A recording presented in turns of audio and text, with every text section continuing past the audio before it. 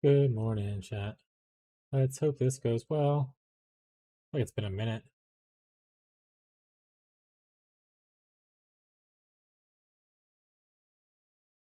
We'll do that. It's fine. All right. Let's make sure we go to our. We don't need to update that. We need to update the Google Doc.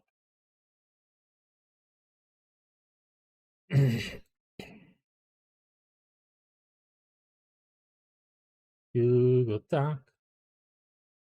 Sorry, Google Sheets. Build my build index.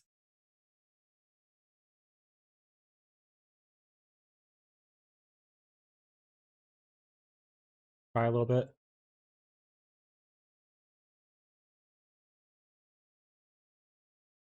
All right. We're going to copy, duplicate.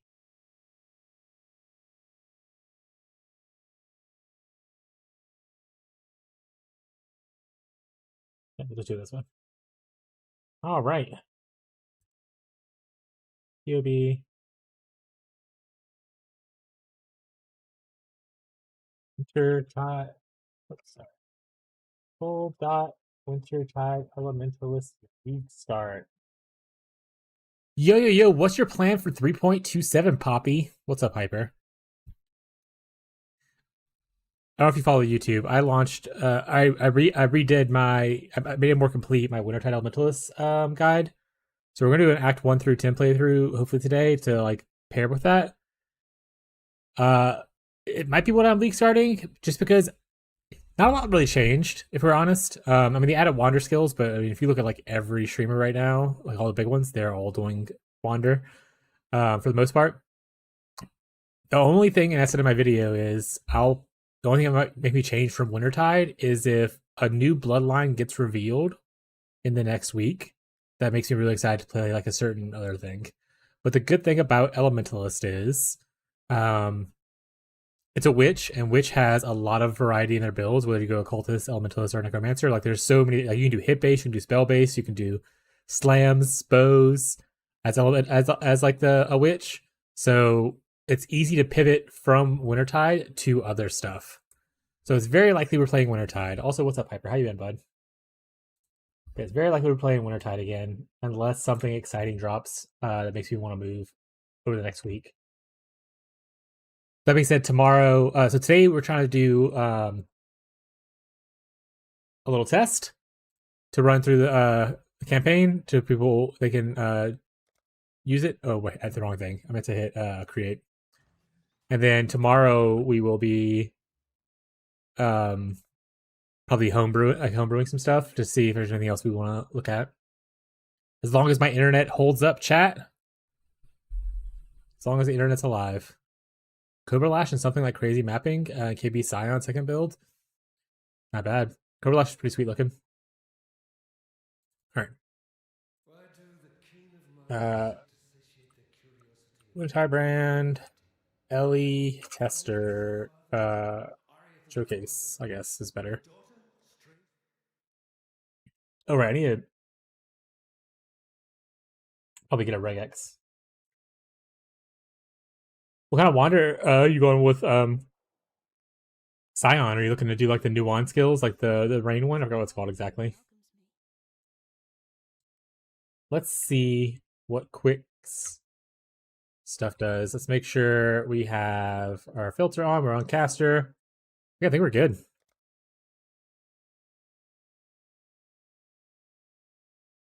All right, let's get this started. Also, what are you playing Cobra Lash with? Are you Cobra Lashing on Scion? Or are you Cobra Lashing on like an Elementalist or, a Ranger or a Witch? I know a lot of people were talking about wanting to go like Mamba and stuff. Deadeye, so Ranger, nice. A lot of people were talking about going Mamba eventually. Maybe go Peaconk or whatever else, other poison stuff into Mamba.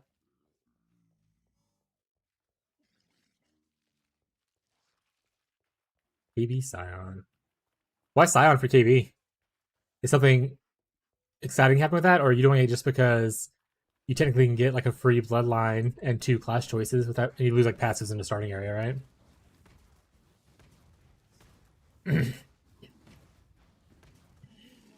Also, we're not timing anything. So you're here for someone that's a speedrunner. Lock into very slow play. Plan on engaging with chat as long as chat's there, which may slow things down a little bit further. And I'm usually like a 7 to 8 hour gamer in the first place. And my screen just froze.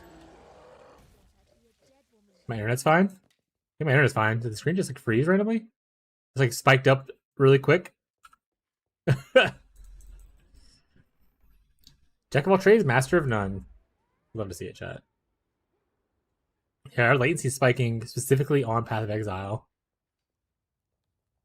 So that's gonna be fun for someone to watch if they watch this clip. Huey does that, yeah. Huey does do that. So I tell people to do freezing pulse, so we can do freezing pulse. But you can do freezing pulse and follow the guide as usual. I'm gonna showcase the kinetic bolt version.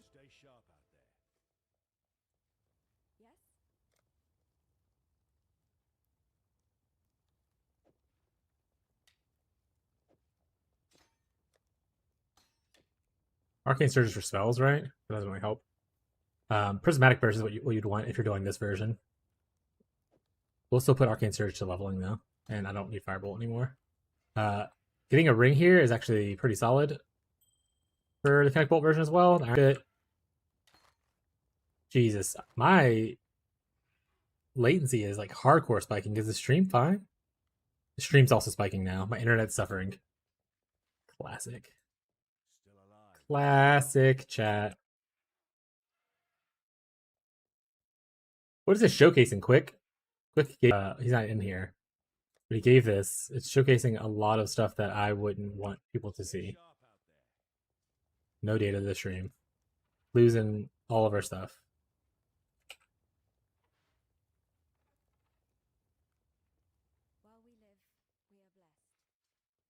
First, of course, Marshall comes up and we lose like 1% of frames automatically. Thank you, Marshall. Classic Marshall chat. All right. Glad I could help. Thank you, buddy. So Kinetic Bolt doesn't feel the best early on, but to be honest, there's no skill. I guess maybe Rolling Magma probably feels fine for people. There's no skill that feels like amazing before you get like some actual supports into it. Like level 4, you get Volley, which after that, it feels great. Like look at that, you just boom. Also, what is this layout? Where am I going?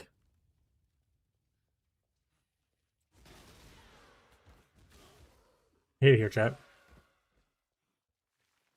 I hate it here.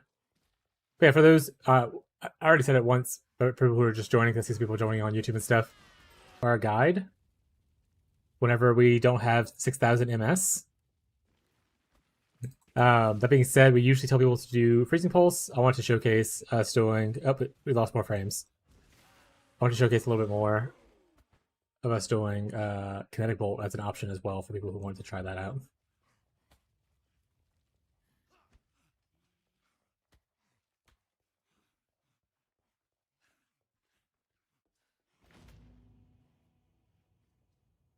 Oh no, at 1.7. Man, we didn't... Bandwidth test obviously isn't a full strenuous test, which is the bigger issue with it, I guess. Hopefully this is just like a momentary issue and we relax after this.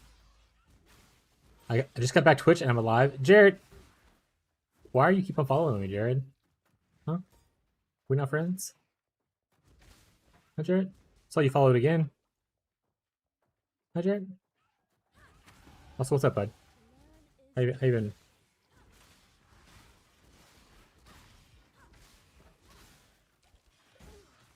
Rollers, no! Chat, I'm also really bad at this game. If I die, it's not because the build's bad, it's because I'm bad, chat. Don't worry about it.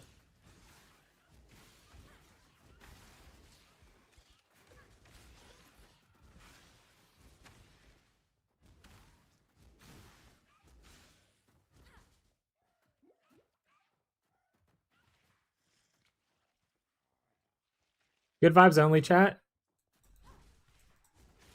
Give my internet some thoughts and prayers. Smile.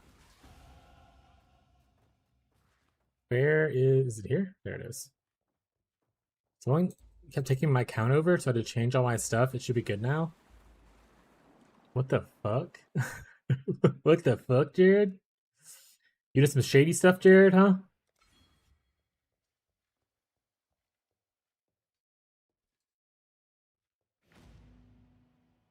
At some point during this stream, you may see me decide to text my ISP and be like, what the fuck?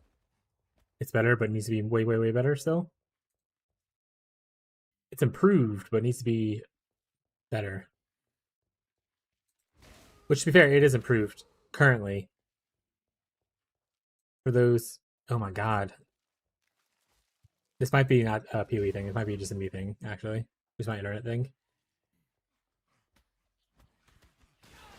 Hey, Hailrook right here. Hell yeah. See, the damage isn't so bad for Connect Bolt early on. Obviously, you want to hit as many of the little angles as you can, but if you don't, it's whatever. Grab all the loot you can because you're going to sell it. How's the league looking? Forgot about it until 2 days ago. I'm clueless. Not as many balance changes as I would want the league to have, but overall, pretty okay.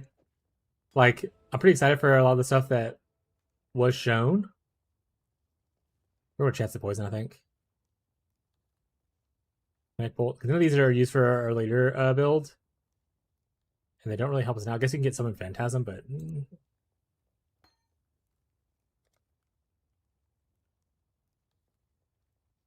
yeah, this I don't know what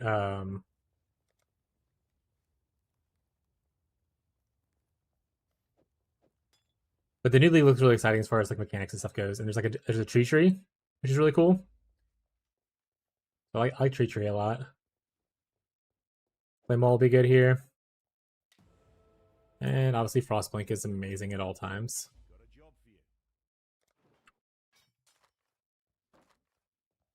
We're gonna try to use only what's in our inventory. I know obviously I can't control necessarily what's in my stash because I'm not in SSF. We're not gonna allow ourselves to use things like Ghost Wraith and stuff until we find a Chaos Drop. But I want to simulate like a league start kind of situation. Jesus, look at my ping going up and down constantly. So I didn't want to start SSF and then not be able to simulate that kind of stuff, you know? Yeah, I don't know what regex this is that you put on, so I'm gonna go make one real quick.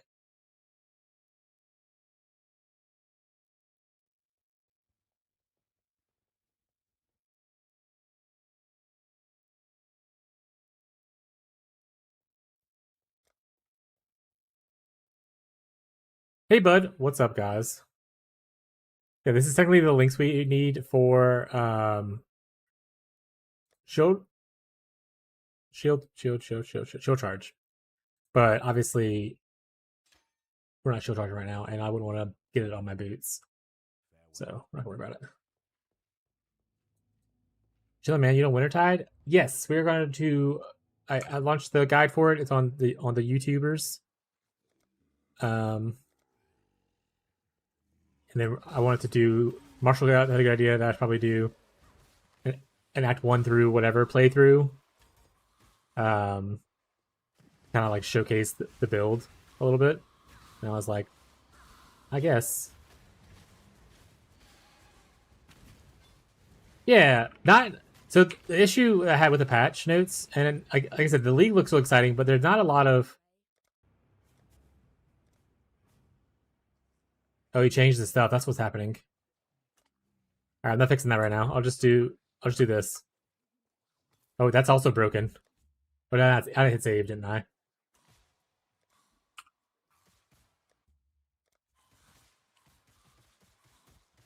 Honestly, no filter. What's no filter? It's fine. Yeah, we're doing not a lot changed balance wise. Like Elementalist lost a little bit of damage, and whatnot, but it's not enough for me to care about. Like they lost 50% golem buff effect, which is fine. Like you end up stacking like 300 plus, so you lost like 200. Are you 200 or sorry, 250 plus now instead of 300 plus? So it's gonna be fine. We're not going to interact with Mercs. Mercs aren't going to be in next league, so we're not going to touch those. But today, since we don't have any new information yet from GGG, because I want to try to cook other builds, but the new exciting thing is the bloodlines, and we only know 3 of them so far, and none of them are really exciting to me. So hopefully, one of the other 7 is really exciting. I'm hoping we get some information on that like this week before the thing, and we can cook up some like new ideas. But for now, Elementalist is in a great spot to kind of do a variety of builds. Like you can do bows, you can do wands, you can do slam if you really want to, minions, spells, etc., etc., etc. Like there's so much variety in builds for Elementalist, but also just like witch in general. Like if you want to do minions, you can go switch to necromancer pretty easily. So I think that even if you're like Wintertide again, it's a good start to get you up until you can get fund your second build and stuff like that.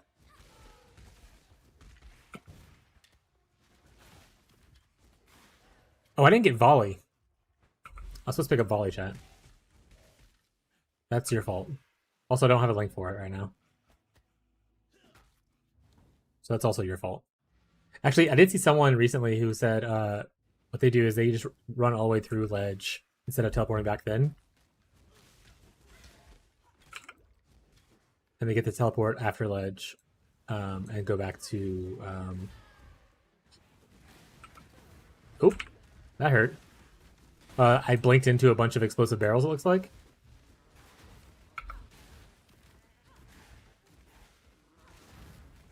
Reach rework, pretty much? Yes, it's reach rework. Pretty much, yeah. But like, honestly, once again, pretty excited for the breach rework. I think it looks really cool. Like the mechanic itself is fine. I wish like the mechanic is actually more than I was expecting them to do. But the fact that they added async trading and all that kind of stuff is also really nice.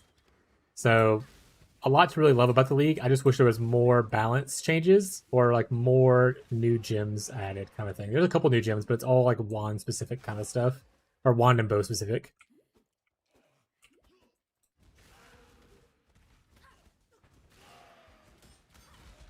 Maybe not all, but like the majority of it, right?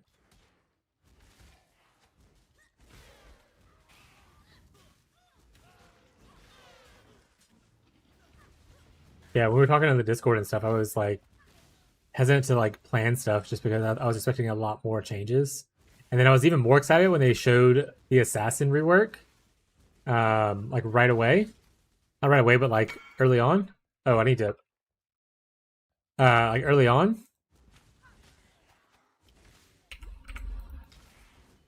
But then they, I was like, maybe more since changes are coming, but nothing else came, right? No more since changes coming. So far, at least. I mean, if they make more updates, it's fine. Jared Cass subscribed for 3 months in a row. Woo! Thanks for the subscription, Jared. Appreciate the support, bud. Thank you, thank you, thank you. Hopefully, my internet is. I haven't had too much big lag issues in the last little bit. So maybe it was just a little bit of a throwing a fit a second ago. Hopefully, we can sustain streaming constantly again. Ascendancy editions, yeah, which is also fine, but like they don't.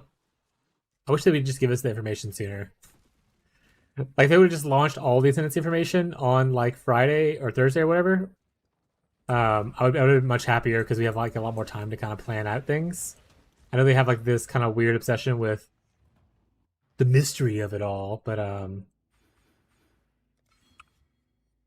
yeah, you know what I'm saying, chat? Yeah.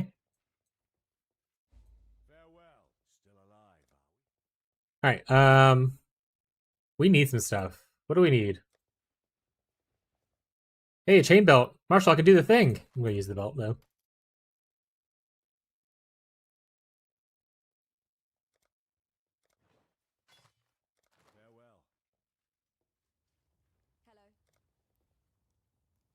We got all blue, and it's on. It's got extra damage stuff, so not bad. But we do. We technically have an alchemy ore, but we obviously don't have one here, so I'm not gonna buy that.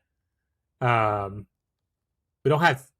So normally you'd want this here instead of chance poison. So you'd go blue, blue, green. But unfortunately, we are not lucky enough to get a blue, blue, green so far. So we're not running volley at this current time in our 3-link. But that's just the way life is sometimes, chat. Sometimes you just get a little boned. In fact, we can hit this with this. Move speed? No. We can cry. What do you focus on when doing practice runs? I mean, so obviously, this isn't necessarily a practice run for me. This is more of a showcase run. Just trying to show like what it looks like in a non-merc situation for people who want to follow along. Because some people like to like I'm slow. Obviously, like, I'm killing these guys for no reason. I don't have to kill these guys. I'm over leveled. But in an actual practice run, if you're trying to like increase the or decrease your amount of time in campaign, the biggest thing that most people struggle with is Act One. If you like if you time your Act One times and you're at like 40 plus minutes, speedrunners get down to like 20 minutes, right? I think if I was really trying, I think my best time I got was like steadily best time actually was like 30 minutes. So if you can reduce 10 minutes off of your Act One time, that's really good. But obviously, early progression or your early stuff is going to be your hardest things to learn. So fixing your Act 1, 2, and 3 is like the biggest ones I think give you the most benefit. Yeah, 1 hour Act 1 chill mode. Yeah, so if you can cut that in half, that obviously increases your time by a lot. But really, getting what Act 1 time is really good, especially if you're a person who does like a lot of gem swap stuff. Let's pause real quick. Especially a person who has like learning. Oh, instead of like having to read all the gems, knowing, oh, I need this gem from after this quest, I have to make sure to get this. That's what speeds up your time. So if you know what build you're already playing, that's usually your best way to practice. If you don't know what build you're playing, it's a little more questionable practice because a lot of the time that you save is in town, which is like shopping at vendors, picking out your gems, socketing stuff properly, that kind of stuff. Uh, a lot of that is what cuts down your time. So it's mostly knowing what build you want to do or knowing where stuff's at.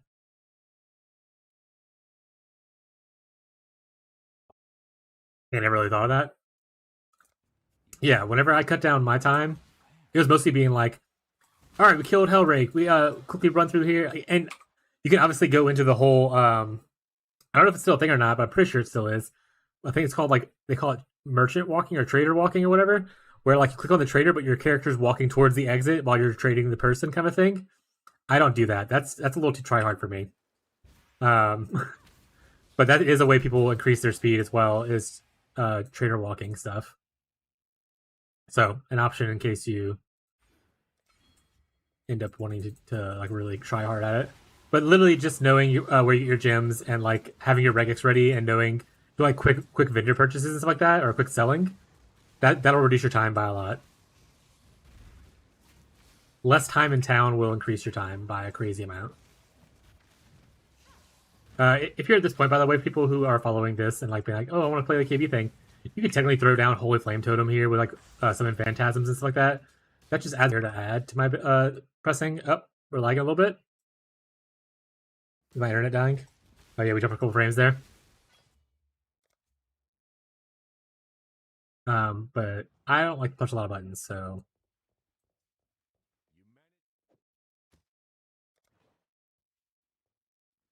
Oh no, yeah. I don't really need that. I don't think there's anything in the vendor that's gonna be new. I'm not sure why it's not saving either, so it's kind of upsetting me. But yeah, it's the same stuff.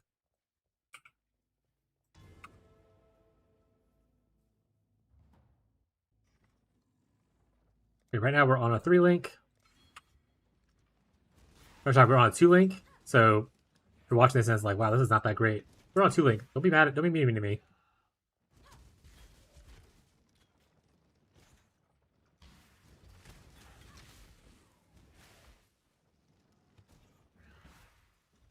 Yeah, the biggest issue people are going to have with like a speed of time is just knowing what build you want to play and practicing specifically for that build.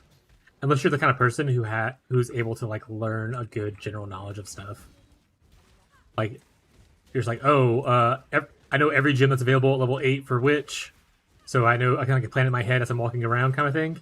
If you're that kind of person, then obviously you probably, oh hey, is that hey oh, the links we need? Let's just put this on here too.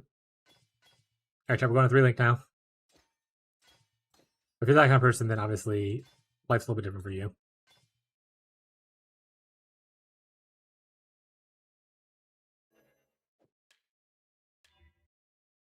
Spells, whatever.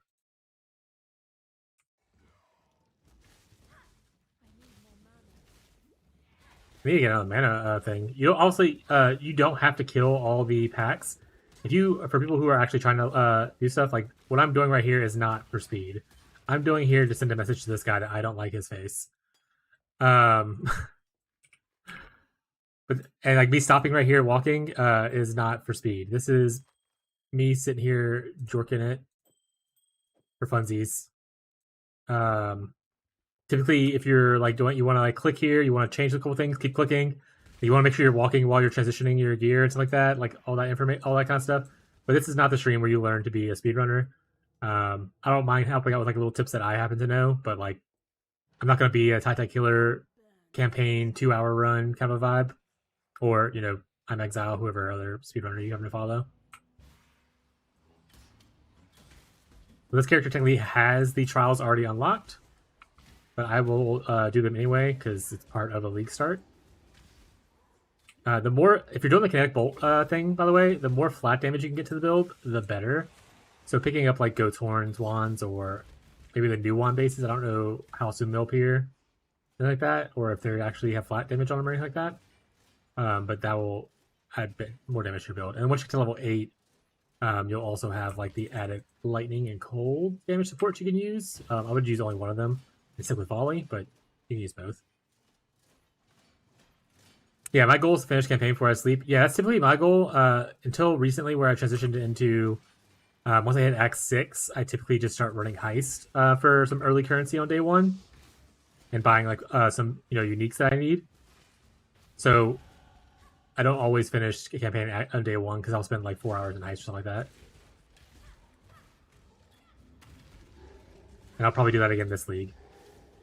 It's just such a good strategy for getting early uniques and stuff for casual players. Like I said, if you're one of the people who can get ahead of the curve and you have like a 4 hour or less campaign time, let's say even 5 hour or less campaign time, you probably don't want to stop in heist. You probably want to just keep on juicing. Yeah, and heist has got quality of life change this league, right? Where the rogues are already leveled up. To watch PoE when league start here, yeah.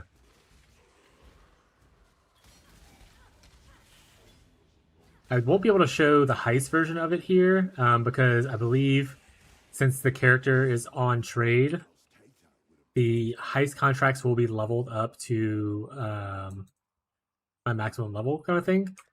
But I'll go in and kind of explain it a little bit as we go. Once we get to Act 6 and stuff, once we get our first contract, I'll explain like what the idea of it is behind it. You can kind of like piece it together then, or if I'm able to stream on League Launch, you can watch me do it on League Launch too.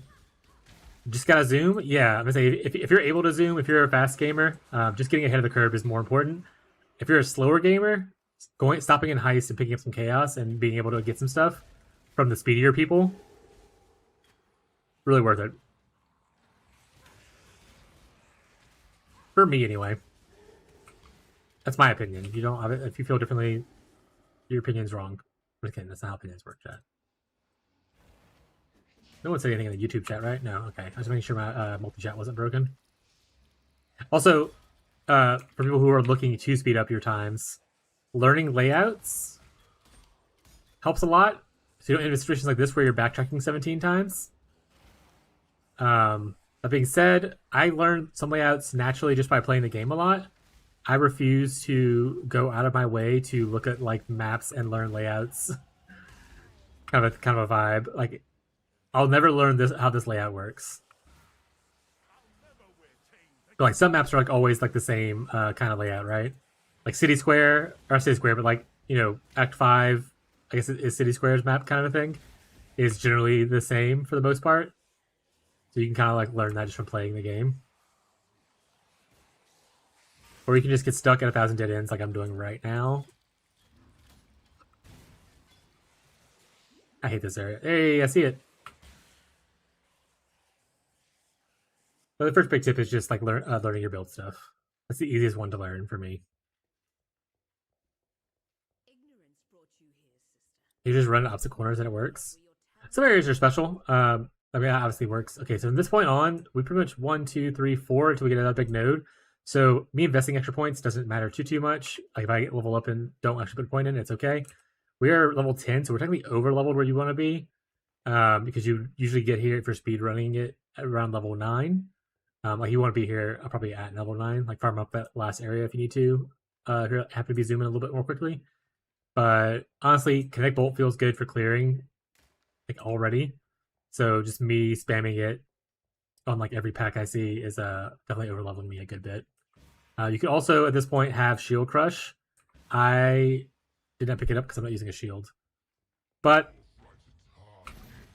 if you are a speedrunner, Shield Crush, sorry, Shield Charge. If you are a speedrunner, using Shield Charge is the thing. In fact, some people even go as far as putting a shield on their weapon swap, and just weapon swapping between like packs. Like they'll like Sorry, I'm just getting dunked on by Brutus here. Brutus, stop hitting me. So like they'll weapon swap when they're not attacking things, and they'll weapon swap to their wand whenever they need to attack.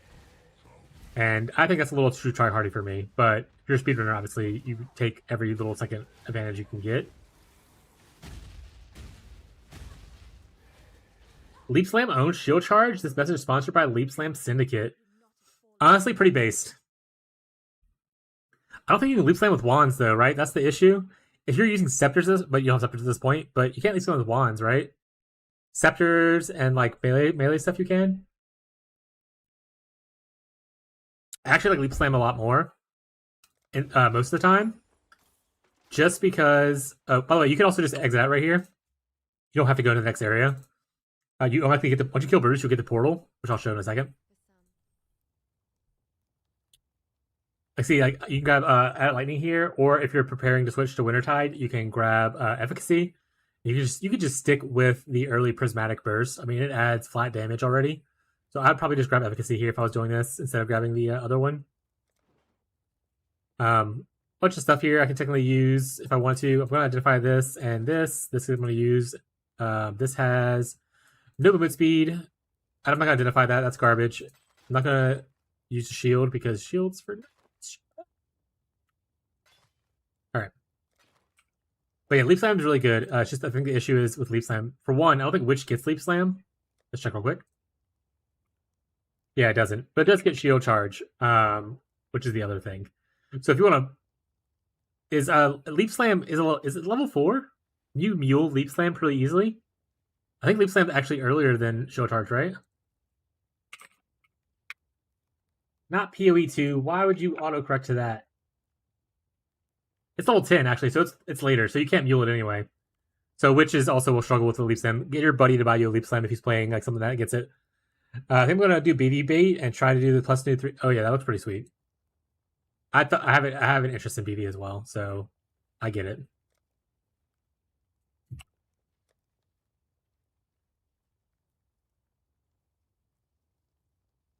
I mean, that's another good. I mean, it's an alchemy once again. Level 10 is Brutus's reward. Do you get it as a witch? No. Witches don't get it at all. Rewards, Duelist, Marauder, Templar, and Scion get it from what the wiki says. Here we get, I'm pretty sure we just take we just take Clarity. Our first Aura chat. And we use Clarity all the way up until, why would I put that on attack? Oh, what is happening here? I didn't press the button. Smile. I'm a professional streamer.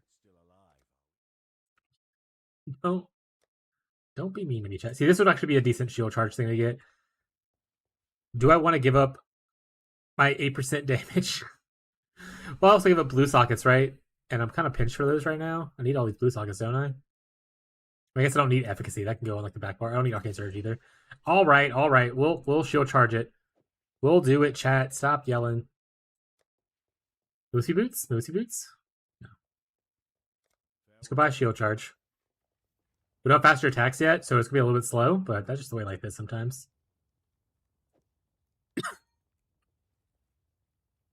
And what we can do is a bunch of crying. We'll put this in our backhand. That way we can still level our gems. Like this.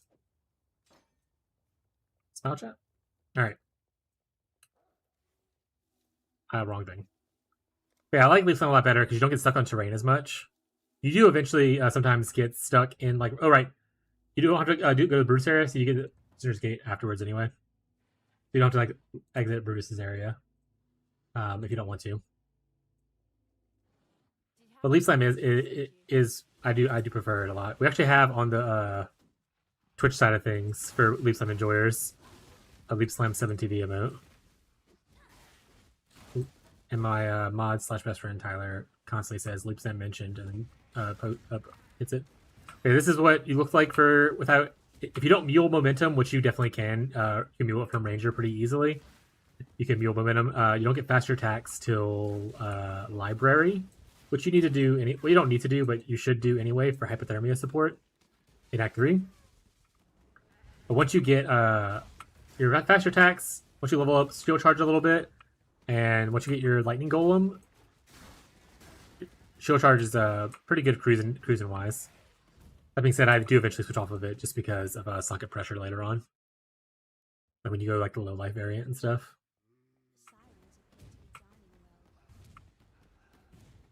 Alright, so we are level 10, so we're a little under leveled, but it's okay. Let's see, like you just shield charge around, throw some stuff back. Someone on it was a different chat. I was in some other streamers' chats earlier. I was like, is Kinetic Bolt leveling good? And I was like, it is good actually. I really enjoy it. We don't have portal scrolls. All right. Well, normally you would portal there and then go find the other thing. But if you don't have portal scrolls, you might as well just do it while you're here. I might have just not picked up portal scrolls to be honest. I might have dropped some and I just didn't pick it up. I was talking to chat. F, yeah. Another good tip is before you fight Mervel, if you can find Sapphire Rings, the extra cold res does help out defensively against her. But honestly, it's whatever. It's not like a thing that you definitely need to do. It's just a nice to have kind of a situation.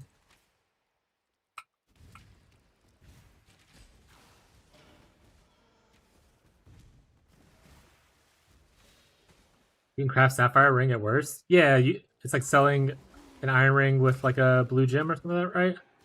You also buy them. They're not super uncommon from Nessa, right? I think that's correct, French. That's what my memory says too. So if our memories are lining up, I'm going to go with that's a yes. Unless our memories are both just bad. You don't have to kill this lady either. You can just try to run away. There you go. You grab the item. Get out of there. So if you want to save a little time, that's a way to save a little bit of time. But it is what it is. I didn't even turn this on. I just equipped it. Ooh, a Jade Amulet. Jade Amulet's one of the ones we like. We need Dexterity and Strength in this game. I'd prefer Jade over the Strength-based Amulet because heavy belts are a thing, and there's not like a Dexterity belt. You can actually get Dexterity on belts outside of using like essences, right?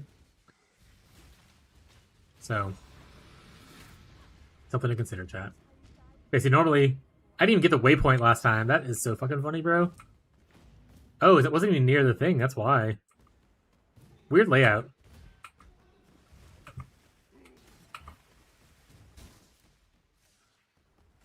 But Sapphires aren't too important. Because we're softcore players, chat. I view deaths at Mervel as just a reset of my life pool and my mana pool. And my flasks. That's all it is. We're softcore players and not in a speed run.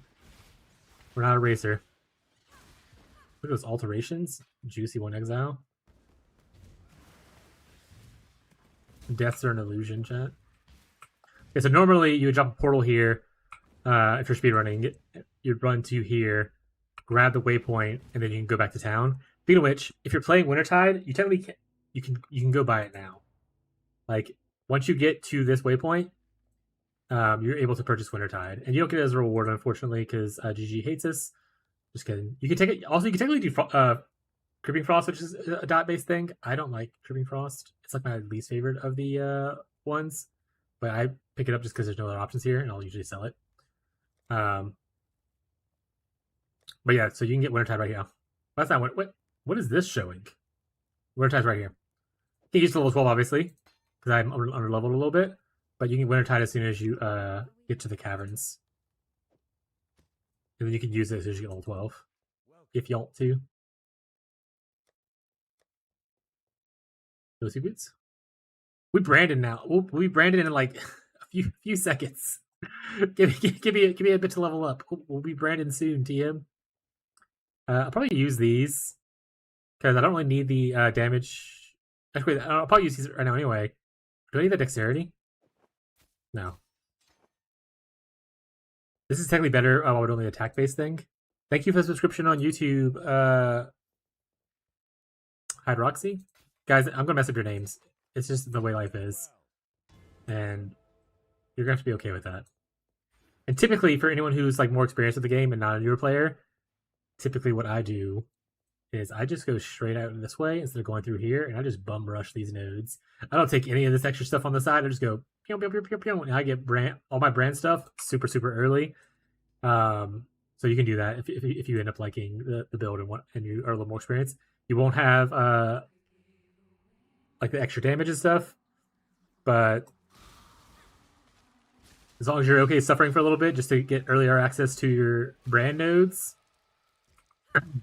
do it. It's worth it. I love it.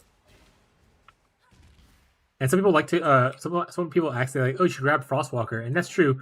Frostwalker right here is decent damage. You can technically path through here instead of going here, but obviously this is a lot more nodes than going this way, and it slows down your time to get your Breath of Rhyme, which is a huge damage increase. Your damage over time multiplier is a huge damage increase. And eventually it slows down your time to get your Golden Commander and your brand equity. But if you want to do it, Frostwalker is a really good choice, especially early on. You can always unspec it later if you really want to, or if you want to keep it, that's also fine. I'm not here to the guide's a guide. It's not like the rule of law, right? Level 12 chat. All right, so I say in the guide you can start using it as soon as you want, which is definitely true, and that it feels a lot better once you get the brand mastery, which is also definitely true. It doesn't filter for single target. That's more of a thing. That being said, if you're doing this Kinetic Bolt version, what I like to do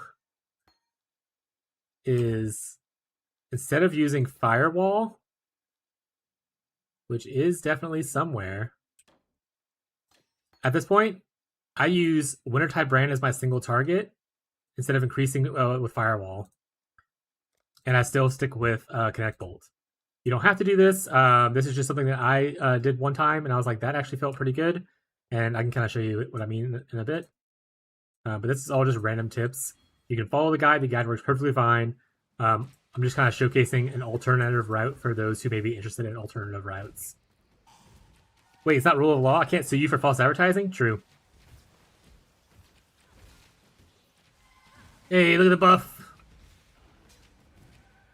You get to see Winter's Inn pop up for a second there. There it is again. All right, we don't need to kill these guys. I just kind of want to show the buff a little bit. But yeah, you can't sue me. I'm not liable for the choices you make in League, or yeah, in Pee-wee. Pee-wee's new league.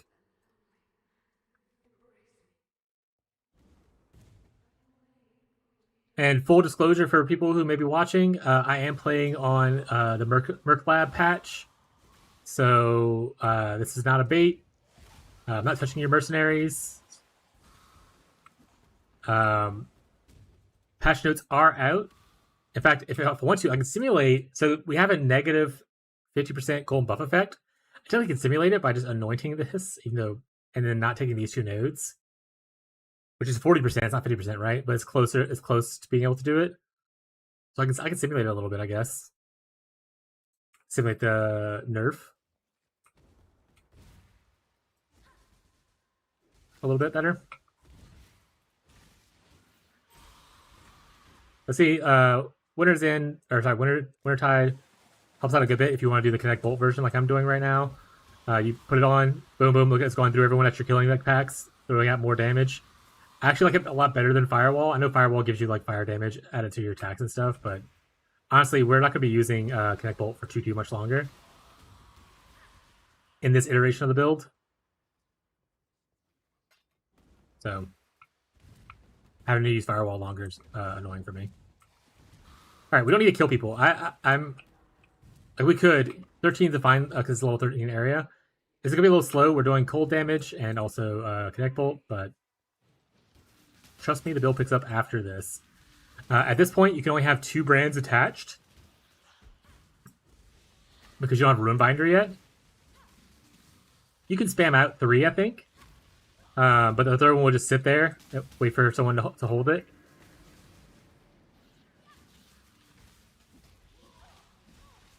Yeah, if you wanted to add like Holy Flame Totem, Flame Wall, that would obviously speed up all of this a lot.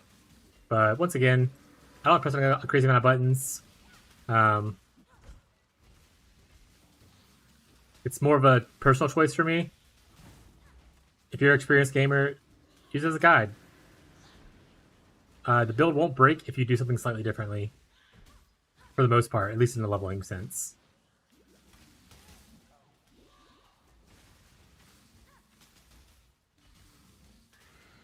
I usually keep Kinetic, Firewall, and Holy Flame until 16 and swap to Cold Snap. Yeah, I mean that's like, around when I told people like 16 to like 20, depending on when you get your first mastery. That's when it starts to feel giga juiced, and like the rest of the campaign's a joke. Especially once you get to Act 4, like the very first quest in Act 4 is when you unlock golems. Once you get your golems, nothing else matters in life.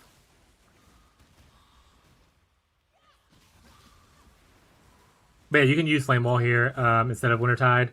You can keep Wintertide on the back bar just to leveling it for now and not use it right away. That's probably the smarter play. Well, I like using my Wintertide, chat. Also, once again, Merville takes reduced cold damage because she is Cold Andrew.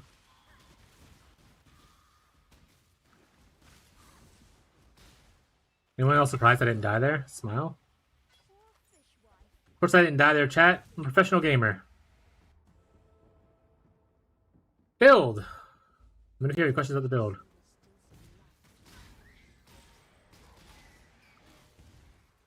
Thank you for using the build command. I appreciate you.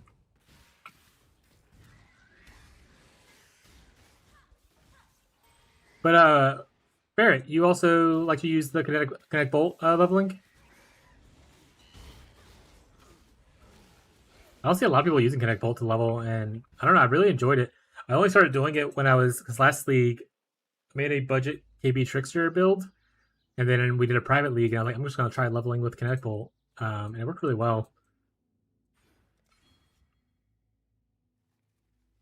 Jug and Zerker again? What are you trying to play?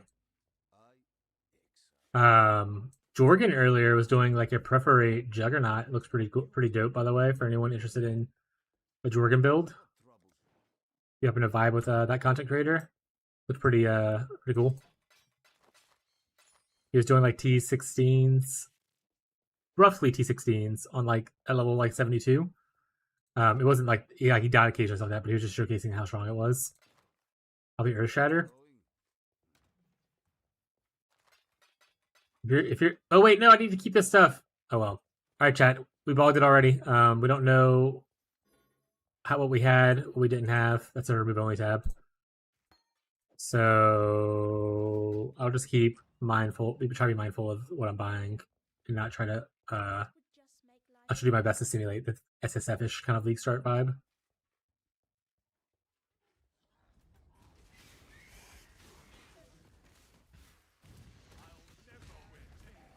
Restart. Not restarting. I'm too slow of a gamer to restart. We're already 40 minutes in, and I just got to Act 2.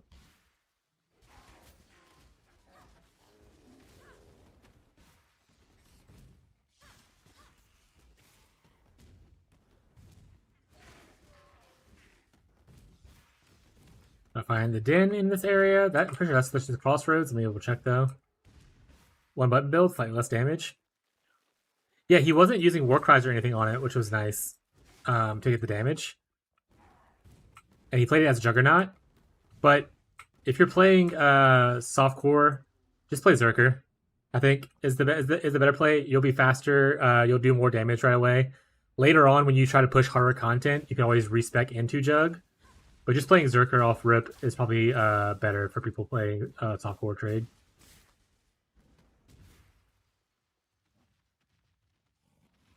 Has issues with missing minions in AoE due to spikes going up the cap. Yeah, that's fair. I didn't look at the full thing. He hasn't uploaded anything for it. He just did like a play run today or whatever. He just ended a stream like probably right as I started my stream actually, because he's in a way different time zone. But yeah, it looked pretty good. It looked pretty decent. He was doing like Delve stuff with it and whatnot. He's obviously a Delve gamer. Any other Delve gamers in the chat? We love Delve.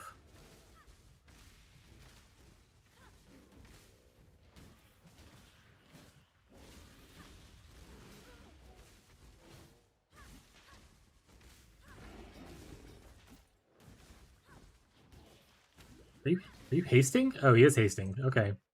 Like this guy's hitting me like a truck right now.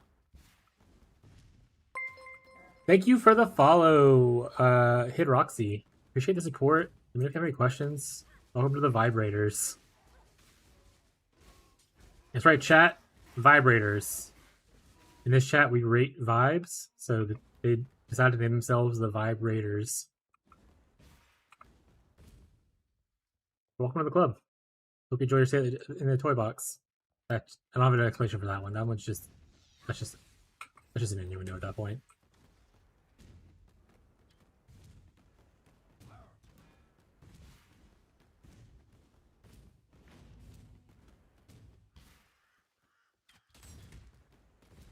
Another vibrator, exactly. Thank you, Marshall.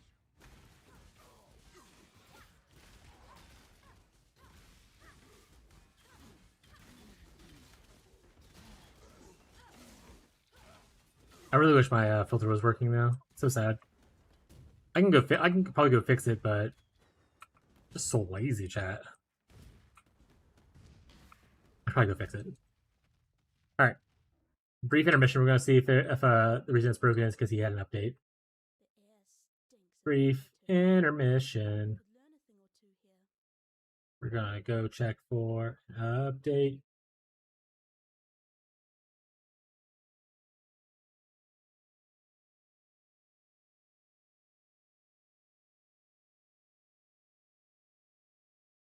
Updated 12 hours ago. You son of a.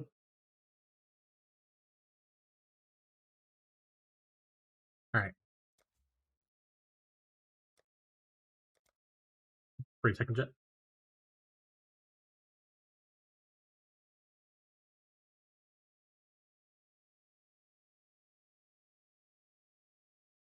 Extract here.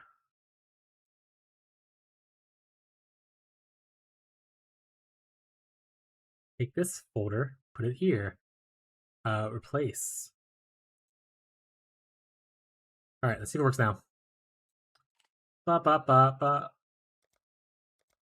Hey, it works. Alright. With all the the neat wander skills and no spell wand, easier to craft like bow, I'm really tempted to make an elementalist wander. So is everyone else, buddy. Honestly, there are like Palstrons doing making an elementalist wander. I want to say, there's a couple other streamers who are doing it. I forgot who are all. Like I think Bubgun's doing it. Obviously, so a lot of the bigger streamers are doing it. So I wanted to avoid it. Plus, I played Wander last league. I know I played Wintertide Elementalist last league as well, chat. But like that's not the end game goal, right? I mean, so the new rain skill looks really, really cool. The wand stuff definitely is sweet, but I don't want to play it because a lot of the bigger streamers are playing it, and the main reason I'm saying that is because I tend to play at a more casual pace,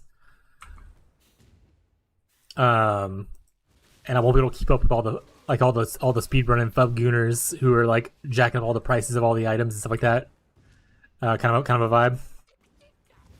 So I like to play a little bit on the lower end of meta. Wander is a pain if you don't have a mono target solution. Yeah, I think people are doing just the two. They're doing the previous two button set, two skill setup thing where they have like a ballista KB, and then like their main clear skill. I think that's like the thing people are doing right now.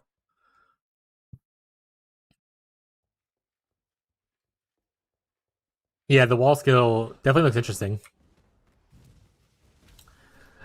I just need more gym information, stat wise. Like once we get more gym information, life will be good. To be honest, I'm really excited for the tornado skills, like the wind skills. Um, I think you're new here for the most part, French. One of my favorite builds of all time was that yelled at me just now. Off class Gim. One of my favorite anything I want while I'm here, I guess. No. One of my favorite builds was Diablo 2's Wind Druid, and I've been chasing that high ever since. So more wind skills is always fun for me. If I can make a tornado build even better, I would love to. And the tornado skill that currently sits at PoE doesn't match the same vibe. I want to sit in like a hurricane. I want the skill to revolve around me and just deal damage, like kind of like an RF cold skill, I guess. Selling pickaxe to Fubgun's miner is a quick way to make bank. So the funny thing is, last league I made. I always wanted to play like a in stacking like wander. So I was like, I'm just gonna do it. Fuck it. Worst case scenario. Because I would never make mirrors. Like I'm not a miniature gamer.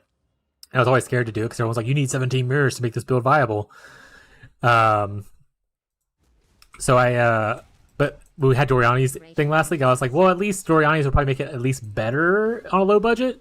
So I made it a thing, and then I think it was like a week or so after Fubgun made his thing, where it was like the mirror tier version, and the gems or like the Forbidden Fish of Flame jewels that I had just skyrocketed to like a mirror in price. I didn't sell it. I kept them. I was like, I still want these things, but I was like, he definitely raised the price of like everything about that build. So playing at one of his builds, definitely, if you can profit craft for his stuff, you can make some money off of bigger streamers like that.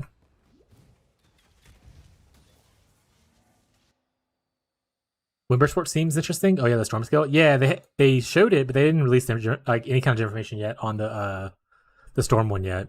They have the windburst one, which seems cool too, but I think it's not tied. You don't necessarily need a projectile for it, right? But like it gives projectile damage, if I remember correctly. So it's better if you do use it on projectile because you're giving up a whole link for it. So you want to benefit from it more than just having tornadoes. That being said, if I can put the windburst thing inside the storm skill and like it work really well, I might do that.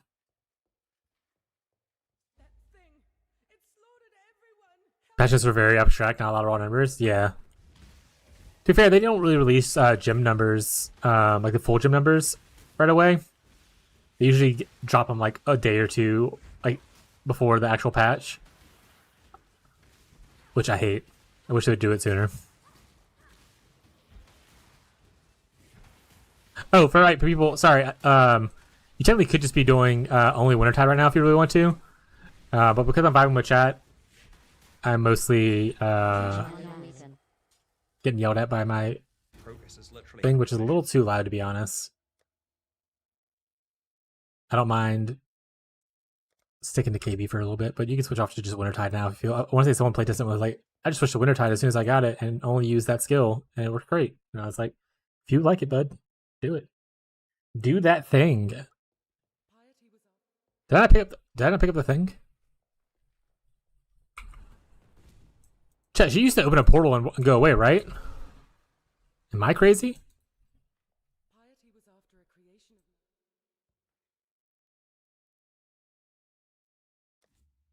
She definitely used to open a portal and walk into it, right? Oh, Hiroxy, you follow me on that was you on YouTube and on Twitch. I appreciate it. Thank you. Thank you, thank you, thank you, thank you. Cold snap.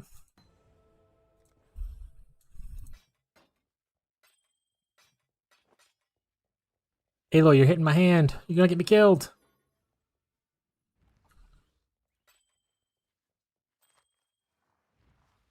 I'm gonna sell that.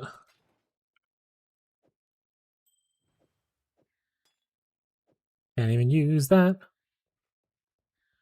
I'm not even following my guide. Actually, I probably should look at it to see what I tell people to get at certain points. Right now, I'm just like fucking winging it. You can get brand recall here. I know that's on the thing. I think automation's also in here if I remember correctly. Or is that coming later? Comes later. We don't get any of the heralds. We don't really care about those guys. Righteous fire. Yeah, we just get brand recall. Thanks for following Zeptria. I'm doing my best. Marshall said something to do with chain belts. Marshall.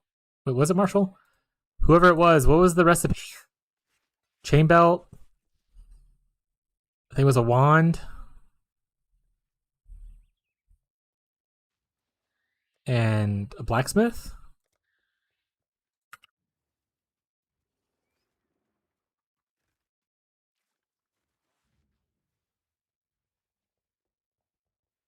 All right, Marshall's not responding, so we're just gonna assume that I'm not crazy. So none of this really benefits me for the most part. I mean, critical chance obviously is okay for the wander thing, but we're gonna not care about that as much. We're gonna buy this one right here for one transmute. And if you have a chain belt, and I think a blacksmith, which obviously I might not have at this point, so if you don't have it, that's okay. But this is just kind of showing the recipe for people. Is it? And you sell it to vendor. It gives you a spell damage wand. It's a low level one, but I can add spell damage to the wand, which is nice. That means it took away spell damage from the implicit, which is less nice. But it gave us 24 spell damage, which we don't have currently on here.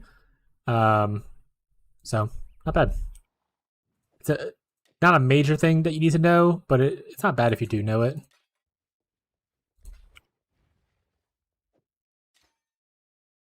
There's worse things to know.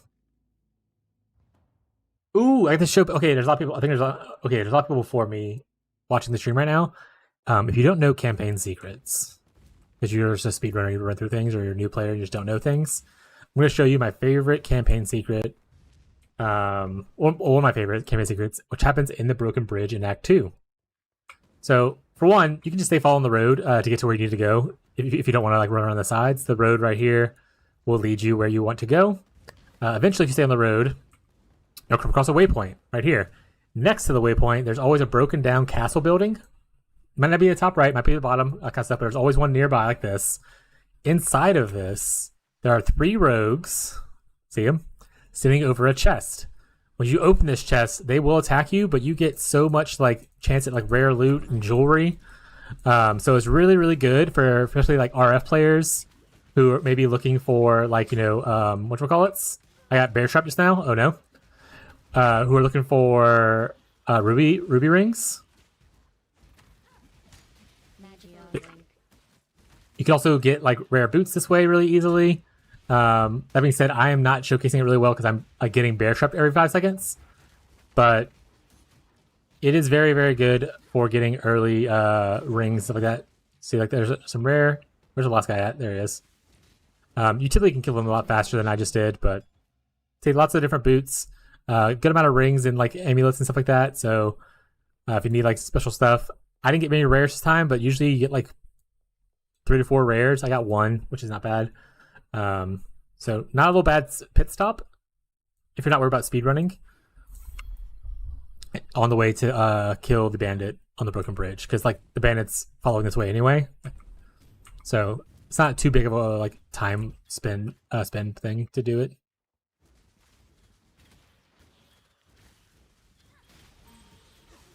And then if you were to have done 1, 2, and then not done this like stuff, you would have saved 1, 2, 3, 4, 5, 6, 7 points, and you would already have this. But you only actually need to save a couple points, and you would have the brand mastery, and you'd already be zooming.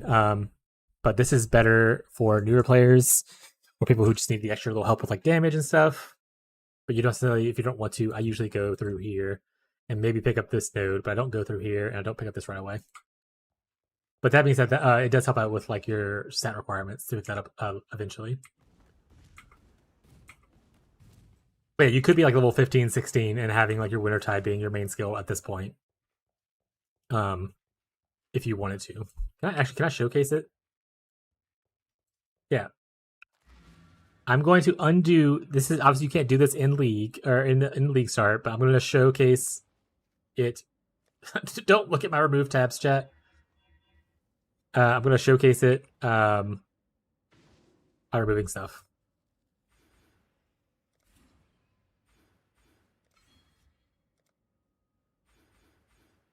Oh, 1 point short. Thought I clicked enough. All right. So you get less spell damage this way, but it does allow you to be able to pick up your brand mastery super, super quick. This is the one you want. You want the brands attached to new enemy thing.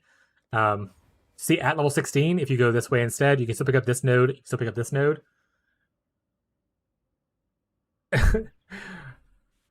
We have seen everything. Maximize remove judgment. Yeah, but if you don't want to get the extra 40% or 42% spell damage, which is damage, you don't have to. You can always save this for later as well, and you can at level 16 have your full brand stuff, and it feels pretty good. So right now we could switch off of Connect Bolt, and if I don't think we have 3 blue right now though. Is the other issue?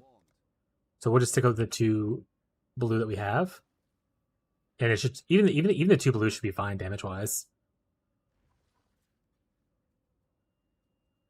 You should have enough gold to make it. I mean, okay, that could be very possible, but obviously you wouldn't have this much gold, so I didn't want to showcase that part. That being said, early damage nodes are underrated due to too many PoB wars. You can skip them when you have Twink Gear, but definitely not on League Start. Yeah, like I said, it's for people who don't like the pain. The early damage nodes are huge. You definitely need them. But people who don't mind the pain and want to just get to Wintertide Brand as fast as possible, you can technically do it, but I do not recommend it for newer players or people who typically struggle through early game. Which is why I do the pathing the other way. Let's see, there you go. Wintertide's doing the Wintertide things. Oh wait, we have Cold Snap too, right? I haven't even put it on yet. Smile.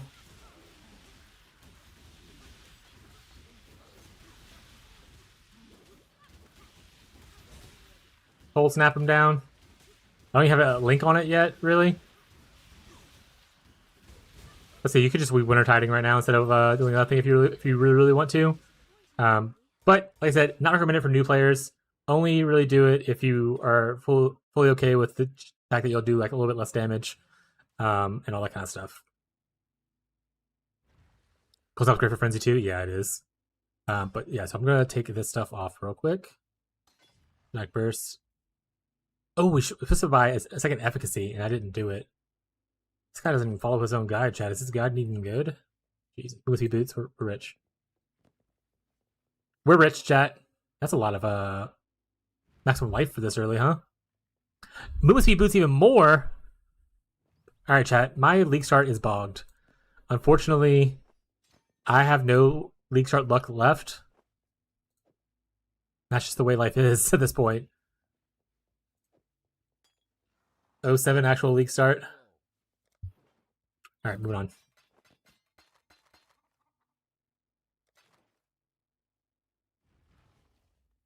Cold Snap is great. Hard to find regret that. Yeah. I'm not suggesting people to do the regret thing. What I'm suggesting is if you wanted to not path here originally and you want to just go straight out this way, don't do the regret thing. I'm not saying, hey, regret this right away, but like if you wanted to path this way and do this initially without any regrets, you could technically do this and hit level 16 and get it. I don't recommend regretting or using gold to respec stuff. I was just showing like, oh, if you chose originally to do this instead and struggle a little bit more in Act 1, you can get this at level 16 instead of like level 20, so 4 levels earlier. But definitely don't just unethical rares, yeah. Alright, we forgot to buy efficacy because I'm reading chats in multiple angles and I'm not paying attention to my actual guide. But typically in the guide it tells you to buy a second efficacy, which I did not do.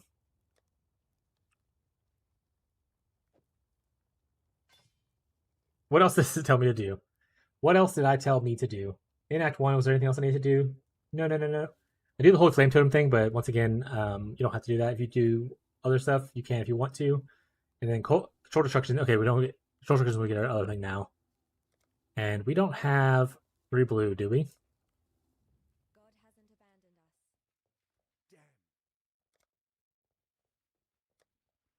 Okay. Get this on here. Get this on here. We're not even going to use Brand Recall. So you can use Brand Recall and manually cast it now. So as a league start and already level 100, you can use Brand Recall, manually cast it now if you want to. I don't like manually casting it. I don't use it until I get automation support or automation skill because it's not really a support, right?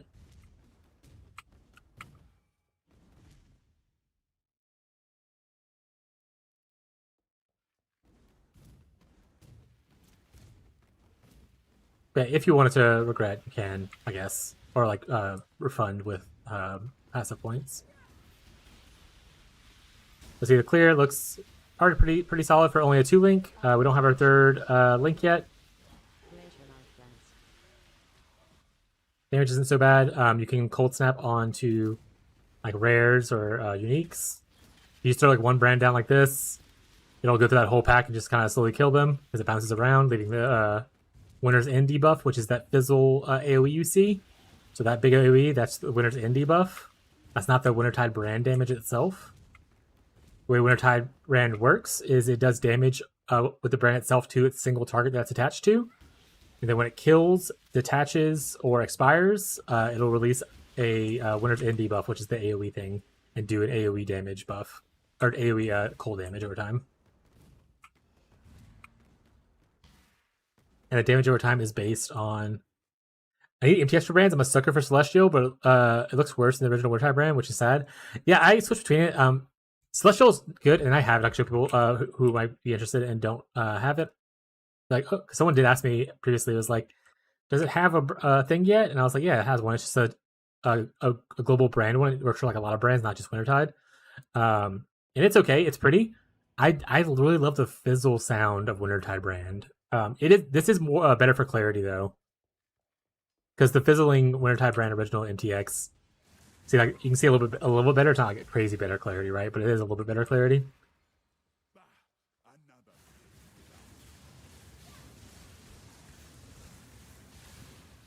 But this is the MTX in case you want to get it. If you like brands in general, you might already have it because, like I said, it's a global brand MTX. It's not unique to Wintertide brand. In the shop,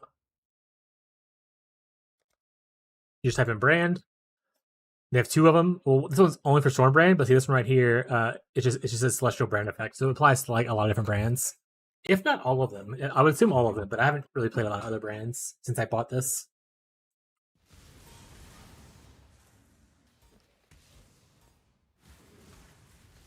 Yeah, see, on a 2 link, our wand's only got spell damage on it and nothing else. Not that bad. Not that bad. And obviously, I'm slow. That's just the way life is. Blame the gamer, not the game. That being said, there is a streamer who does like much faster runs than I do. I forgot how to pronounce his name, but it starts with a T. And he released, or someone did a compilation thing where they released a list of like all his league start tests he did, and Wintertide Brand Elementalist was his fastest one. So not too bad, chat.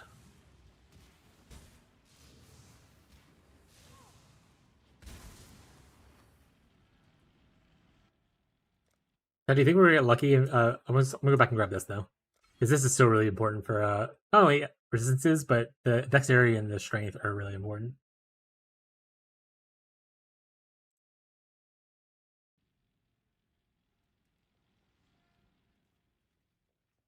Now we gotta find the hand. Yeah, how do you say that? 2A HD?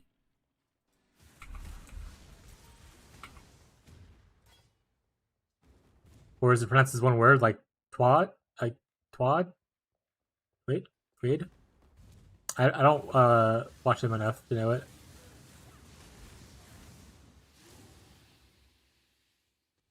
One div rhyme gazes? I will just not buy rhymes gaze. There's no chance that rhymes gaze becomes so important that it'll last at one div for too long. Like it's a very common item. Like yeah, day 1 or 2 maybe I can kind of foresee it if it becomes popular, right? But there's no way like day like week 1. Yeah, like it's a very common item. Um, I could I could foresee maybe replica telepathy going up higher because I don't know a lot of people do heist. But once again, not that bad. I have no idea what I'm pronouncing it like twat. Not calling him a twat.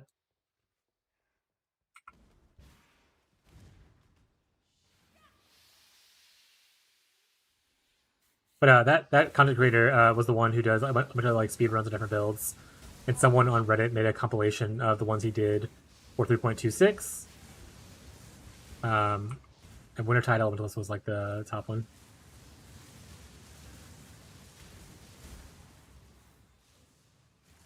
Progress is literally how you're measured. Oh, we don't have our Frostbomb. Chat, why don't tell me I didn't buy Frostbomb?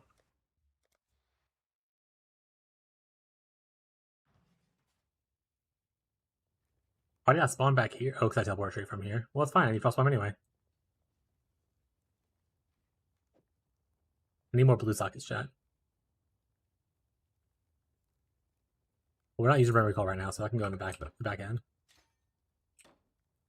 Why am I keeping Arcane Surge? In case I want to use it later, I guess. That's fair. That's a fair argument by me. Way to go, me.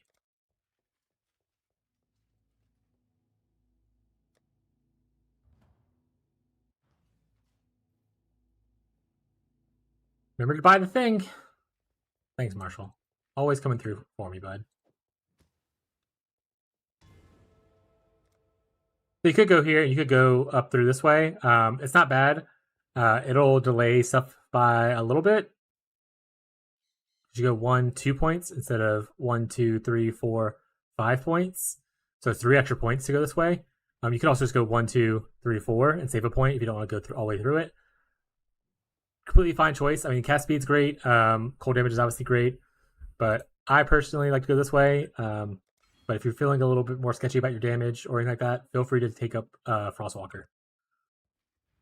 A lot of the times that I make guides for people who are newer to me, I very, very frequently say, if you have a question, ask a question, because why I do something is mostly for my comfort, not necessarily like everyone's comfort. So if you feel like something is better for you, just do that. If you end up running into an issue, you can always ask questions, and I can help you try to problem solve what went wrong. No worries on my half. If you need like a little bit of help because you chose something a little bit differently.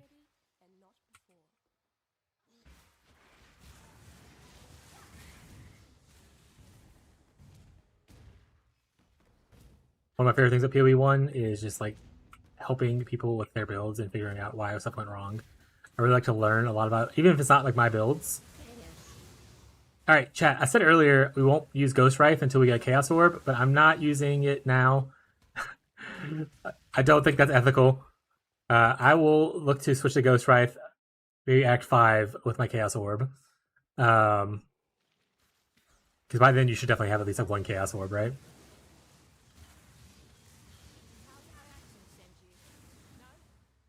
My luck is so fucking cooked though for league start.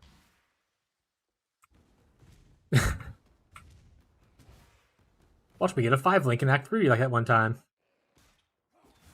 Also, we like to help a Lear early. You don't have to. You can kill all if you want to.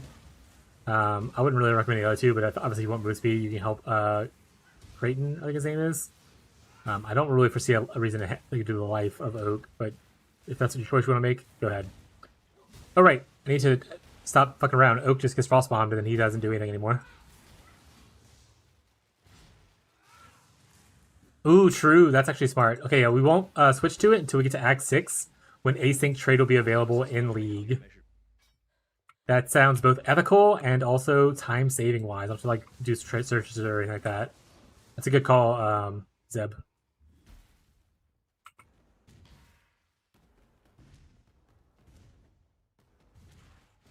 Good shout, good shout. I need to buy more merchant tabs. I was hoping. Oh wait, we don't go that way yet. You just grab this and we go back here.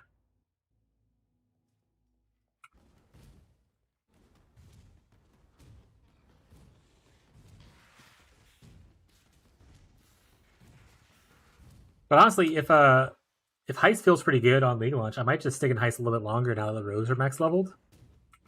Usually do it for a little while, just like maybe like a day, just to get some early currency to like buy some stuff. But I might just stay there for a little bit longer, but if need be, maybe even farm my own replica telepathy. Could be good.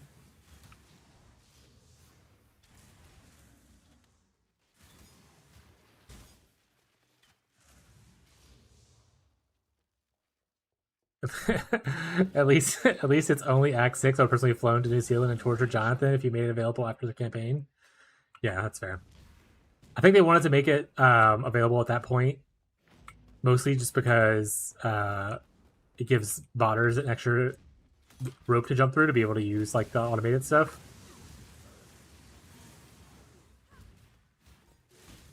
Also, if you need gold to trade, like you're gonna need gold to be able to actually do stuff. So like getting the Act 6, you should have some gold up to be able to use the currency market and stuff. So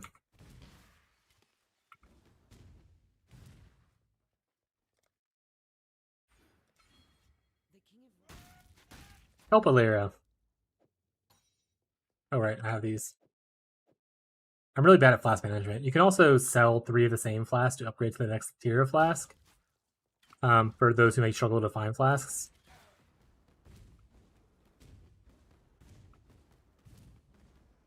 But yeah.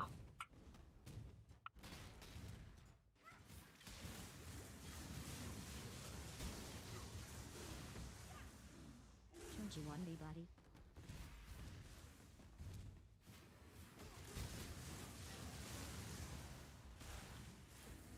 Yeah, actually, to access asynchronous trading, you have to be Uber Elder. Smile chat. You should run 3 Quicksilvers. So if I don't know if you came here from like a YouTube video or anything like that, or if you're just popping around. But if you happen to watch my clips from like the other clips of the YouTube video, you can see like my flasks for the entire time are just like the worst flasks in existence for the most part. Because once I get to like Act 5, I like never look at my flasks again until I can fully automate them in some way or another. So like I'll have like this like a grand flask and like doing like red maps kind of thing. I just absolutely refuse to do it. I do not care. Until I can automate it, not a problem.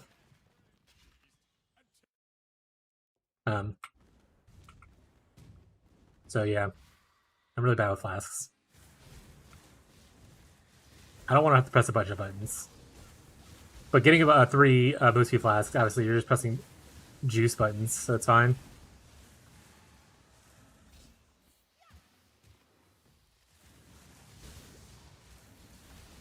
Guy ghosted? Oh, he is, yeah. Portal scroll, chat, we're rich. Rare wand. Rare wand, go back. Could be the one. We could have chrome too. Guess I'm not really. It's whatever.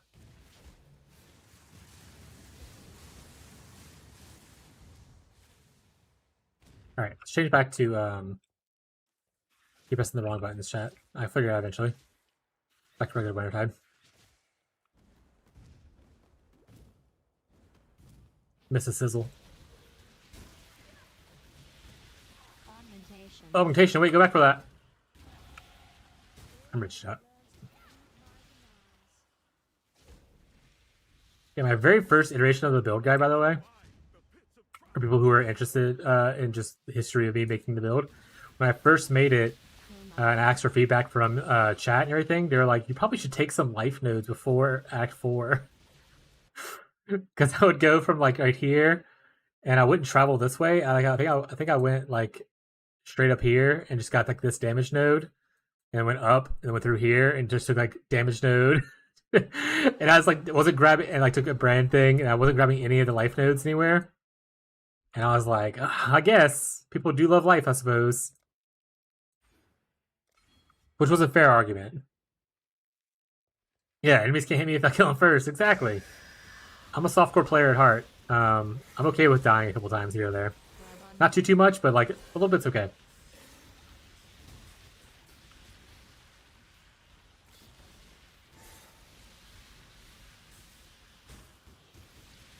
Like I don't want to die like a ranger dies, like a swift breeze. But I don't mind like eating a death here just because I'm being lazy or something like that. I very frequently say, we're gonna limit test this and see if we can tank this hit, and then we die usually because we can't tank the hit. I'm like, now we know.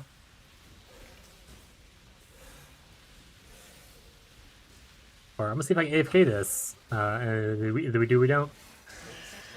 Either we do or we don't. No, with that scepter. I don't give a shit about anything else. Get rid of this chaos. Throw it away. Not throw it away. Chaos chat. Yep, once I hit maps, 1C upgrades every slot to cap res and maybe a weapon upgrade, then everything gets invested into automating flask. If I don't do that, I still have level 30 flask when I hit 90. Yeah. That's pretty accurate. We will have the automatic, like, we won't be using this as much either, so I guess using these right now isn't as bad because we'll have in the new league this damage over time multiplier. This is bullshit. But we'll have the new league, the identify all traders, right? So that'll be really good. This damage over time multiplier. What is happening? All right, chat. We're switching back to exsanguinate.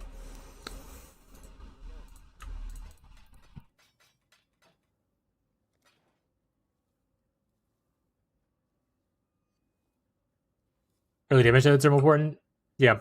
I mean, Act 1, in both PoE 1 and 2, I don't know if it's a thing that they just decided to do as like a concept they have in GGG, but in both games, PoE 1 and 2, damage is just king in like Act 1. Like, you just want damage. You don't give a shit about anything else other than just damage. So you technically could take Ellie Focus here, but I think removing Chill this early is bad. Also, the more damage multiplier is less than the more damage multiplier of Control Destruction. So, Soul. That being said, still need 3 blue. We haven't been lucky with the 3 blue yet. All right, chat.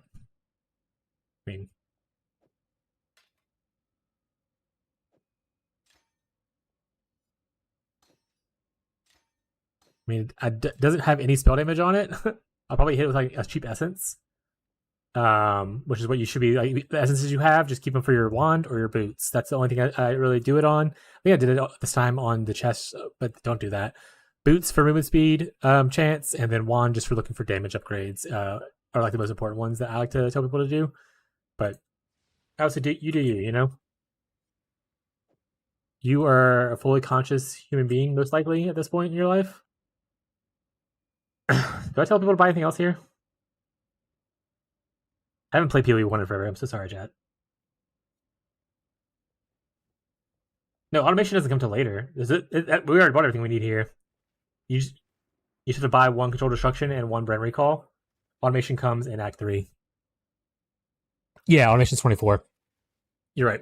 I'm an idiot. I should get the new one. I just noticed mine is still a white one, and the damage to attacks at level 12. I'm in Act 8 right now. Oh, so you're playing the build right now? Are you enjoying it? You having fun? Is it a vibe? What a vibe. Oh yeah, let's see more. I don't actually know. I'm actually gonna take out this. Even if I use it later, it's already paused. So like pausing this level 1's where you would want to do. Unless you're exclusively trying to use this for damage later, then you want to level up as much as you can. But I'm not going to use this on this playthrough, so it's fine. I think some people use the what do I think? Use Arcane Surge as a damage. What am I? Oh, I'm not even doing my regex anymore. That's just like the release notes thing. That's so fucking funny. All right. No 3 blues. Yep, was tough till 12. Then onwards is strong every level basically. I do not remember Wintertide having so much damage. It feels good, especially once you get your golem. Like it feels good once you are able to use it. Obviously, got a small buff this patch, like last patch, like Merc's patch. But like it feels good. I love Wintertide. The bouncing thing helps with your clears so much. I love the sound of it. I love Cold Dot. What's not to love, chat? And then once you get to that, once you get your golem, like your chaos golem, life's just a joke after that. The rest of the campaign doesn't matter. Upgrading your gear matters very little once you get your golems going.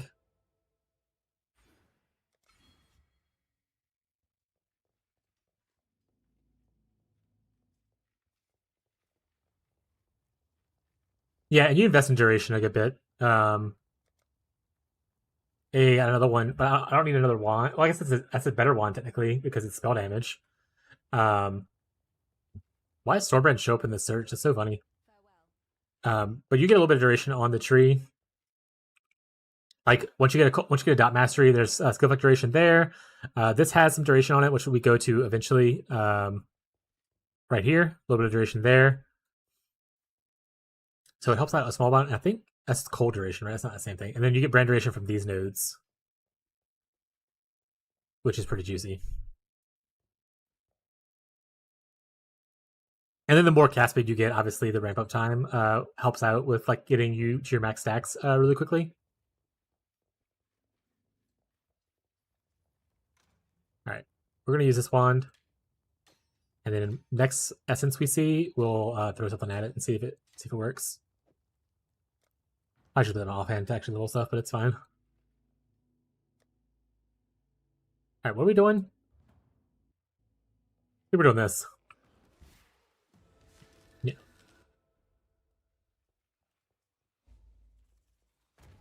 And the cool thing is, even if you like don't like the scaling of Wintertide Brand late game, like it's very, very good until 2 stones, and then you get to invest a little bit more once you get 2 stones to go to like more. Like I cleared the whole Atlas with it. I did a few T17s. I cleared all the Baby invites and all that kind of stuff without like a crazy amount of investment. But like pushing it to like faster kills needs investment. But if you like Cold Dot and you don't like Wintertide Brand, Vortex is really good as well once you get some AoE and duration scaling, which you get from like Flame Golem and just like levels. So if you are like, okay, I don't want to do Wintertide Brand anymore, but I love Cold Dot. Wintertide Brand or Vortex allows you not to have to spec into these nodes. You don't have to go over here. So you gain a lot of passive points to go into more like clusters and stuff like that. And once you have the AoE to kind of cover a large part of your map and the duration to last for a good bit, it clears pretty well, and it does boss damage better as well.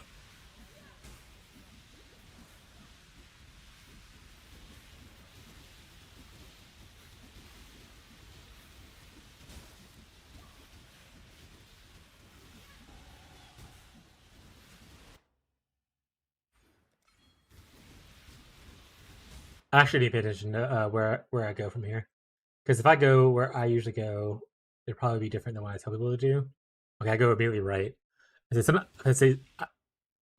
I sometimes like to go just for the brand cluster right away and delay picking this up. Should I be telling people to do that more? I don't know. Imagination. Rare wand. I'll test it out this way, and then I'll update the guide and stuff like that, and put a pin in the comments if I think it's overall better. The issue with, like, obviously you lose golem buff effect if you don't get the golem node right away, but even just the base golems already feel strong without the golem buff effect.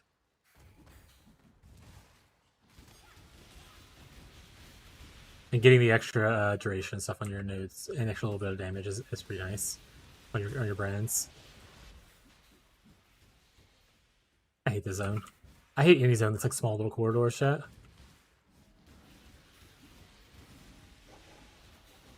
Alright, chat, do we get it? This is it. So for people who are like, what does he do with all cold, what does he do? How does he give all cold snap? This is how you do it. Let me find where cold snap's at. Alright, let's see. We weren't lucky this time. But if you get Cold Snap there, it's obviously an increase in your damage and just like your ability to like clear and stuff, so make your speed a little bit faster. If you don't get it, like I say in the guide, do not worry about it. You don't have to go purchase a Vol Cold Snap or anything like that. You can if you really want to, but there's a divination card set that can give you a level 21 20 Vol Cold Snap. And I usually just wait until, if I miss here, I usually just wait until I get that. I got my full cold snap on my character. So much for my League Start luck. Good. Yeah, maybe that's me balancing out the fact that I got some pretty decent rares. I love dot build in general, but PoE's missing one thing: a spell, Locust Swarm, like D3 had. Press a button and it spreads through the entire map. Limit of how often it can spread, no limit how often it can spread, other than range. You already mentioned it. I was gonna say ED Contagion is kind of like that, right? But I know Chaos Dot's in a bad place. Exactly, it's kind of close too, but there's obviously a limit to it.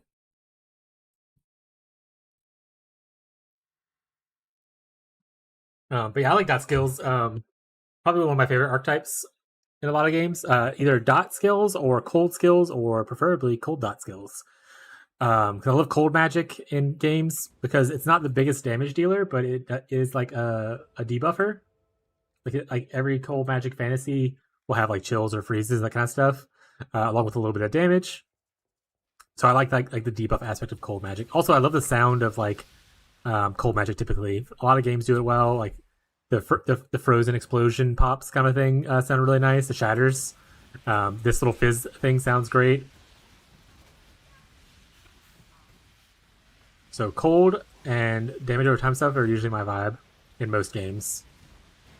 Poison's out is good too as a secondary thing.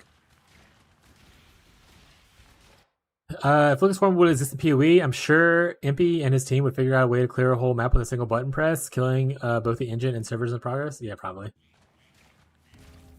On League Start, I like to do the rituals here. It helps out with like sometimes you can get like a little bit of extra currency, like bubblegum currency that you might need, or you might find like a decent rare that you can use. Obviously, it slows your campaign time down, but once again, we're here for vibes.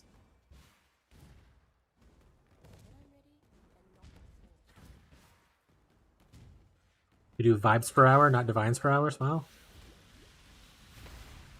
It sounds cool though. I mean, it reminds me of ED Contagion. I didn't play. I don't remember that play. I played D3, but I don't remember playing that skill. Rare shield. D3 is actually what made me decide to switch to PoE. By the way, once like every league was just updated to be the same thing, but like, hey, here's a new armor piece. So I was like, okay, guys, you're not really changing the game at all. And then I decided to actually give PoE a real try. I love D2 a lot. I refuse to play D4, mostly because I don't want to support Blizzard, because they're a pretty shit company.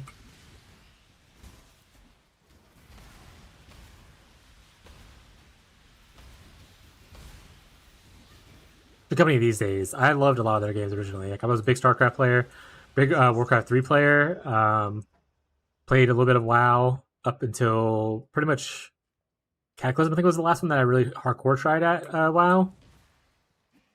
And then I played a little bit of, I think it was Legion, the one where you get like legendary weapons with like Frostmourne dual wield stuff. But played Hearthstone because I love Magic the Gathering. Hearthstone was not the same vibe, but I still played it a good bit because it was just a fun card game for a while. And then I played a little bit of Overwatch, the first one, but not a lot. I'm not really big into arena, like hero shooter kind of things.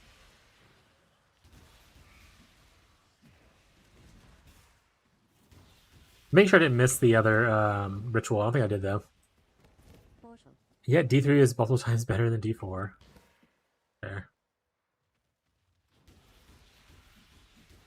Still remember the whole Diablo Immortal controversy thing? You guys not have phones? Oh my god. Did you be a more tone deaf developer to your audience?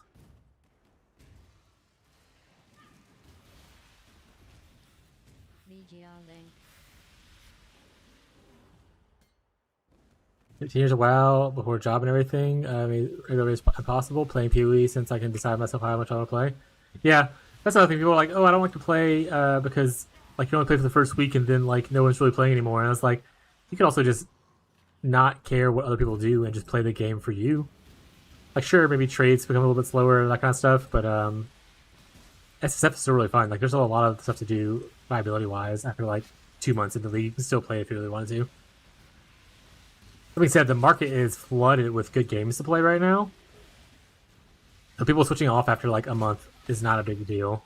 There's so much out there to play right now. I actually played Torchlight Infinity for the first time at the suggestion of one of my regular viewers, and it was actually pretty fun. Actually, had a good time with that one. So see here, you could get like weird shit like this for one, but you could like look around for if you're missing Moosey boots. Like here's Moosey boots. I already have some, so I'm fine. But like this is why I like clearing it because there's a lot of boots here. Here's some more Moosey boots. Actually, they might be better than the ones I currently have, so I might pick those up. That's like energy shield, but like it gives me more max life and stuff. So I'll probably take those. And then like sometimes you'll get like bubblegum currency, or maybe you'll grab this if you want to. Just get a portal for free when you happen to randomly die because you're a softcore player, or if you're may have like wands in here, that kind of stuff. Or Greater Flask has quality on it. Smile. Oh, it's the worst.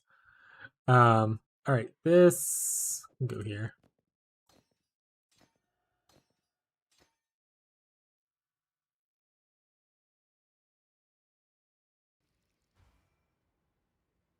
This Legion Cyclone, best league ever. I actually didn't play in Legion very severely. Like I technically started my very first league when I didn't finish Act 1 was Bestiary League. I only know this because I have an achievement for when Bestiary League was a thing. And then my friend years later was like, "Hey, you want to try to play PoE? And I can show you because I play it a good bit." And I was like, "Hell yeah, I love Diablo 2, and it looks cool." I just got overwhelmed by the amount of information because the tree was really spooky and stuff like that. And he was like, "Yeah, I'll help you out."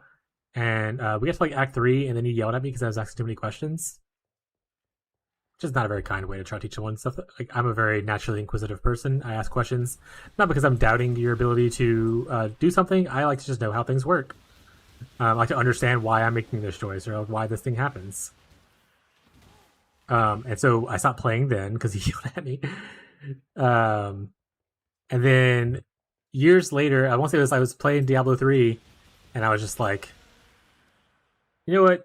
They keep pushing out bullshit seasons. I think I'm just kind of over it. I guess I'm going to try out these nodes instead of going here first. They keep pushing out bullshit seasons. I'm going to try out PoE again, and I want to say I tried it. I keep forgetting every time. PoE leagues. It was either Delirium or Harvest League. I played both back to back. I don't know which one came first, but that's when I started to really play it. Delirium came first. Okay, so I started playing a lot in Delirium, but I was still skipping around a little bit. Like I play a lot in Delirium, I play a lot in Harvest. If I wasn't getting to like super in-game stuff, I was still like learning a lot. And honestly, some of the guys back then were not very good, and it was harder to find good content. I did run into a handful of things with like the RMT builds people, like Path of Exile builds, the YouTuber, not the subreddit. Fast as fuck kind of stuff. Like, oh look, you can be just like me for like 10 chaos, but he has like multiple mirror tiers of gear. So I fell for a lot of those builds early on, which kind of like stifled my ability to want to learn and grow because I felt really bad. So I would skip leagues. Like I would burn out. I wouldn't get very far, and I would hit a point where I couldn't do anything. And I would just like take a break for a little bit, and I would come back. So like I played Delirium, Harvest. I skipped Heist, Ritual. I did Ultimatum and Expedition. I skipped Scourge, Arch Nemesis. Played Sentinel. I played Kalandra. Hated the mechanic and left. And I came back in Crucible. Once we hit Crucible, I've played every league since then because that's when I got my friend Tyler introduced into the game. And once you have someone that you can kind of like talk to, like if you have a community or like a friend or a streamer that you really vibe with that you can like kind of talk to and enjoy the game with, the game becomes a lot better as far as like my will to play the game. Because otherwise I hit a wall and I get kind of discouraged and I'll like stop playing. But if I'm hanging out with my friends or hanging out with stream now, I have you guys to talk to and like, you know, just vibe with, and it makes the longevity of the game a lot better for me. So I played every league since Crucible, but I started mostly playing in like Delirium, which was a great league to start with because clusters in Delirium were juicy, right? Harvest was wild. The Excel spread, yeah. I loved the. So a lot of people didn't like Harvest because of that. I thought it was awesome. I love the farm layouts. I love the. That was the first time I get to actually do crafting because it was such a good crafting mechanic. Obviously, overpowered, sure, but such a good crafting mechanic to like learn and like easy to do. It was really really nice. I liked it a lot.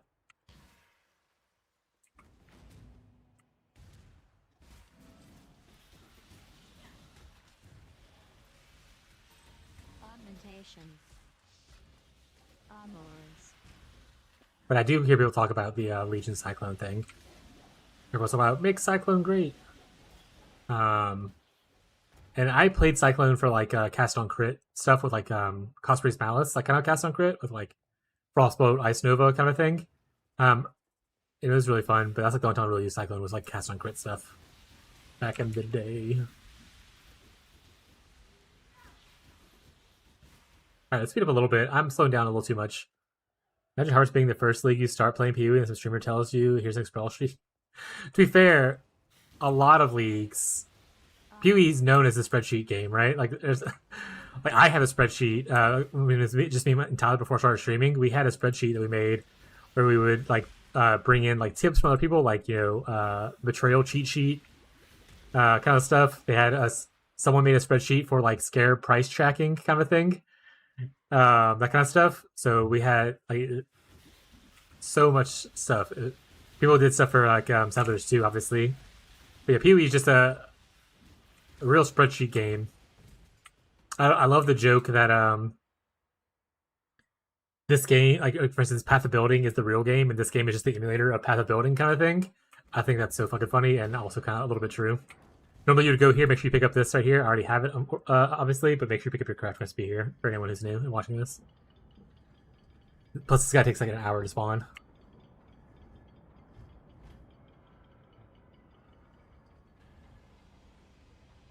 I had to play, I think I played Cold BV Pathfinder in Harvest. Because making exploding chests was super easy and deterministic in Harvest. Yeah, now our trees have trees. Yeah, that's... I fully understand the point of view from like outside perspective, like, oh my god, there's so many trees. I think I was introducing the game to a new player. I don't remember who it was exactly. But I was like, yeah, so you have this tree, and then you have this tree. But wait, there's more. And then like there's like in Crucible League that your items had trees. And now your trees have trees in the new league coming up. It's all trees, Chad. It always has been.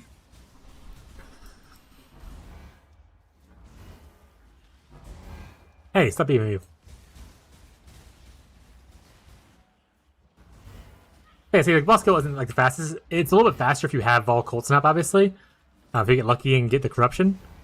But honestly, I'm being really lazy as well. I tell people, I think in the video, I would rate scaling very similar to RF. So if you like RF, you probably like this as well. Oh, you also don't have to walk through here. You can technically, I think, leave, but there's no reason to do that since I waited. Make sure to pick up cross recipe here too. This is your movement speed one. If you don't have movement speed boots at this time, if you have boots that you like that have an open prefix, you can grab that and craft on movement speed. Another pro tip.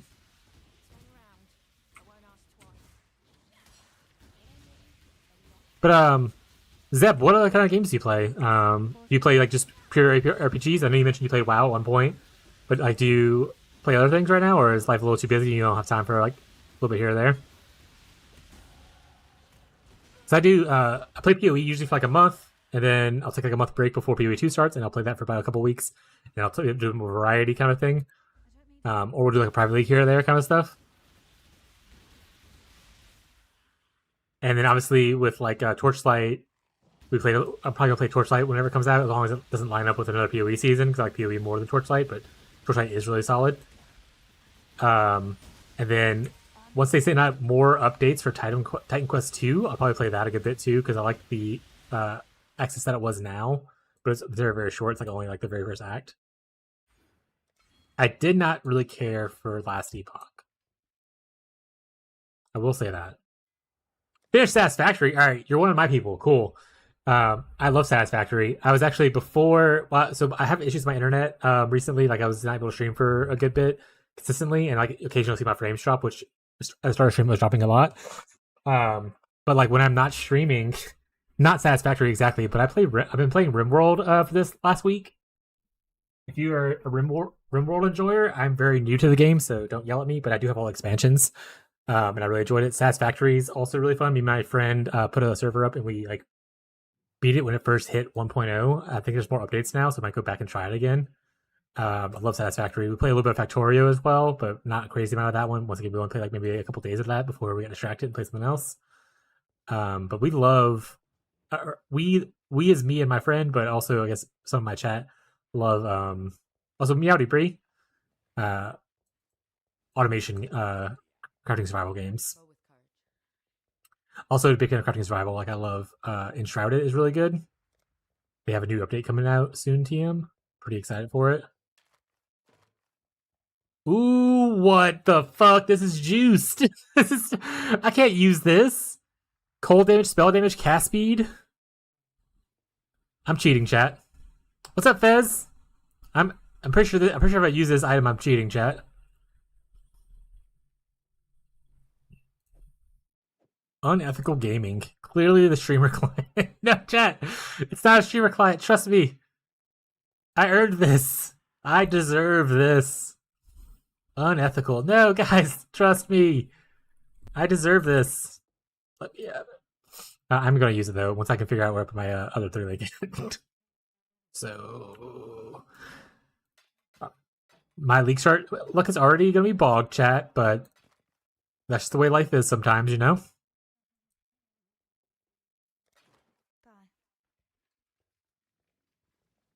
Does this guy sell gear? You can technically get 4 links, and you can definitely get 3 links. You can totally get 4 links here in Act 3, I believe, by gambling. I usually wait till Act 4 to gamble. But in this situation, if I were me, I would probably use a little bit of money to go for like a better helmet. So my helmet has nothing on it, but like for instance, if I have like no good glove, I would go for a glove. But if I'm trying to fish for a 3 link, I would go for an ES helmet because I would love blues. I love blues clues chat. Oh, it's up here. Circlets. That being said, I obviously wouldn't have 756,000 at this point. You probably would only have a couple thousand, so I'm not gonna do this too much. I'll get like 2 or 3 and then I'll stop. I'll do 3 and then I'll stop. All right, chat. Listen, you could definitely buy 3 at this point. This is totally ethical and definitely something that can happen. Okay? This is totally above board. 3 purchases is totally something that would definitely happen in League Start. This would definitely be real.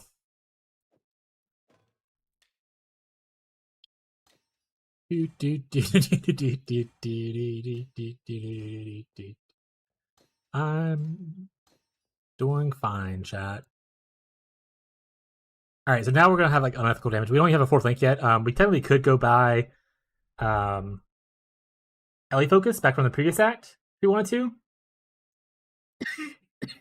but I will not do that just because I don't want to. Not everyone's gonna get a 4 link here. Getting 4 link here is not too hard. I like to do it in Act 4 because there's a higher chance of you hitting 4 links there, so it's better for money wise. But if you want to do it in Act 3, as you can see, you can get 4 links pretty easily typically. In fact, I will gamble some more to show how many 4 links you can get, but I will not use them. I will just sell these off afterwards. So we got 1 and 3 there. There's another one. There's another one. So yeah, so about 1 and 3 pretty much is around what you get for it. I'm not going to use these, like I said, but as you can see, you can gamble if you have a little bit of money to try to get some 4 links here if you really want to. If you do get a 4 link here, you can go back and buy LA Focus if you don't care about the chill. You can put LA Focus on here. You can also put Arcane Surge on here if you really want to. Or if it's a different color link, you can figure it out. Put faster casting if you want to. There is nothing else. I play a lot of idle games because I'm old now. Me too, buddy. I need to chill sometimes. Kind of playing Idle Pixie Fantasy, and it's a really nice little game. Generally free to play, but you can support the dev with $9 for DLCs. I love free to play games that do that kind of stuff. I like supporting indie developers a lot. We played Megabonk a good bit, which is not an AFK game, but like at some point you kind of AFK, right? I had 2,200 gold. Honestly, I really wish they would just I had this on my bingo card, which we didn't push anywhere. I really wish they would make it to where vendors just use gold instead of items, and like you sell items for gold, like a PoE too.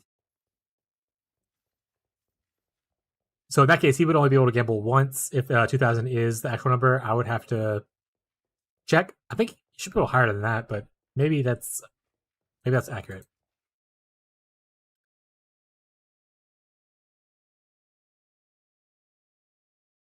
I don't even do level 6. I start doing heists as soon as I hit level 6. Or sorry, not level 6, sorry.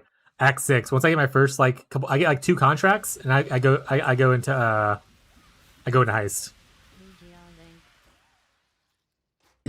Marshall's logging in. Marshall, what are you doing, buddy? Marshall tests. He's doing probably a slammer. Clones, wait. Oh, that's why I invited him. You're testing Earthshatter?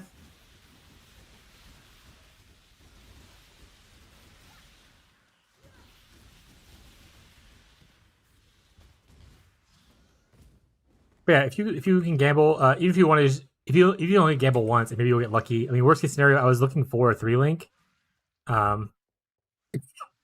So like you can definitely every one of those was a 3-link. You just have to get the right colors, obviously. So if you need a 3-link, you can at least gamble for a 3-link there once. It'd be fine. 2 years minimum. I wish the harbor was like instanced towards your character. I'm so tired of other people's shit like glitching out the harbor for me. That's my biggest issue with the rogue harbor. Other than that, I also didn't like the fact that you have to use the rogue marker to get into it, like every time. But they changed that. I think like this league they changed it, right? Where you have a teleport there now. By this league, I mean Mercenary League.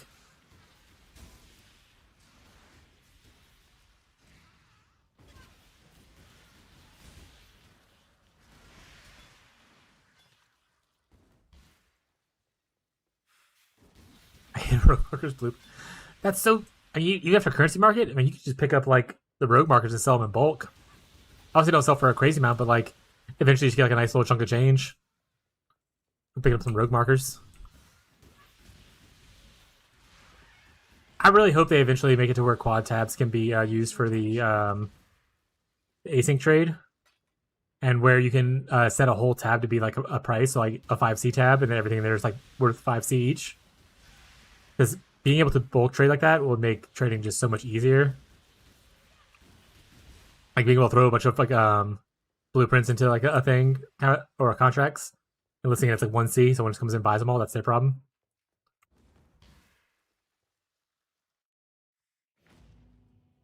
You click a portal and open one. It's not worth the risk. Fair enough. Would it be usable both ways and that to convert by? I think my concern with him being usable both ways, because when I was thinking about it originally, when they were talking about asynchronous trading, they haven't announced exactly how it works yet for PoE 2. My biggest worry was like, if they introduce it in PoE 1, does that mean that all my tabs that are in like standard are just like standard people are just gonna be able to buy all the shit they want? I think them making it a separate tab that you have to go put stuff into fixes that problem. To where it's like not just something that's automatically listed on your account because you have a premium tab open on standard.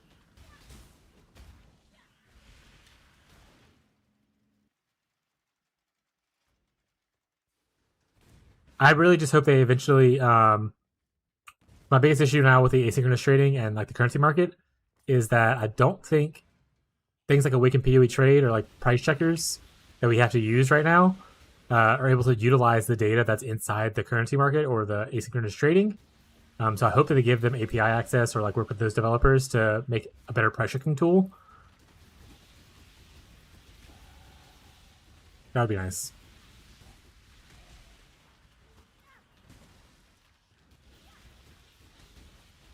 Oh, I'd like to go back and forth. That's fair. Yeah, I'll be fine with that argument. That's okay. I think having the argument of being able to trade back and forth without issue is fine. Honestly, it shouldn't even be a website thing. They should just have it be like an infinity or whatever you set on the tab itself, right?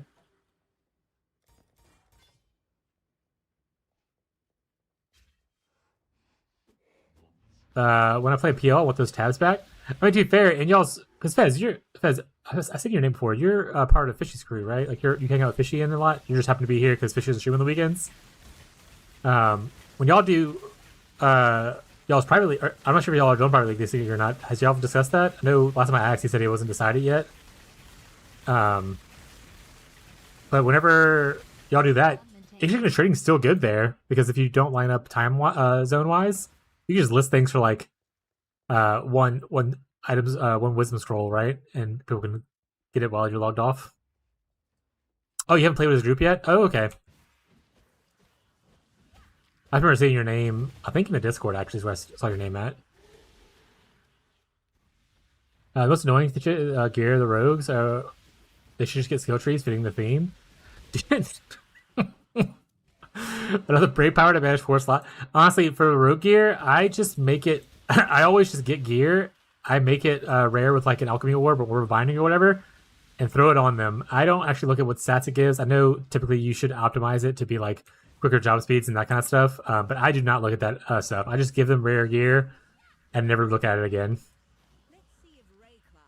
Oh, a little bit of lag there. Dropping a couple frames. What up, quick?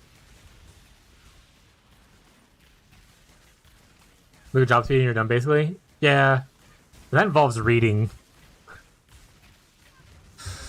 And I don't know if people are new here or not, but I don't like to read. I'm a PoE player. Progress is literally how you're measured. I'm not sure reading is like part of a skill set for PoE players. But yeah, no. You could technically just have like a little regex thing in your stash and like spam it, right? I came here to lead, not to read. Good old. Pretty sure that was like what Arnold Schwarzenegger and Simpsons, right?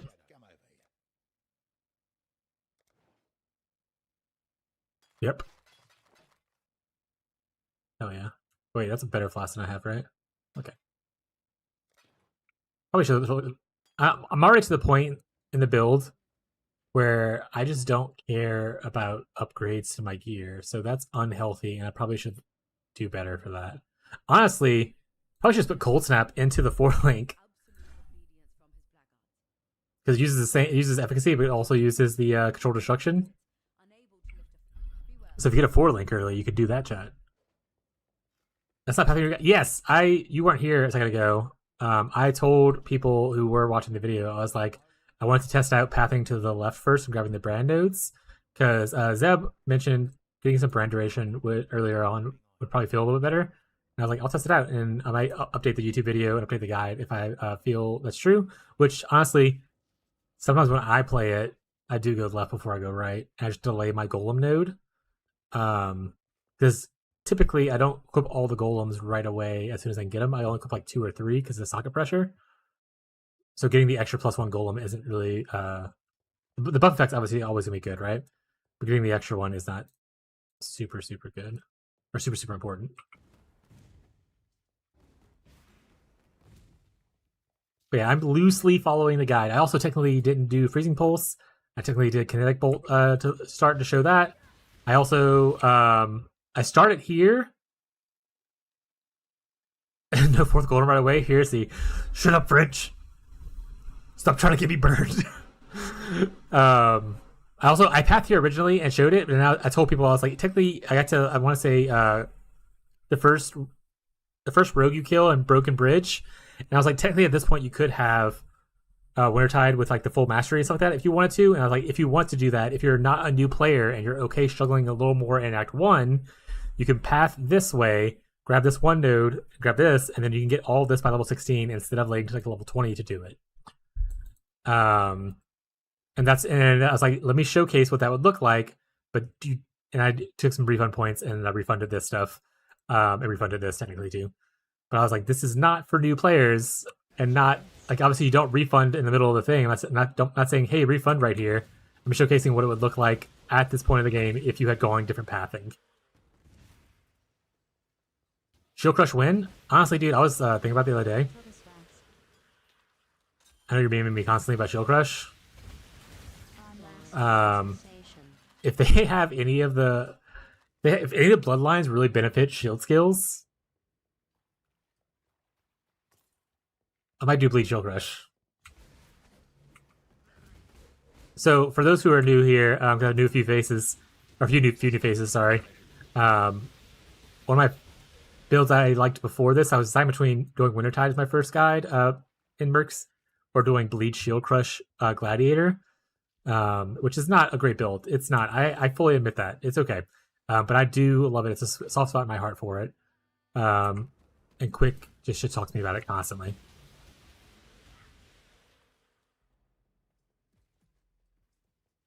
Want to see what the new Wander ability is without hardcore mana stacking? That's true. Do the light radius stacking, Smile. I'm sure that will be fine.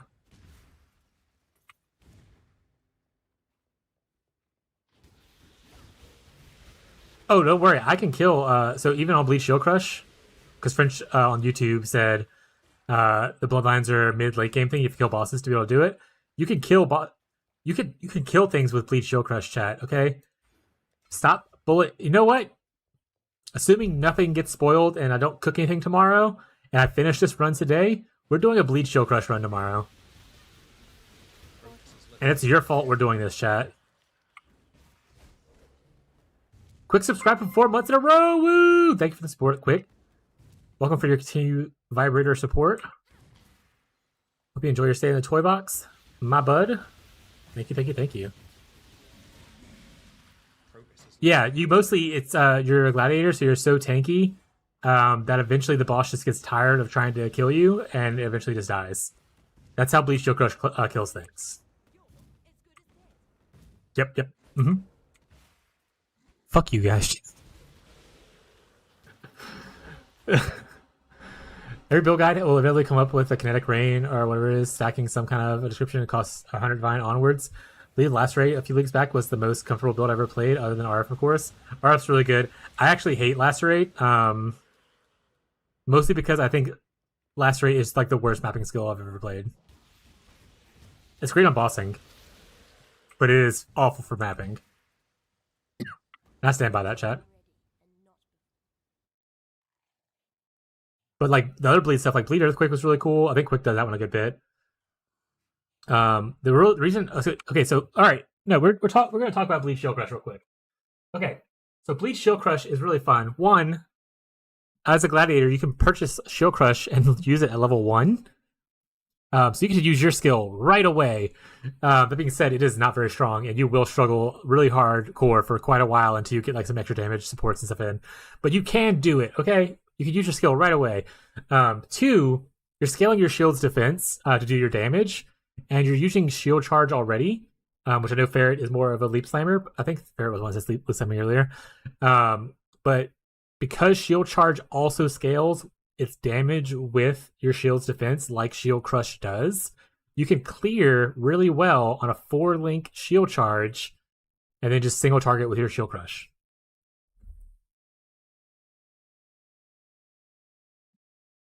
All right, I'm not gonna talk more about it right now.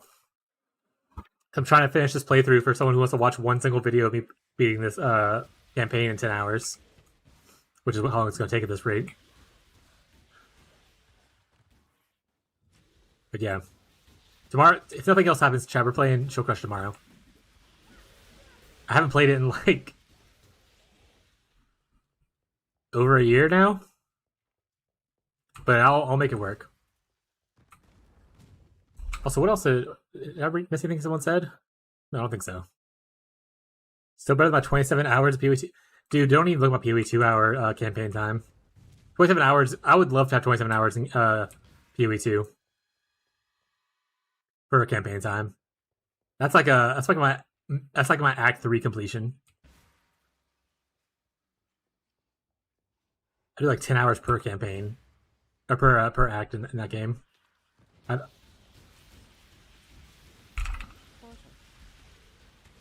Oh, you did Contagion? Yeah, ED Contagion. So my second character for the league, I went to ED Contagion, and I was like, well, this just feels like cheating at this point in Act 1.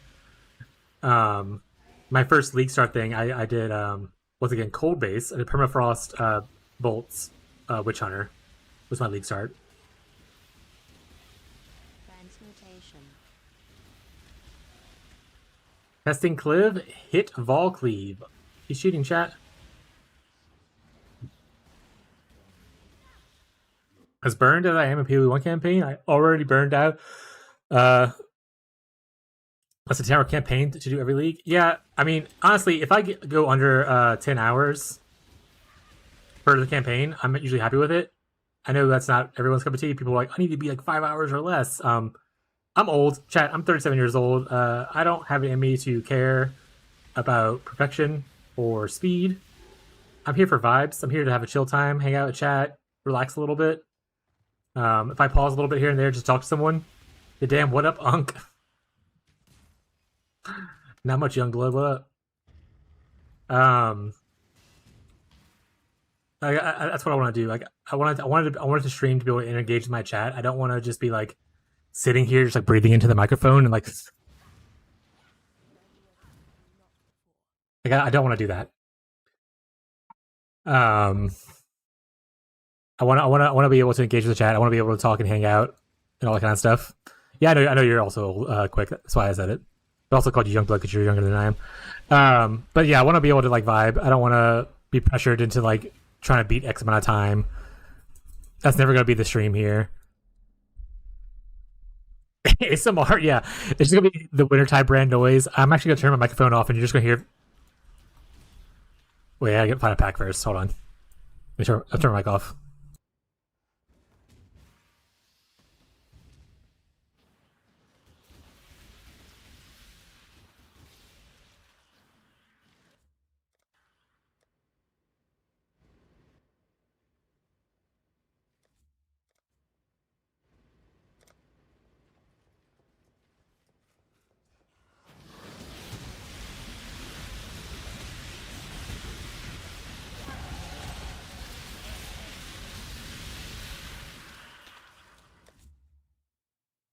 All right, that's enough. That was actually pretty loud, by the way. The reason this is all the way down. So I'm not getting old. It's my same old thing. Yeah, that's the other thing too. So I don't mind playing Wintertide because I actually really enjoy the skill. But I typically do play different builds every league just because I like to change things up and learn more stuff. Like I'm a person who likes to learn by doing stuff.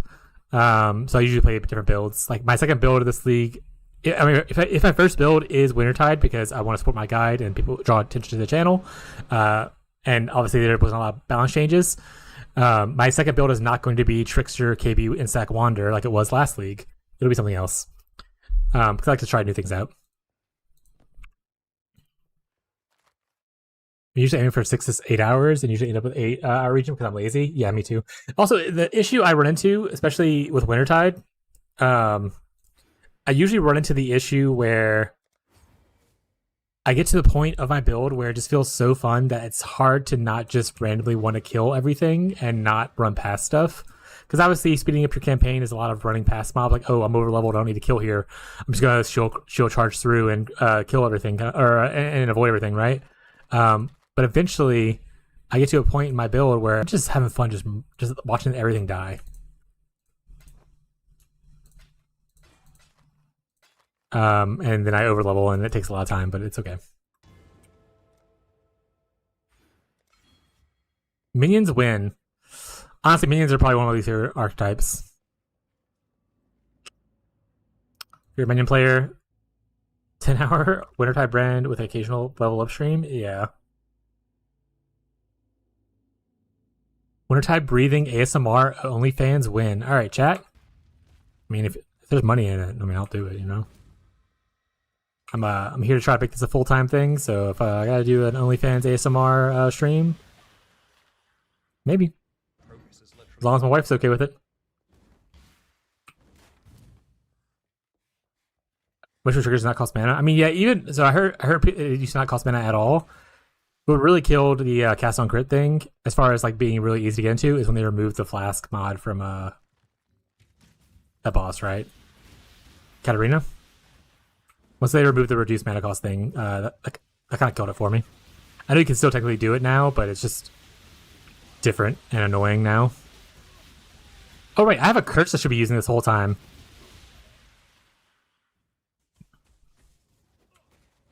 Do I even play this game? Look, I did a curse, chat. I did it. You'll be proud of me.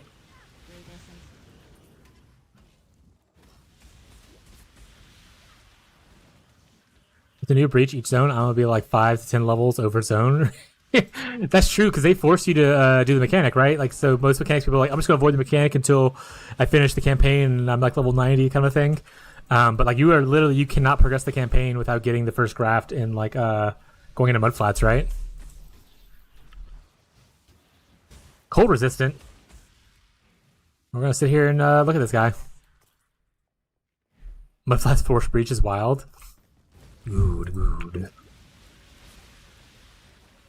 I'm also excited to see what kind of other grafts they have up for the hands. Like, they showed a few of them, right? But pretty sure there's gonna be more of them. I mean, if you can get one with like, you know, exposure on hit kind of stuff or something like that, anything supportive would be really nice. Something that has like brittle, which is mostly like a, you know, not for us, but like for crit base. Brittle's crit based, right? We should theory craft a build to just get past that ASAP. Bet. I'm gonna put out a league start guide for completing mud flats as fast as possible, and that's the only thing that's gonna be in there. It's gonna be like the first like 4 levels, and that's it.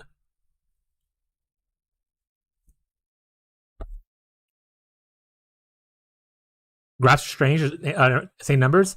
Yeah, they said they put them in as insane numbers because they're non-scalable. Because the graph is technically not you, so it doesn't benefit from your tree or any of your items. So they want it to be able to be like still usable later. Only force in mud flats. Everywhere else you have a choice. No, they should force you in every single zone you walk into, and really, really upset the racers. Shock, brittle, exposure.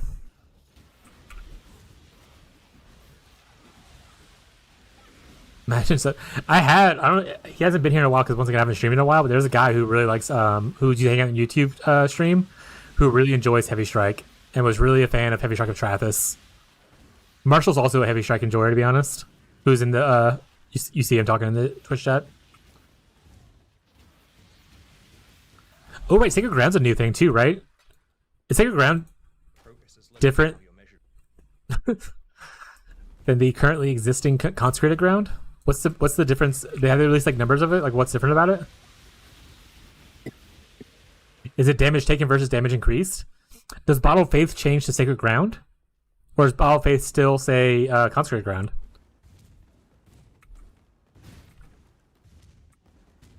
Turn around. I won't ask twice. Yeah, I think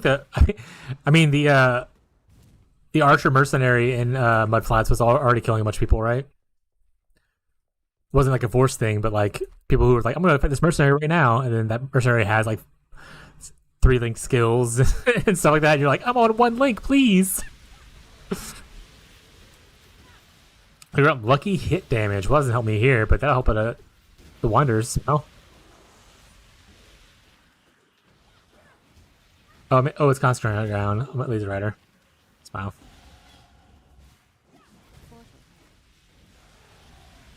That being said, the lucky hit would be good for any. I was thinking of a lightning tendrils poison assassin build.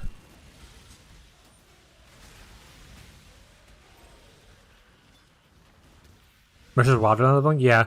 I think I only died to the first one, and after that, I never died to another one. Wintertide actually did pretty decent against mercenaries in the campaign, and they gave some really good loot, which is really nice for the mercenaries, and I'll miss that. I'm obviously not clicking it here because I don't want to get yelled at in YouTube about using mercenaries. But they give really good gear, and I'm gonna miss it. Good trick for the Roas. Evasion gear whenever possible. ES belt. If you have ES, you can't be stunned. If you have evasion gear, you'll evade a lot of stuff. You have that. Roas are difficult. I mean, technically, honestly, any gear you get is better. If you can just pick up all the armor pieces you see on the coast. Because like even getting armor will make like their damage not do very much, right? Like you get like the armor chest piece. Just having any sort of defensive gear makes Roas a lot more manageable. People just are used before the Roa change. We're used to just running in completely naked and being totally fine. And that when they first changed that Roa part of the thing, there was so many people dying in the Roa area. That was so fucking funny, by the way, my guy. The YouTube guy was a neckbeard incel just trying to feel something. I appreciate people who are trying to defend like me or the build or like how I approach things. But I don't really want to do drama, so I'm gonna move past it. But yeah.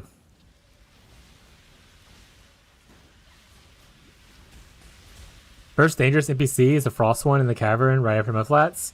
Oh yeah, I forgot what those guys are called, but I know what you're talking about. It's like Princess whatever kind of crap.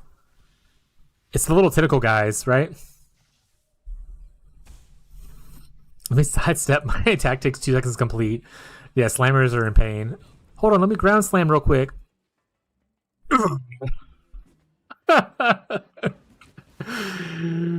uh, yeah, the getting frozen in the cave is pretty annoying. Honestly, getting frozen anywhere is pretty annoying. That's why I put period of elements in all my builds. At least early on, I'm period of elements. I will take off damage auras to put in period of elements. I don't give a shit. You know what's better than a damage aura? Not being frozen ever. Also, having extra stuff like that.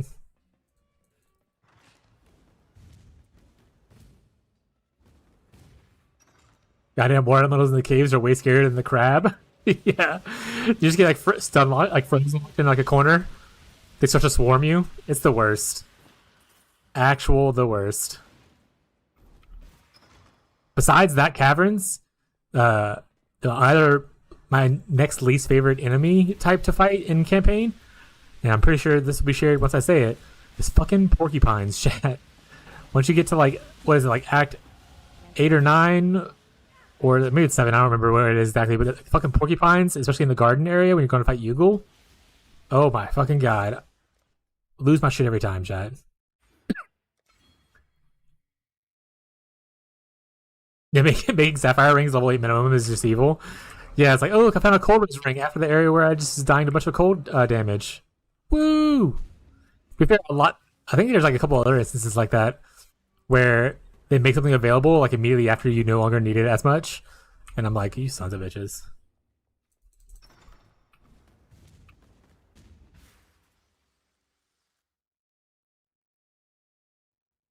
Also, quick, I don't like your regex. What are you showing on that regex? Because I was seeing a lot of stuff that I didn't really care for. Oh wait, because you were doing the Holy Flame Totem regex. That makes sense. Never mind. Because I say use Holy Flame Totem. Never mind, quick. I like your regex. It's good. I lied. I lied the first time. Don't yell at me.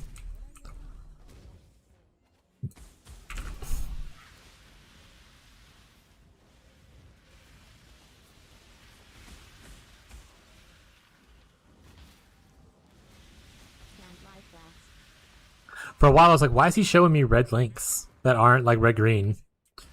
And now I remember that I tell people to get Holy Flame Totem, which is technically correct, but I didn't do it. Also, I hate doing it. Also, using Holy Flame Totem makes it weird to grab Ruin Binder, because obviously it disables totems. So you don't want to grab Ruin Binder until, I guess, you're ready to switch off fully. Evasion Gear makes Porcupine's a joke. I mean, you have to sell me on Evasion Gear, buddy. I'm a right side gamer as far as stuff goes. I like Evasion ES. That being said, if I play this build this league, I will be doing more left side, because I told like maybe one person to add the armor block version of the build, but I just didn't want to throw it on there without testing it myself first. I know it's good. Why is stuff not moving over? Oh, am I lagging? Oh, jumping frames. Oh yeah, that's what's happening. Got it. Look at this cool graph.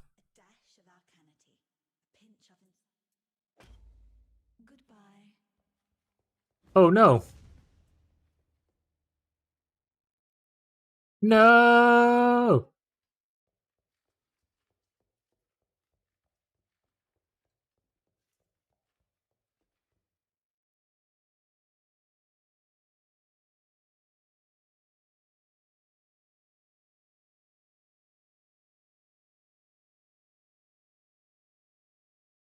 Are we back? Are we back?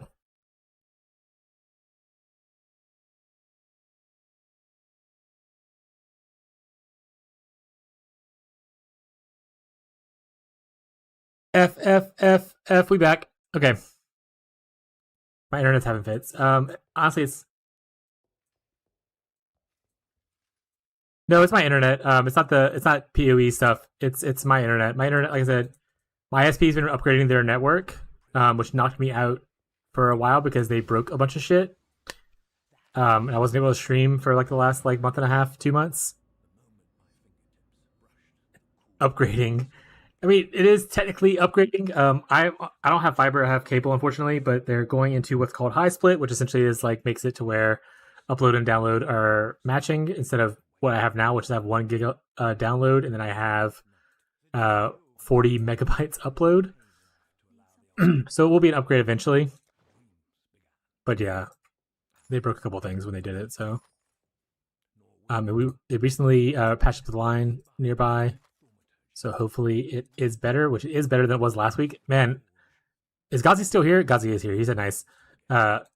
Is Gazi the one who convinced me to play Torchlight Infinite? He was like the one who really watched me play it for a bit. And there's a point where he was like 13 minutes behind. There was like a 13-minute delay because of the amount of buffering he had to do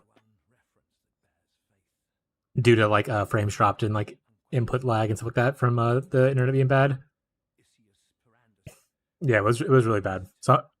So this is much better. I know it's still connecting and still have some issues here and there, but this is much better than what it was. And at least allows me to stream even with it. Obviously, I'm going to complain some more to make it perfect, but this is at least lets me stream in the meantime, which is nice. I had a thought. What was it doing?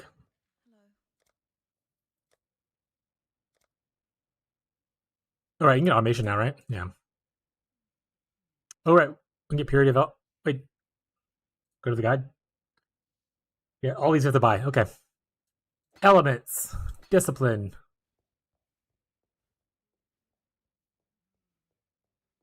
Malevolence should be here somewhere.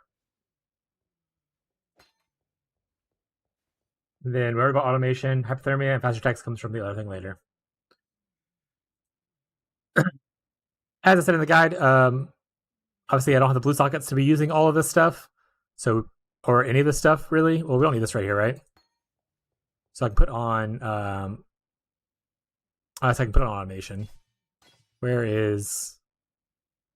Oh, we don't even have it over here. We won't put on automation then. Smile. We'll just put on our good old purity of elements for now.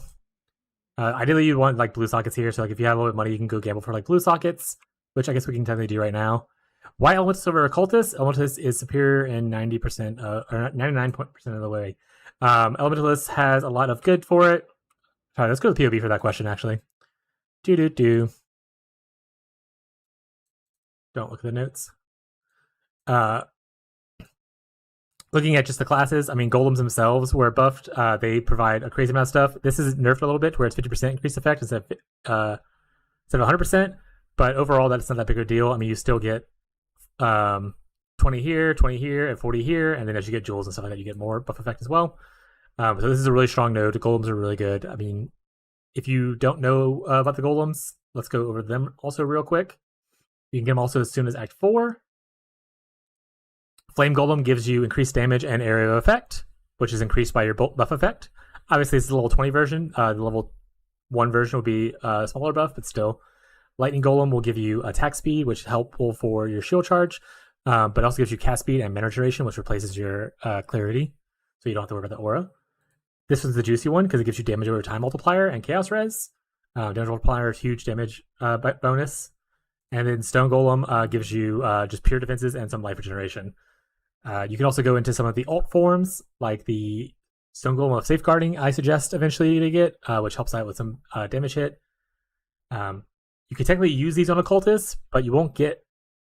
You'll get the +2 maximum number, so you only use like 1 or 2 once you get this cluster right here, instead of 4. But you also don't get the they're immune to elemental damage, and you don't get their the self-revive thing after 4 seconds. So they're much weaker and harder to upkeep. You have to keep casting them as an occultist. So really good strong node to have as your first node. You can't really use it till Act 4, so I hope you'll have to do it then. Other than that, this exposure, 925, is about equal to what you would get from an additional curse. So I would equate these two as very similar as far as damage goes. I like exposure a little bit more, but you can equate them about the same amount of reduction in resistances if you want. We also get Hard Destruction, which gives you a bunch of AoE for like when you're clearing non-unique enemies. And then when you have a unique enemy, you'll get Convergence, which gives you 30% more multiplier on your elemental damage. So when you go for a boss where you want that single target damage, you really pack that extra punch with Convergence while it's up, which is like, I think 4 seconds? Yes, it's right there. 4 seconds. Other than that, I mean, Shaper of Storms you can use as well to add extra damage, or if you want to be a little bit more comfier, especially for transitioning. Being immune to Elemental Reflect and not caring about that on a map mod is super good. Having a little extra tankiness for elemental damage is also not bad. As opposed to over here, I mean, Frigid Wake, this reduces stuff. It's not bad. Or not Frigid Wake, sorry. Void Beacon's not bad. Frigid Wake obviously is big damage, and it makes you immune to be frozen, which is really nice. But you're still missing like a good package. We already talked about this node, which adds additional curse. That gives you another button to press or another on-hit effect to put somewhere, which could be just one of the complaints people will have for Cold Dot Elementalist or just Cold Dot in general is that, oh, you gotta press like 400 buttons. So adding another curse to press another button just exacerbates that issue. I want to say Tai Killer put Occultist on his list instead of Elementalist, and I asked him why in his chat when he was doing it. And he said, pops. Just like that. That's all he said. So Purple and Bloom is why he likes it. You do not need this, though. Clear is not the issue with Wintertide. The issue with Wintertide is single target. So unless you're doing specifically content that needs extra clear, like let's say heavily juiced expedition kind of thing, like a big expedition explosion, Purple Bloom isn't really beneficial for the most part. This is okay too. I mean, this is a great defensive node, especially if you're going into the block route. So if you're going into the left side of the tree to do armor block, then this is really good. Has a shit ton of magic shield, but it's a defensive thing, not an offensive thing. And you're not power charge scaling. You're not a crit based thing. The AoE is obviously nice. The damage is nice, but you're not crit at all. You can't do crit. So like this is a dead node. So a lot more quality of life here. With just like the golems alone, but like the exposure makes it to where you're less button presses. To recap stuff, this is bigger damage on single target when you need it, which is what you need. Single target is what you need help with. And then the fourth node is kind of what you want it to be. You can go defensively here. You can go offensively here. I just saw someone say, wouldn't Shaper of Frost be strong defensively and enemy damage reduced by 50% chill? We're stacking anyway. So the important part, and I said this in the video, I think, when I mentioned Shaper of Storm's version, all of these skills go talk about the hit, except for this one. It says hit, but like the line at the bottom says enemies ignited by you. This right here says enemies chill by your hits, so it specifies a hit. So like in general, when you're chilling with Wintertide does not do a hit.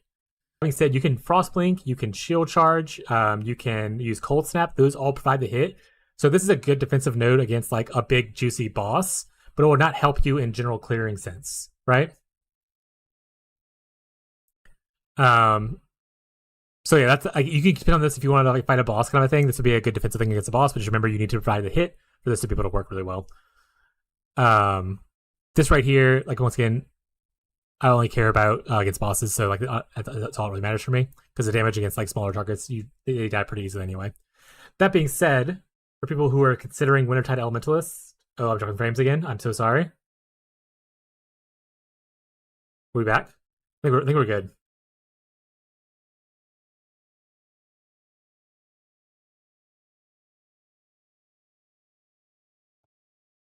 I mean, said for people who are wanting to play Wintertide Elementalists, keep in mind we don't know all the bloodlines yet. If you were to play this build, this node and this node, I wouldn't change. These nodes I would definitely keep. I would drop this node or this node, so like whatever fourth one you take. The fourth one you can take a bloodline really easily, and then if there's enough power in your bloodline, you can even drop Heart of Destruction if you really want to. So this is a pretty good build to go to a good bloodline, assuming one exists for the build. Because Leech Primordial and Mastermind are the only ones I really care about. Thank you so much for the explanation. No problem. I love explaining stuff to people. I love having conversations. I'm never to the point where I'm like, no, what I'm doing is 100% correct. So if you have other insights, if you like have an opinion or you're like, hey, have you tried this? I'm well known for, well known. I'm known for the small community that I have for trying out things and seeing if I like it better. So always feel free to throw ideas at me, and I'll give you my thoughts on them if I tried it, or if I haven't tried it, I'll be like, this is why I wouldn't try it, or yeah, we should try that kind of thing. So never be afraid to ask questions. I say frequently in PoE or in the stream, there are no stupid questions in PoE. Always, fuck you quick. Always feel like you are able to ask questions if you have them. I'm very friendly, especially to newer players. So don't be scared of Mr. Streamer Man. This isn't the stream where I push out a build and then you come here ask a question about it, and I'm like, just do better. I'm not gonna do that. Elementalist is a lot more comfy, in my opinion. But like I said, Occultist isn't bad, right? You can go play Occultist and still enjoy the build. But Elementalist is just in a slightly better spot because of how good golems are, I think, is the biggest thing.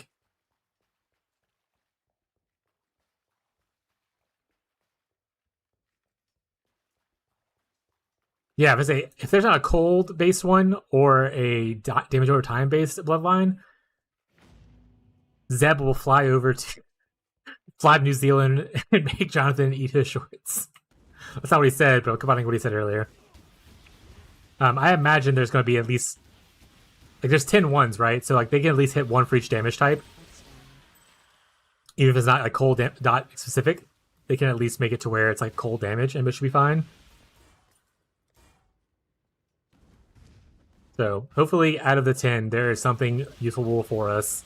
Worst case scenario, and this is for people who are like, oh, the damage doesn't scale well in late game for Wintertide, which, I mean, you can, yeah, like if you don't like the build and you only play it for a League starter, which is in a super, I say this in the video, which is in a super good spot to where you can just use this as your progression to get your like 2 stones or your 4 stones, and then move off into like build currency for like a respecing into another build. You can do like bow witches, you can do wand witches, you can do slam witches if you really want to. So like there's a lot of variety there to pick from if a bloodline interests you that isn't cold dot specific. So don't be afraid to try out stuff, you know. Also, thank you for the subscription on YouTube, Bert. Appreciate the support. If you're in the stream, let me know if you have any questions, or you just vibe. That sounds cool too. I dream of enemies explode when they die from cold. Give me cold damage over time prolif, actually. I would take prolif over explosions. Yeah, Elvis is blessed by a single node in the game. The golden one, that's correct. What French said in YouTube is correct. Elementalist has, even with the nerf, it's like I said, 50%. It's fine. I went into this, I went into like the patch thing, assuming that either Elementalists or the golems themselves were going to receive a nerf, or both. And I'm happy with what we got. Ooh, or if they make it to where this is nothing. So previously, when we used to have helm enchantments for anyone who is older in PoE and not like recent patches, we used to have helm enchantments. There was one for Wintertide where they raised the maximum stages by 4 instead of 20, which was a huge damage increase. Getting more max stages would be amazing.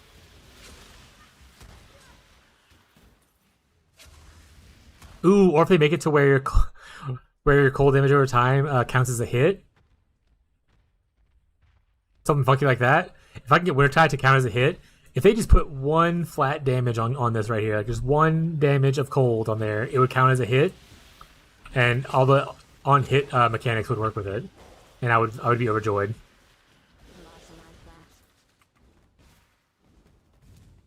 There's a lot of things in this game that I think they could buff by just changing the verbiage of stuff. So we talked previously about Bleed Shield Crush, and we'll go talk about it real quick. Sorry.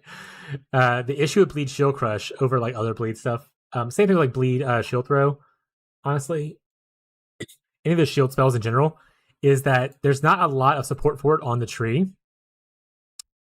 Like it'd be really nice if this axe node right here said, instead of saying physical damage with axes, if it said physical damage while wielding an axe, if it just changed that verbiage, it would be amazing for like the shield spells because you can get like a cool damage over time axe like you build typically anyway, and then this node could actually be usable for increasing the damage of your shield throw or your shield crush kind of thing. So just changing small verbiage like that, where instead of it says with axe, it says while wielding an axe, that would make it a lot better for more universal usage of builds. But we get what we get, you know? Yeah, Primeval Bond I expected to actually get a nerf, and it didn't get touched. I expect Megalomaniacs to be, with Primeval Bond on it, to be giga expensive with all the people playing Elementalist Wander.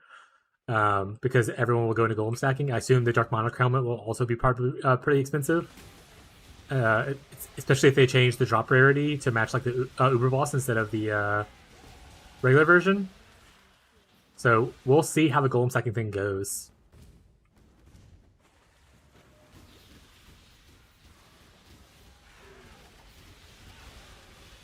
Because it'll be 2 OP for him. I mean, that's fair. But then even then, like, shield spells do exist, right? Where's my shield mastery? Huh? Give me a shield mastery that has like a good damage thing that's not just like attack damage for evasion. Because I use that sometimes too. But give me like, instead of increased damage, give me more damage, you know? Make like the extra defenses, like it says 6% increased defensive equipped shield. Make that apply to the damage of shield crush. Make that cool ring that came in this league in Merc League, the one that doubles like your damage, doubles your shield's defenses or whatever. Make that apply to shield spells. Give shield spells some love is all I'm trying to say, chat.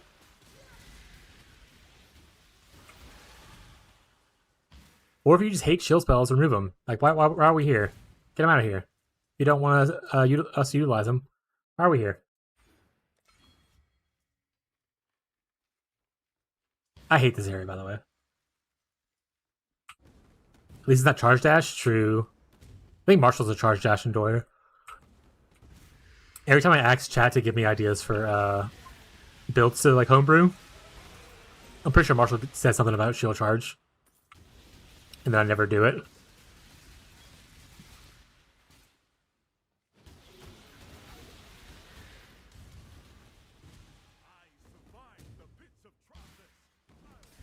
There's a lot of like skills like that, like the shield skills, a lot of channeling skills. Me and Marshall were talking about it before the patch and stuff like that. Could just use a lot of like love. There's a lot of archetypes that are just kind of like niche, and they're niche because they're just not as good. And just get a little bit of love from GGG, and they'll be like, I'm not asking for it to be like the best thing in the league, right? I just want it to be a little bit more usable. Make following zombies actually work with the minion instability node. Make it so that they fall to low light before they die. And then I can make a nuke zombies build. Thoughts?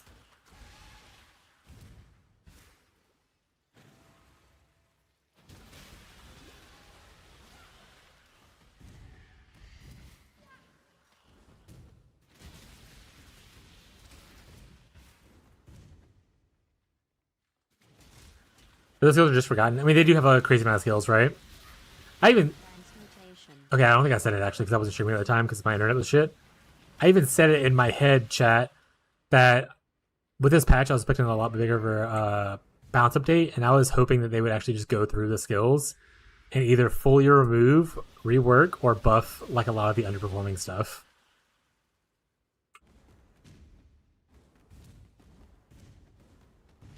Like, because there's a lot of bloat for the amount of skills available, and some of them just don't do anything. Or like they do stuff, but like they don't perform to the standard that people would want coming into this game, right? And they talk about how they want veteran players to like they care about more about the veteran players and more about new players in PoE 1 right now.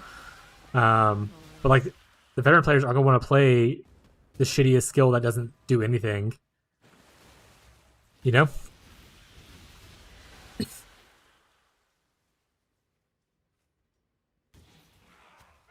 In the case of Rush Nemesis. I'm glad I missed Rush Nemesis League, by the way. I heard it was really bad for a lot of people. I know like the after effects of Armistice still exist and linger in the design of the game, but like I remember Arch Nemesis League, people bitching about it a lot.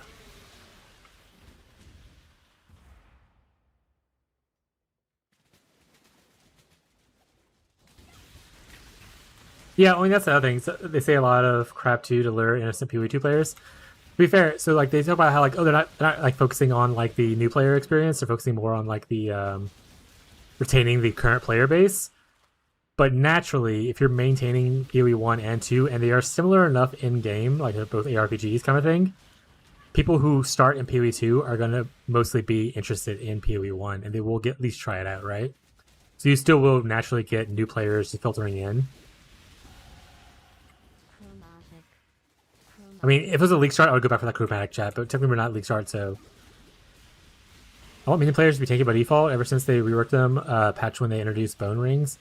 This heavily in our tankiness. Honestly, I never played minion, so I'd have no opinion there. The only minion that I've ever enjoyed playing so far is SRS, and it's not about tankiness for SRS. It's about speed. It's about power. We stay hungry, we devour. Wow, chat.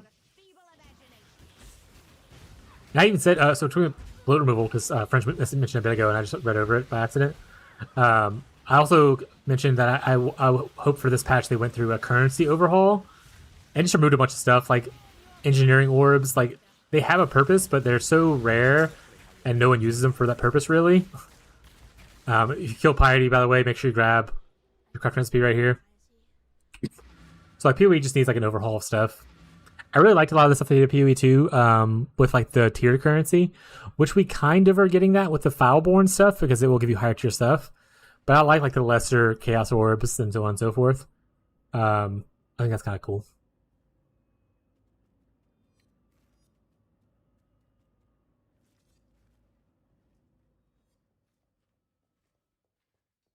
Yeah, the fragments, yeah. I liked what they did with I like the so I know a lot of people want to hate PoE players, especially want to hate on PoE 2. Actually, I don't hate PoE 2. I think it's a different game. I think it's okay for games to be different enough to have some variety in there. I understand the frustration of like, hey, they're pulling away resources from the game I actually care about, and I get that, especially with what happened with Settlers League. But this is showing they're trying to returning back to a better form, and they're trying to hire more developers and stuff. We're going on a spiel. I actually enjoy PoE 2, the fact that it is different enough. I don't want just PoE 2 or PoE 1 reskinned. Otherwise, just keep it as PoE 1. Like, why make PoE 2, right? But it's a little pet. He's cute. The Abyss League was really, really cool. I liked it a lot. I like the way Abyss is handled there. I hate mechanics that make me rerun back through maps to chase things around. Looking at you, Abyssal Fissures. And I wish more things just kind of happened. This is technically not a good play because I'm selling off a bunch of life, but honestly, this is not a good play either way. Let's just not do it. let's just not do it. Shouldn't need that anymore either. What was I getting at? Is it the Goblin Eater pet? Smile. No, that's just the Twitch Drops pet from the live stream. But yeah, I like a lot of the PoE2 stuff. I think obviously I don't think it's perfect. I think there's a way to go to make it to where it's even close to what PoE1 offers. But I hold my judgment of the game itself until it hits a 1.0 launch. And that's where I usually end at it. Like I can say I like this, I don't like this, but I'm not gonna call it a shit game until they are like, we're happy with where it's at, launch it. Once they say that, then I'll judge the game for what it is, and we'll decide what we'll do then. None of these matter actually.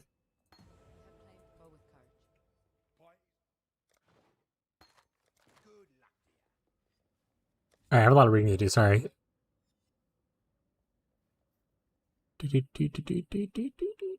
Force Offender is binding orbs. They really want to start dropping once you start having 4 links in the league, and then you start stuff like that too. Binding orbs. I use them a lot, especially for early map progression stuff. Like once you start in yellow maps, I use binding orbs instead of alchemy orbs, just because it works the same. But that's it's another thing that's just like a dead example of like something that's dead. Honestly, a lot of the stuff that's on this side, kind of shit. Obviously, besides tracking orbs are amazing. And I know people have ancient orbs, and I have a bunch of them. Obviously, I could probably make a mage blood if I wanted to. I can't make a mage blood, but like these also aren't used too frequently. They're okay. I don't even know what this orb is. Oh, that's the exalted orb, veiled exalted orb. I can't afford that. Actually, it's surprising how many sacred orbs I have, to be honest. Also, I typically have more money. I spent it all doing test stuff at the end of the league. I didn't make currency back. Don't yell at me. I'm richer than this, chat.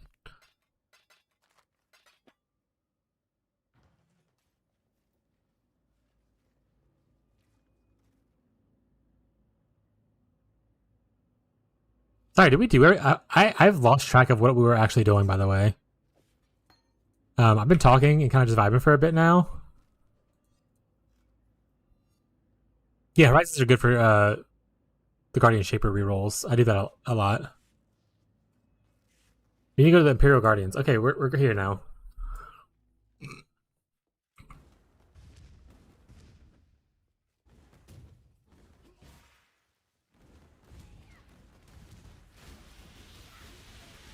But even like the T16 stuff, I usually just spam through Cure missions to hunt for ones I'm missing, typically. With scouting reports and stuff. But I did use it for some early changing over of Shaper Guardian maps and stuff.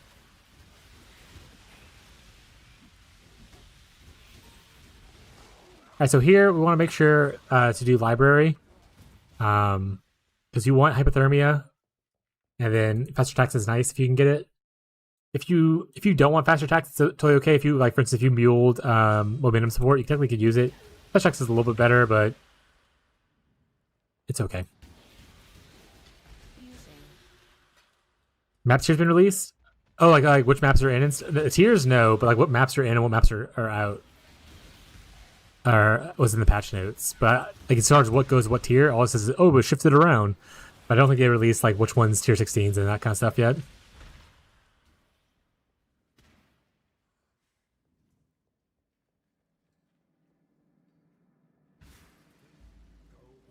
We'll make sure to cut the waypoint next to him too, so you can teleport back to it if you need to. I'm thinking for a good T16 layout. I mean, as long as Jungle Valley's up there. I love Jungle Valley.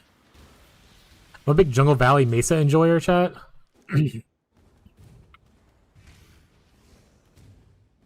Oh, right. I need to be looking for the... I forgot what I was doing. I need to look for the light on the wall. So to do library for anyone who's new...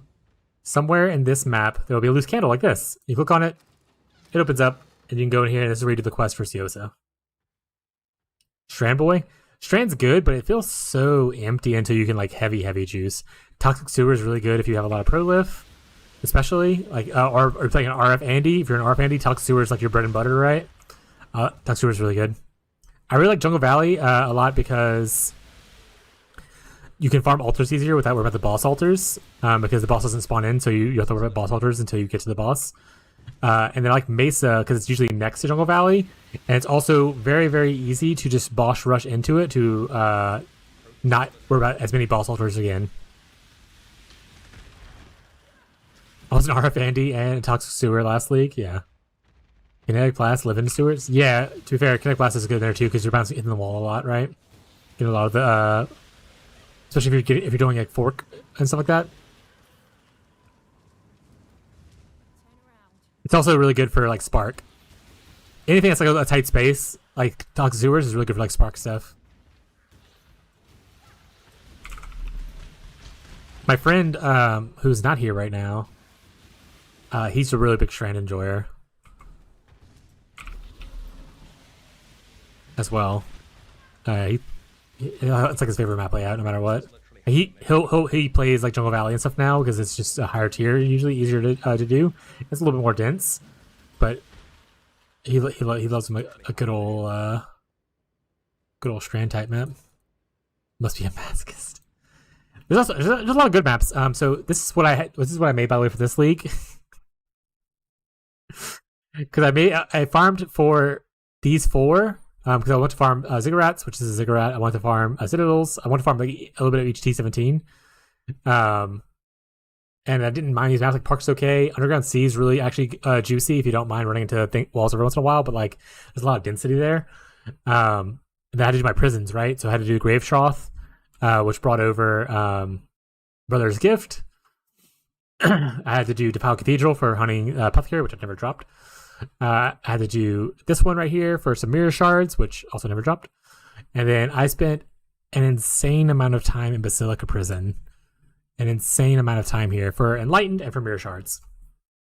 Slinky long time. Smug, you're the one who was really big into Heavy Strike, right? I was talking about you earlier. Like, I used to have someone who hung out in the YouTube chat who really likes Heavy Strike.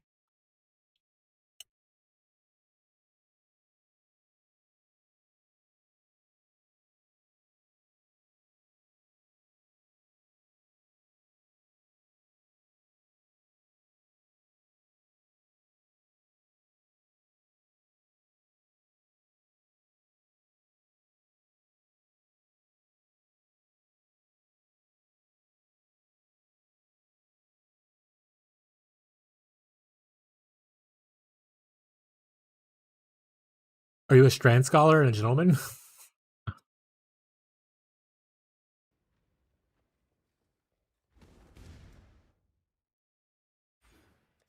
Also, quick to note for people, because I saw someone do this on their Wintertide guide.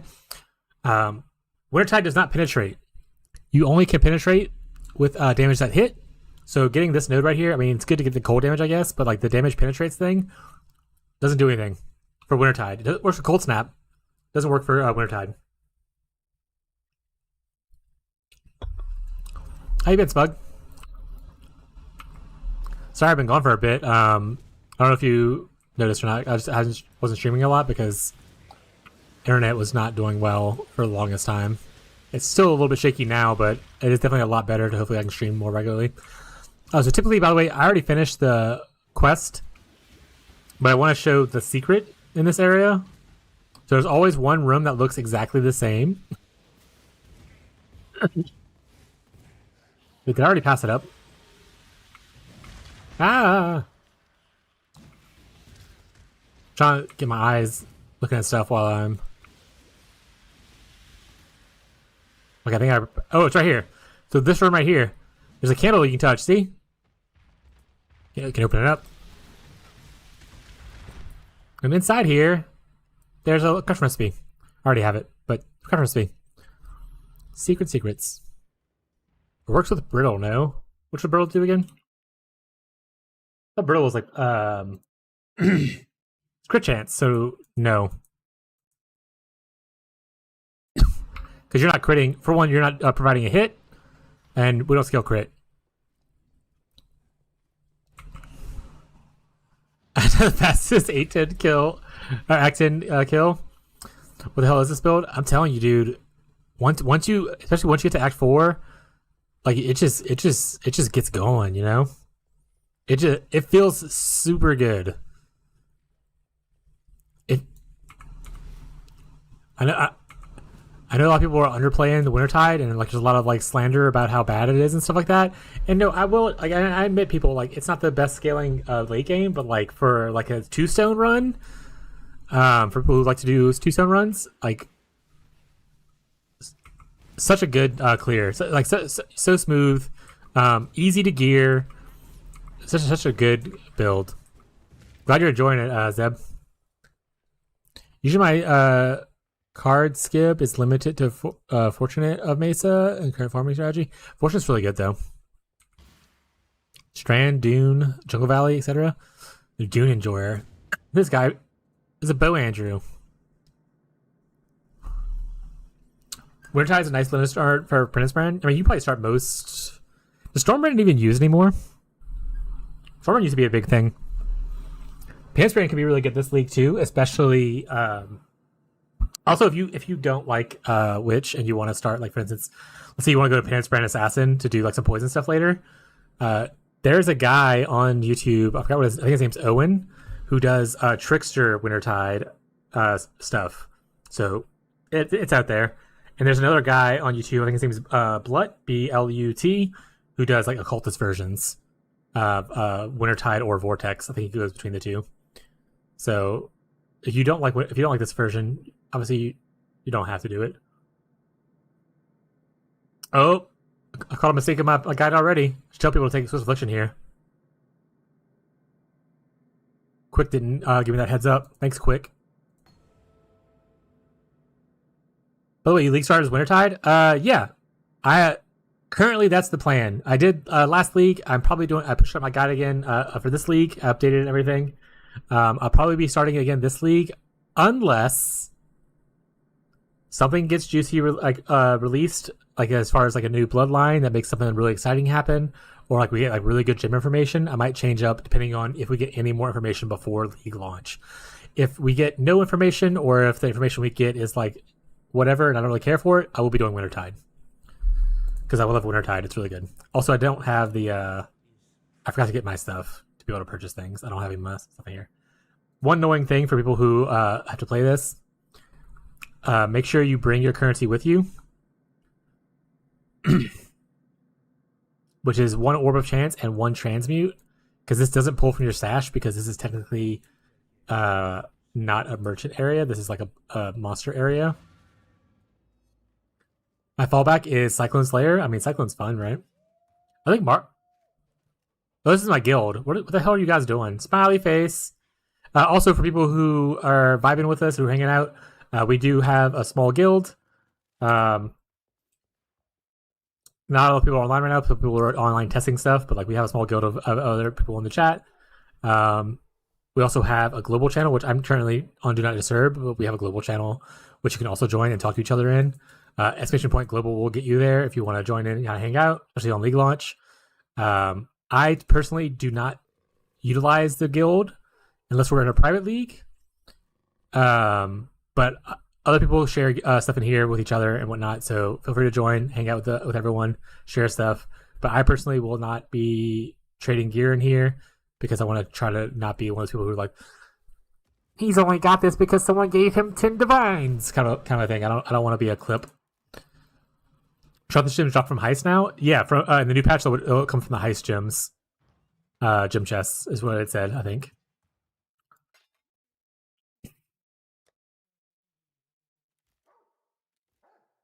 I would definitely have 1 chance orb probably at this point. If you don't have a chance orb, don't buy the thing. I accidentally throw my currency in here. If you're watching this, don't clip me. We also need a transmute, which you 100% should have a transmute. That's like the easiest one to have. If you don't transmute at this point in the game, then you've done something wrong. Yeah, Trothus gems should be in heist now, which is pretty lit. We love heist. Right, chat? And from here, we buy faster attacks. Like I said, if you don't want to buy it, that's okay. You can stick with momentum if you muled it to use it instead. But you definitely want hypothermia, even though I don't have the link for it right now. Very big damage node for us. Literally says more cold damage over time, and then more damage and whatnot with its enemies. Heist is perfect X6. Yeah, I usually play it in X6. I get like a couple blueprints from like X6, and then I run into it. But I understand I'm not gonna be able to do it necessarily in this playthrough to showcase that, but I will show the idea of it. Yeah, I usually do it to either buy Ghost Wraith, Rhyme Gaze, and Replica Telepathy, and then also to buy the Chilling Wind set for my 2120 Cold Snap. We didn't get the thing. That's fine. Chief Conflagration within Heavy Strike. I'm interested in Conflagration, but I don't have. I want to see the scaling numbers first. We have the level 20 gem, I think, on the teaser thing, right?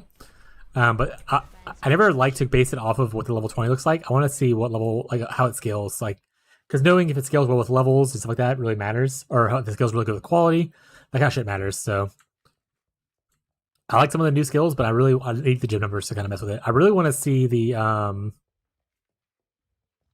new like tornado skill. We have the support gym information, or like the level 20 version, but they showed whatchamacallit. My brain fogging happened in chat. They showed like a tornado skill that's like sits on top of you. Looks really cool.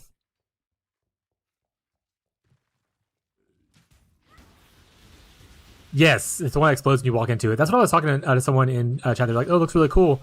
And I was like, yeah, the issue is you have to walk into at least one of them to start the explosions thing. So I'm worried about, taking this and also just kind of a weird playstyle. But who knows?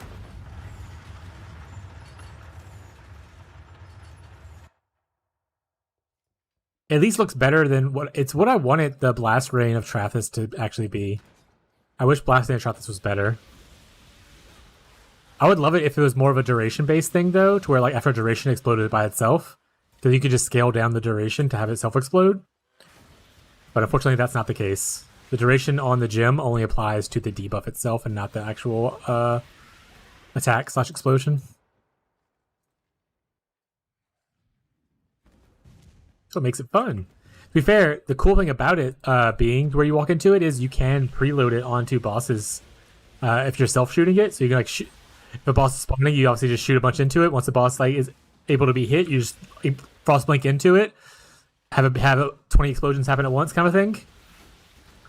So like, there's upsides to it being that way, right? That being said, I probably would play it as a Ballistas if I played it. I'm not even a big Totem/Ballista enjoyer, but that's probably what I would do. Especially if Clothing Whisperer isn't too hard to come across,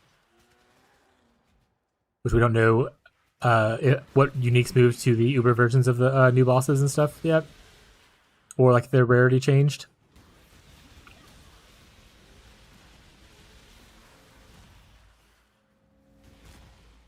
Pro tip, you can trade fusings for chance orbs at a vendor if you desperately need them. I missed that. Sorry, I didn't read it originally. That was a good pro tip, though. Basically, you don't have a lot of fusings at this point either, but if you have fusings and you don't have a chance orb, there you go. Good information.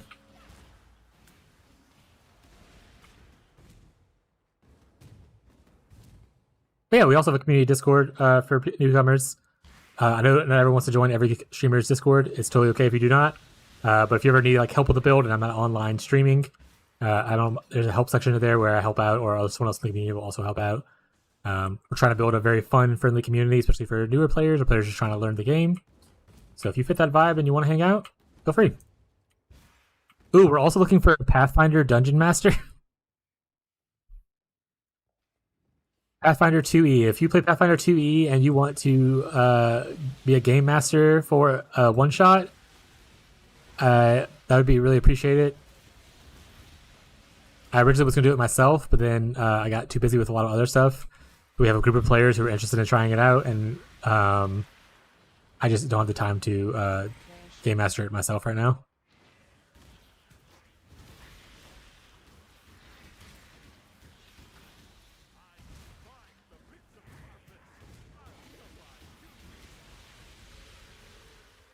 Prokinakora. Want 10 of those? Pretty juicy. Yeah, I think it'll be good for like bosses. I think clearing is just gonna be a little bit weird. But who knows? I mean, it could be. It just all depends. I mean, for one, numbers matter. You need to make sure you're tanky enough to be able to like dash into a pack to cause the explosion kind of thing. But like, if you're playing like a chieftain or something like that, you're gonna be fine either way, right? Because you're going to probably pretty tanky. I am definitely interested in trying out and testing it a little bit once it's here. I just don't think I'm going to base my League Star off of it. Kind of vibe. Big damage node right here, by the way, +1 levels. If you look right here, you can see in the blue text, it does 225.3 cold damage per second right now. If we click this on, 281, which is a pretty big jump. I mean, it's like 60 points. A little bit less than 60 points, but that's pretty big at this point in the game. We lose a little bit of fire res, but who's even paying attention to res at this point in the game, you know? Oh, we are like giga over, like on level. Never mind. Oh, we're like giga over levels. We're not. That being said, because we made the choice to go over here, we will be behind 1, 2, 3. You want to get here around 34, so we're going to be behind by 2 levels for getting over here. Which honestly, not that bad. I think I might recommend going this way. Getting the extra duration, getting the extra attachment range. You can even technically skip the attachment range and speed up a little bit faster. You can technically skip this master too and also get here just fine. But But I think going left and grabbing the brand node first is good. Oh wait, that's only if you did this though. If you went this way, you're 2 extra points behind, so technically you wouldn't get to. You would be like 34 here. You would just be right here. I guess you could not grab these nodes and grab the golem nodes first and get these next. Do we think Breath of Rhyme is better than brand equity?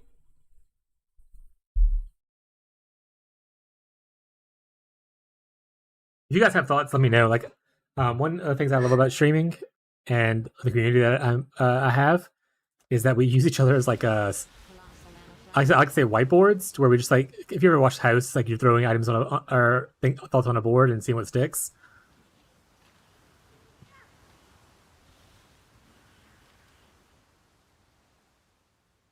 So you follow the guide as is, Zeb, and you felt it was pretty comfortable. You just picked up the brand nodes later. So you picked up the cold. You picked up the cold here, and then you went to this, and then you eventually went here, and that was fine. Did you grab the mastery for the attachment range? I don't think the mastery attachment range is actually needed.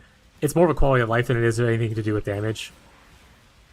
Like, it's needed later, especially for like, you know, brand recall shenanigans. But I don't think it's super important early on. I just picked it up back. Okay.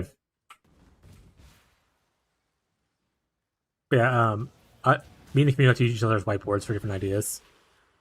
The attachment range feels good though, right? Like, I know it doesn't feel like it's going to be too noticeable, but I love it. But once again, I'm really big into quality of life and lazy gaming. I'll make choices just to not, like, might be like less effective choices, or less efficient, less try hard. I don't know what the word I'm trying to think of right now. Choices just for like quality of life or like, you know, laziness. I love it. I love it.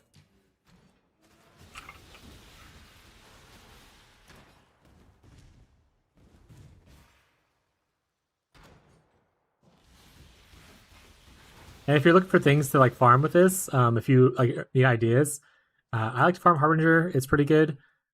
Typically, I farm I play what I call SSF Light, and I just farm what I'm looking for. So like for instance, if I'm going to need crafting supplies, I'll farm some essences, which is like, obviously you can't do like T16 heavily juiced essences, but you can farm like the lower tiers just fine. You can technically farm the higher tier ones as well, but like not to people's liking, I assume. I farmed Delve a little bit. Early Delve was really good as well. Harbinger's really easy, and then stacked deck farming is the only like scarab farm that I really care about early on. Once you get to like T16s and you are able to like clear like Jungle Valley really well, farming stacked decks is like easy money.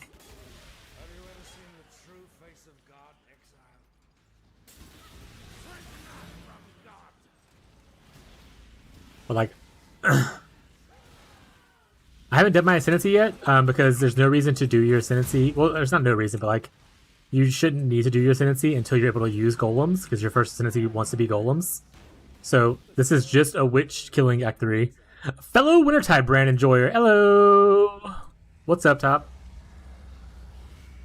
Welcome to the stream. I'm a big... Is there a lot of people buying stacked decks? Yeah. Especially the first couple of weeks, so maybe not like... I wouldn't say farming it like early on, but like once you get to like late week 1, people are doing the whole thing where it's like, I'm just gonna buy stacked decks and get like an apothecary and gamble away. I'm dying to Crypto Flood, by the way. I hate this game. But like, I'm just gonna gamble everything. If I don't hit apothecary and get like a mage flood from my gambling, then I'm just gonna quit the league. So people like buy a shit ton of stacked decks and stuff, right?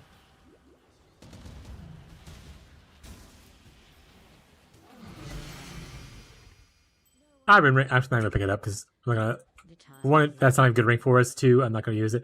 That being said, another tip for people who are looking for good gear: Rune daggers can have caster modifiers on them. They actually can roll pretty well. So if you're looking for like a new wand, the wand's pretty good, so I'm not gonna look for one really. But rune daggers are not bad. You can get spell damage on it. You can get plus to spells on here. We'll have to check to see if you can get damage over time multiplier. Yeah. Yeah, huge enjoyer of Wintertide Brand. Probably one of my favorite skills. I know it's not the most meta skill, but I enjoy it, and it's good for league starts. But you make a decent money against stack decks. Like stack decks sell for like 1C a piece, and once you get to like 5 Cloister Scarabs or even 4 Cloister Scarabs, and like farming T16s, you can get like 40 to 60 per map. So it's like 40, 60 C per map, and like the Scarabs typically cost like 2 to 3 chaos a piece. So you're making a profit each time. It's not like a crazy profit. This is not Divines per hour like kind of thing, right? But it makes money. The cold yeah, I played it. I played this build in 3.26. It was really fun. I had a good time with it. Even the small nerf that Elementalist got this league, or this upcoming league, I don't think it's going to be like too impactful. The build's pretty much the same. Meowdy Tyler, welcome to the stream. The Strand Enjoyer is now in Twitch chat, French. Yeah, Cold Dot itself got a little bit of buff. Everything except for I think Creeping Frost, which is my least favorite of the Cold Dot skills. And then Elemental's got a buff itself. Who's hating Strand? Oh, I think he's the Strand Enjoyer. I remember him saying he likes to farm Strand. I was like, I have another one of those that hangs out sometimes. He's not here right now. Todd's trying to fight. Who hates Strand? Give me his number.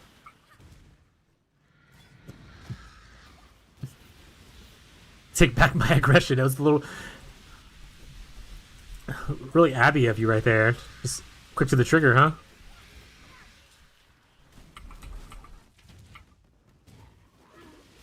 Might have jumped the gun. For those who are new to the stream, which is a lot of you hanging out, Abby is my wife. Whereas I'm pretty calm, level, and chill. Abby's a little quick to the trigger. She feels she's been slighted. She's ready. She's easy to anger, which makes it really fun to rage bait her. It's a good time. Let me say she is still a very sweetheart, but it is really easy to rage bait her. Yeah, it's so easy, yeah. Balance, like, yeah, exactly. Balance like all things should be. It's a equivalent exchange chat.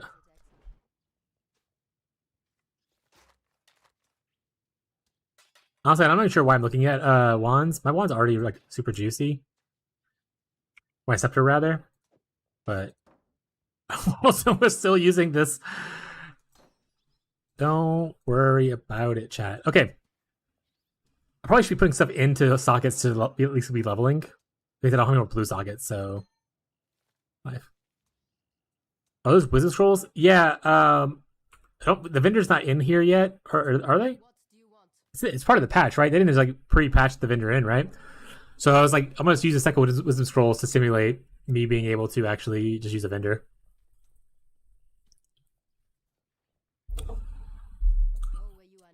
Well, because like the spider's in here, which I can actually... Let me put the spider on.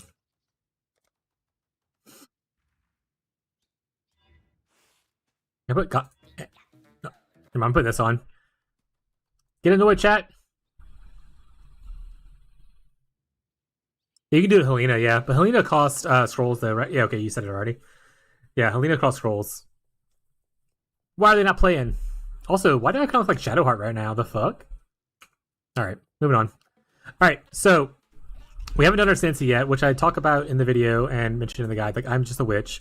At 34, you have to complete this first quest in Act 4, and that's when you unlock golems. Once you unlock golems, that's when I recommend to go do your Ascendancy. You can do it sooner, but like the only thing you'll gain from your Ascendancy choice is like 10% elemental damage. So if you want to wait till a little bit later, get a little bit tankier, get a little bit more damage to make the level 1/1 better, feel free to wait. Like that's what I do. It makes it a lot easier. And you don't really gain much otherwise. No, you missed where I commented already, by the way. I saw you log in originally, and I was like, fuck you, quick. I think you weren't here or something, or maybe you had me muted. Or maybe you just assumed I said fuck you quick for no reason whatsoever. But I pointed to your name like this. And I said fuck you quick. That's why you logged in earlier. What you testing, bud? That being said, so even if you don't do Bleach Shield Crush, by the way, so I think Bleach Shield Crush is a great start. Shield Crush itself is not a bad skill to play with. Once you go into the crit version and stuff like that on like Slayer, it's really solid. And I know everyone's rage baiting me and being being mean to me about it, but it's not a bad skill. Took a look. Was there more bloodlines? Hey, wait. Notifications, chat, bloodlines. We're in here. Chat. 1, 2, 3, 4, 5, 6. We're missing one, right?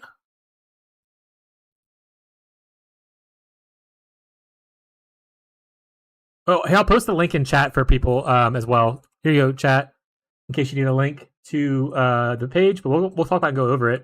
It's in both YouTube and Twitch. There should be 7 though, right? Because there was 3 rounds. They said there's gonna be 10. This is only 6. We're missing 1. Let's go over it. Okay. Scroll down.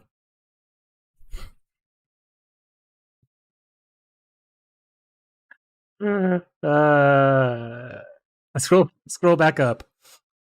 All right. Start with the top one. Can I zoom this in? All right, Warcry speed. All right, whoa, this has a lot of. It says more than 2 nodes, right? 1, 2, 3. Minion damage. Trigger Spectral Tiger. Chat.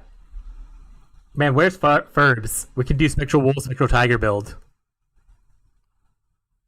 Chat. Raised Beast Specters have Pharaoh's Presence. I'm not a minion player. This sounds cool and all. But Guardian looking pretty good right now if you want to play.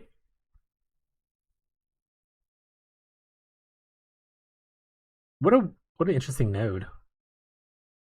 What would you play here? Would you play? And this is literally they're just trying to make Spectral Wolves a thing, right? Because like you want attack speed for the claw for your critting to be able to make more dudes. You only get 1 Guardian node though. So would Guardian be worth it? Because if you're taking, you probably want all 3 of these. You probably want to summon Spectral Tiger. Maybe you don't want this one. Gotta go Slinky chat. Work is calling. Good to see you again. Good check some. See you later, Smug. Thank you for hanging out, bud. Appreciate you. Maybe you don't take this one. Maybe you take this and take 2 nodes. Interesting though. We also love Bestiary. And funny enough, I was talking to someone the other day. I was like, what if they make Feyrul one of the first ones, a bloodline? I know they're not bosses, but like they're unique, cool monsters with lore. And they made a Feyrul one. That's pretty sweet. None of these don't spoil stuff to me. On the side. The secret 10th one is the good one. Trust me. Alright, Curse Effect. Lightning. I mean, this isn't bad though, right? Oh wait, no, that's not damage taken. You're covering your own damage. Never mind. I thought that was damage taken. I was like, this could be good for CI. I lied. Herald skills. I mean, if you're going Herald stuff, it's mana though. Profane Ground instead of Consecrated Ground. Calling dibs on Heavy Strike of Trappist if anyone in the guild gets it in the future. All right, Heavy Strike of Trappist in the guild on League launch. Make sure to give it to Smug. This is okay. If you're going the Herald stacker though for Elementalists, you probably want the Herald stuff here. Okay. Who is this? Lycia? Okay, thank God the Lycia one isn't the cold one. Because I do not want to go farm Sanctum chat. Yes, the artwork is dope, by the way. That is true. Delirious, so it's by killing Kosis or something like that. Cooldown recovery rate. Misty Reflection skill. Dash backward, leaving yourself a short-lived miss yourself. The copy can damage enemies, and copies and enemies to debuff and take additional. I mean, that's not bad. Embrace Madness. Debuffs expire faster. Life recovery. Less damage from hits.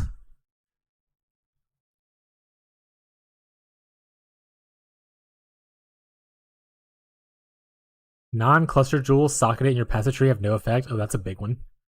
Ugh. Embrace madness.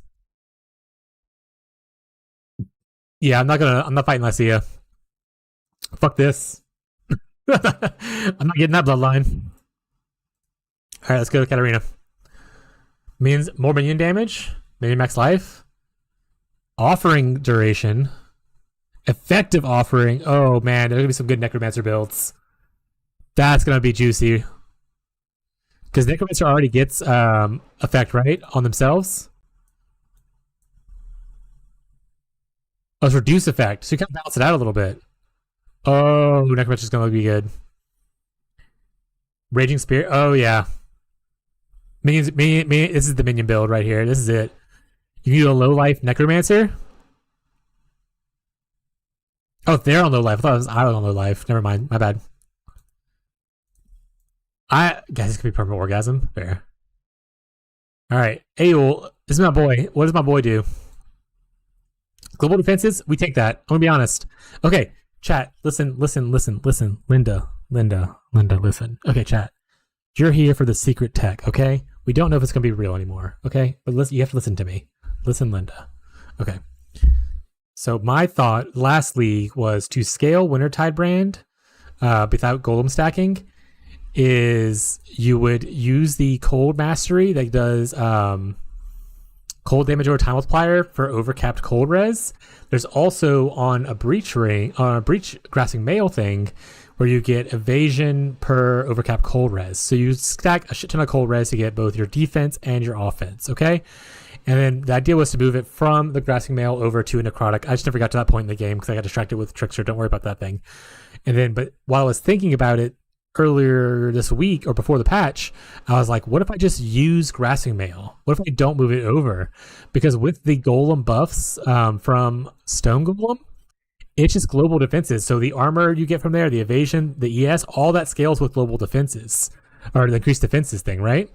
So this right here is also global defenses. You can also use, hold on chat, he's cooking, hold on. You can also use this thing right here, which is global defenses, okay? So you're scaling armor, evasion, and ES from just a bunch of global defense scaling. This is not that bad of a node. I think this actually might be the play.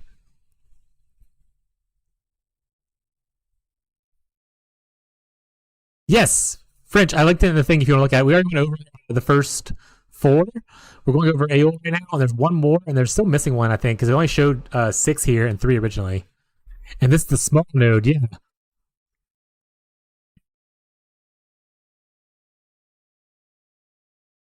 Ooh, the not critical strike thing is actually a huge defensive thing. But I think we couldn't get away with not having gem sockets without major changes. Maybe if we do like CI instead of low life, we would lose damage from low life, but man, we would be thick as fuck. A thought. Okay. Discipline has increased. Oh well, power with no power charges. Hey, we can do chat. That's actually huge for us.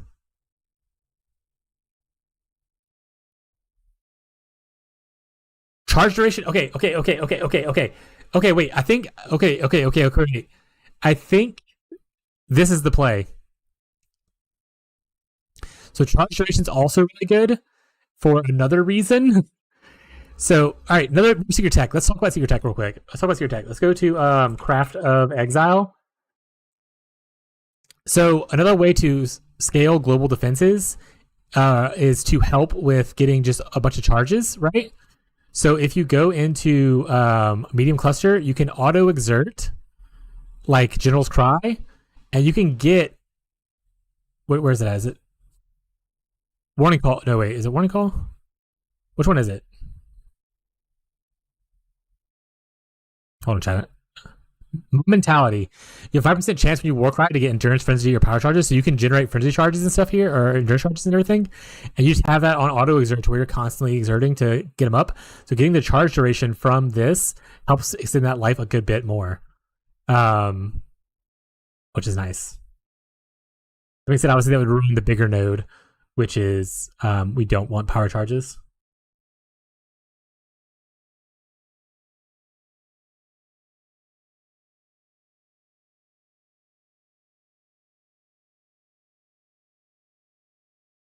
Honestly, I'm looking to just go 1, 2, not care about the big nodes here, and be happy with these 2 small nodes, and then just do 3 nodes in Elementalist. Because these, I mean, are cool and stuff, but maybe. This is obviously really sweet, but I would have to find a different way to generate endurance charges. Which, if we go the block route, you can take the impossible escape to get this down here, to where you get endurance charge on hit. So we technically could do it with the armor block route, and still take this big one and take this, and get big disciplines. Yeah, it's a lot of aura effect. Same thing with Grace. Unfortunately, we use frenzies. That's not as viable. We're not going to use determination. Well, we might go the armor block route. I don't know. Lots to consider. We could also just not care about endurance charges and just take this here instead. I think Ael's a good contender for a bloodline. Just putting that out there. All right, let's look at who the fuck this is. The Runesmith. Ward. I am out.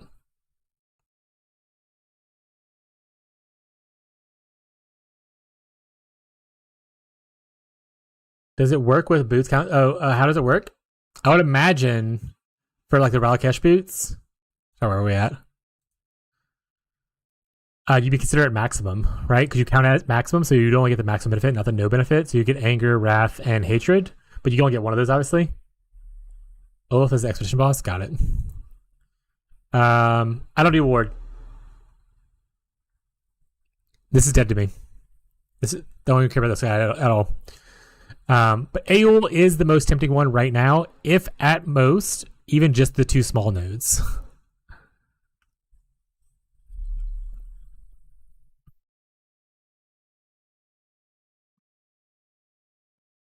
For this build specifically, I think some of the other ones are really good. Like this is obviously really good for SRS. You get especially like the whole one for Ward is crazy. I mean, they want Ward to be a thing, right? But this is really cool for opinion build. This honestly, cooldown recovery rate's pretty good. So if you're doing something with like Saboteur and you're trying to like make an insane amount of cooldown recovery rate, it could be pretty sweet here, especially if you're doing like a life. Imagine taking the Saboteur node as an assassin and getting the Shadowed Blood line and taking this node. I feel like that you'd be super fucking thick for against hits.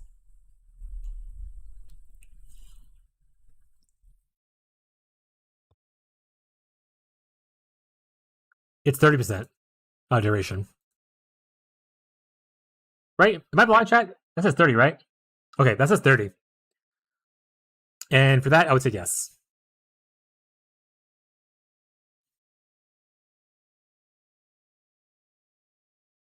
But only this is, I mean, to be fair, this is only worth it if you're going into using multiple things.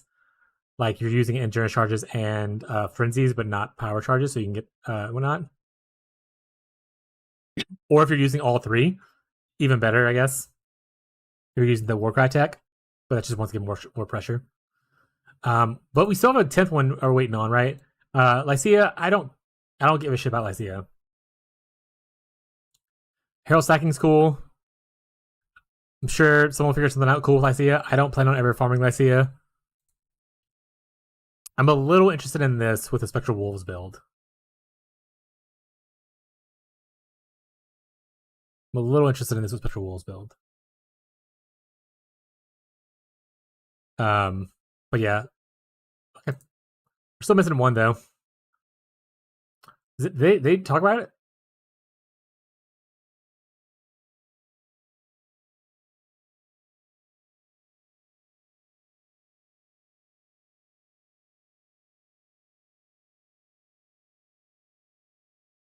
Here are some. They're intentionally leaving one off. Hey, Teddy. He's a cat. Kitty cat. Hey, Teddy. Bye, Teddy. But they're intentionally leaving one off. Maybe they're leaving the cold one off, chat. Also, so they didn't do the thing where I thought they would, where they would put like one for each element. They're going for different archetypes instead of like elemental based stuff. They said they gave 2 to like minionish playstyles, which is a little lame, I'm gonna be honest. But it is what it is. All right, back to the thing. What are we doing? All right. Yeah, inspectors have quality of life improvement in this league. Spectres with the Spectre helmet would be really nice.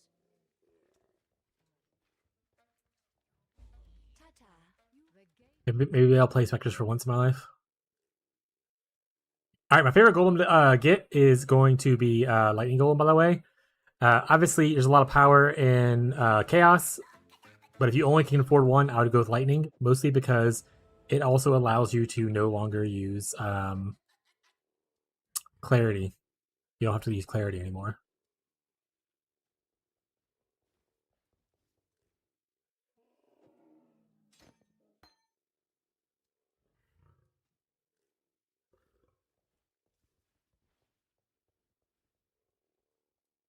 No 4 golems, no peace. You don't need to start a riot.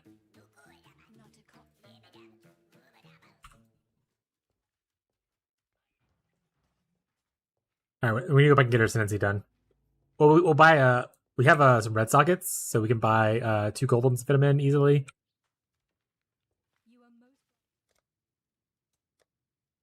Golem.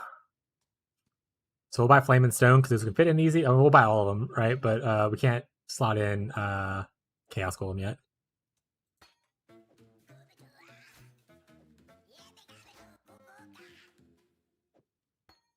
Yeah, that's someone who was talking about selling AOL kills in Delve. Like Jorgen earlier when I was watching him. He was like, "Yeah, you can start selling the boss kills for people wanting the ascendancies and stuff." And I was like, "That's actually so fucking funny, but also annoying to handle." All right, I'll turn the Goblin Pet off for you. I like to do it to annoy people. I'll turn it off for you though. I love if you to annoy people though. It's really fun for me.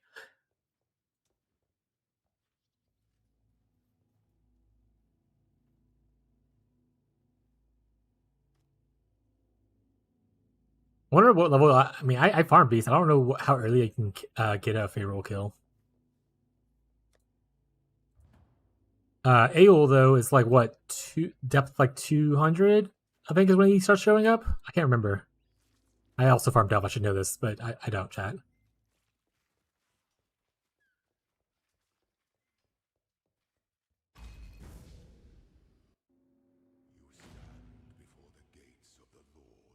All right. So we can only summon one right now because we don't have the +1 and we don't have the +2 from our Sensi because we're doing Sensi right now. So just this guy.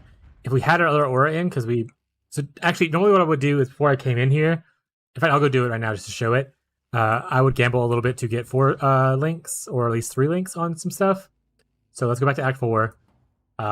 Gamble a little bit. I don't once again know how much money I should have right now, so I'm not going to try to do it too much. Tatsuni is the one who should be able to gamble. Yeah, they did a lot of minion stuff. It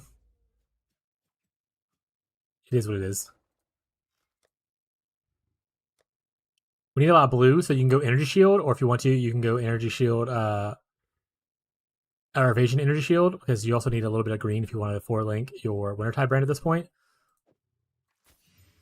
That's like the opposite of the colors we'd want. We want 3 blue and no green.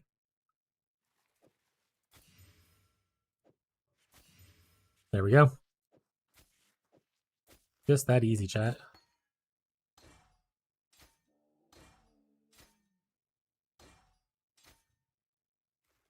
Where did I put it at? And then we already have a 4-link for Cold Snap, but we are currently missing our support gems that we just didn't buy because we forgot Smile XD.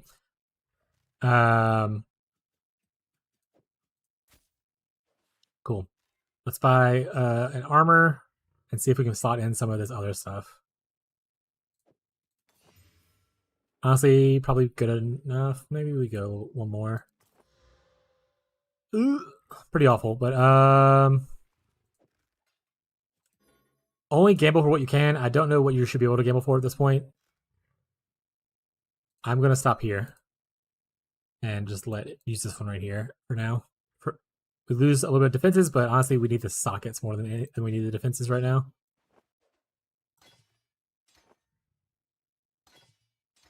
In fact, I'll put this in here. We can automation.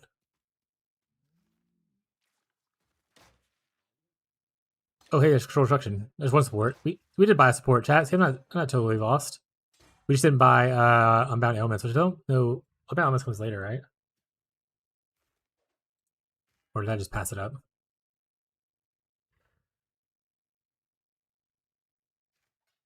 Oh, sorry, Bone Chill is what I'm looking for, not Unbound Elements. Unbound Elements you do use later, but Bone Chill comes in this act. That's what we're waiting for. All right, so we can put this in here. Or we can put in, like, Discipline, which might be the play, because we are able to use stuff. We had another socket here. We could do that. If you have chromes at this point, chromes would help too, but if you have a couple jewelers at this point, you could technically, if you have a really good wand, you could gamble for a wand if you don't have a good one. Or if you have, you can jewelers like that. That was one jeweler, you should have at least one at this point.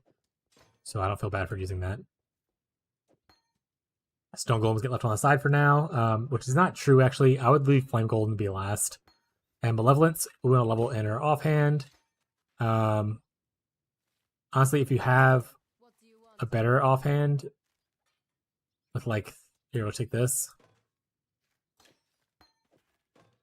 And that way you can level more things. The more sockets you have in the back, so if you put another like scepter here, like I'll put one here. I'm not going to use it right now, but like the more you have off leveling is really good. I would definitely recommend putting things in your offhand, especially if you can't equip it in your main stuff right away. You will be remembered. Cool. But that's kind of what you do when you get to Act 4. You gamble what you need. Look for stuff. Yes, once you get this golem, you don't need clarity. You shouldn't need clarity anymore. You might want to level them a little bit if you want to, but once you get lightning golem, you no longer need them. I think I mentioned that in the guide. Maybe not in the steps. Actually, let me go check. I do mention in the video, I'm pretty sure.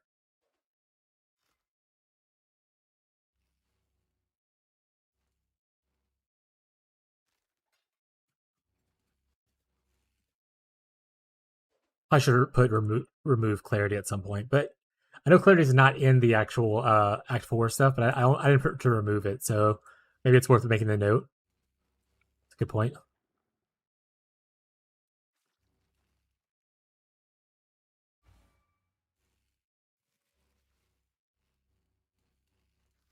There we go. So see, it's not full yet until we level up a little bit, but it works pretty well. It doesn't consume all your mana just to use the golem. And you don't need to be spamming it constantly anyway. Once you have your 3 things, you're pretty good. You can do this, and it heals up fast enough so you can shield charge around a bunch if you want to.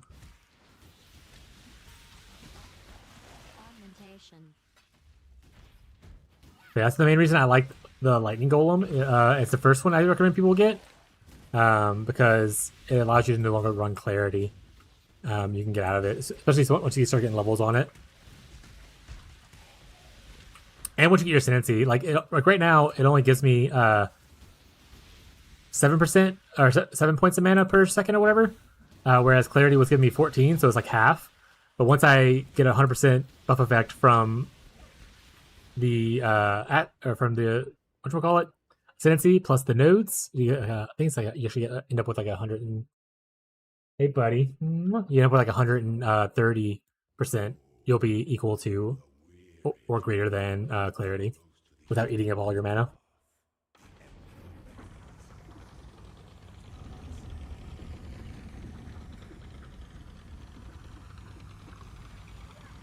So you can preload. Got some stuff here. Throw some curses down.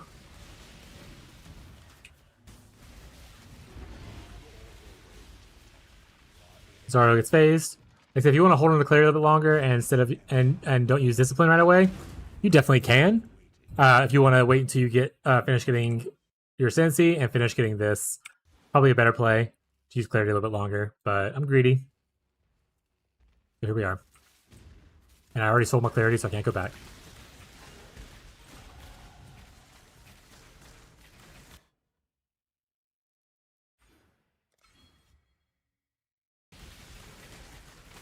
Oh right, I said I wanted to anoint. Okay, we'll wait until I get the point, and then we'll just have to. We'll try to simulate the less multiplier or less increased golden buff effect. I'm going to anoint that thing and ignore the travel nodes, and then I'll just save 2 points and don't spend them. Just to say that I spent them, obviously.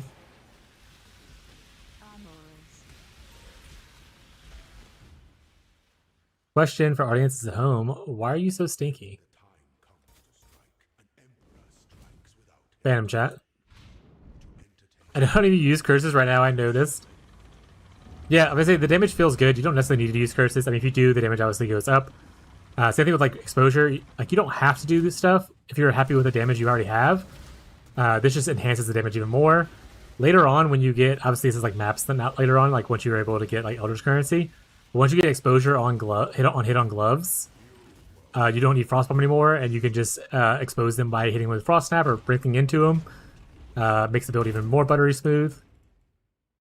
I always manually cast a curse though. You can technically get a curse on hit ring, and do the same thing like I said. But thank you. Wife bought me some chicken nuggies. They're probably too hot for me to eat, but I'm gonna shove one in my mouth.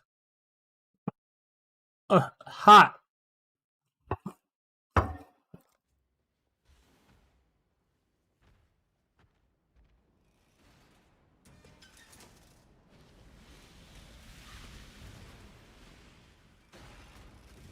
I'm a dragon chat.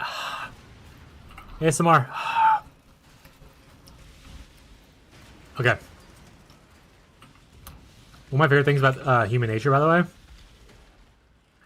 is when you're like, "This is too hot for my mouth. Better swallow it and put it in my belly."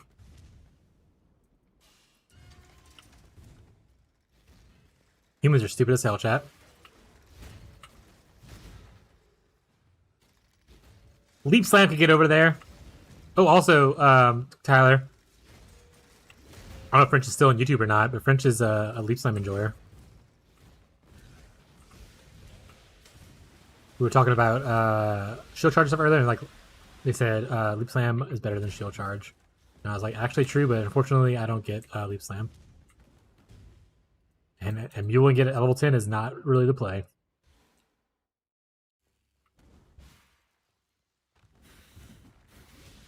But yeah, so like, I mean, the build I'm showing, like the build's pretty decent, especially like as you progress more. But like, you can once you get back to, you get your first brand mastery, things go really well. Teddy's hitting my keyboard. Teddy. But if you are like, this guy's taking forever. It's like almost 3 hours now, and he's only in Act 4. That's a me thing. That's not the build thing. You can watch faster players play this build faster. If you're worried about the speed of things. I'm just slow and lazy. You mean Bug Slam? What the hell is Bug Slam, chat? Rare jewelry. Oh, a juicy one, Exile.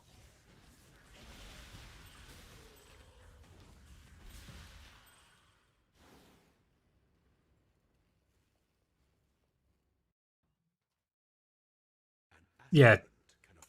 Also, for those that are new, we have 8 cats indoors. We take care of 8 cats. Teddy's one of 4 kittens that we had gotten like a year ago.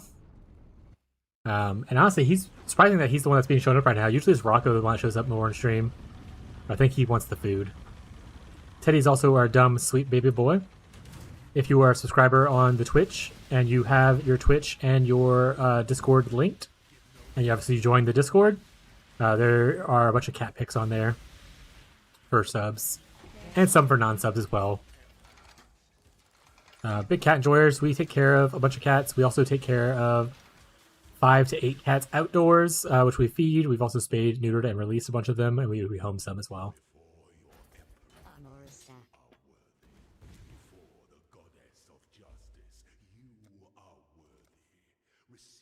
So yeah, so like right now, this only gives 7.3 mana regeneration. Obviously, this won't give 100% buff effect, but we're going to simulate that soon. But you can see that like it now goes 7 point. Oh wait, it didn't actually change the number, right? Because it changes it here, not into the thing. Well, I'm not gonna know what it was before, but more mana chat. We should update it here. That'd be nice if it updated actually here. Oh, that's life chat. What are you gonna do? And then next we want Chaos Golem because damage good. And then my third favorite is Stone Golem because life regen and defense good. We are to distract him with Guide Greatness.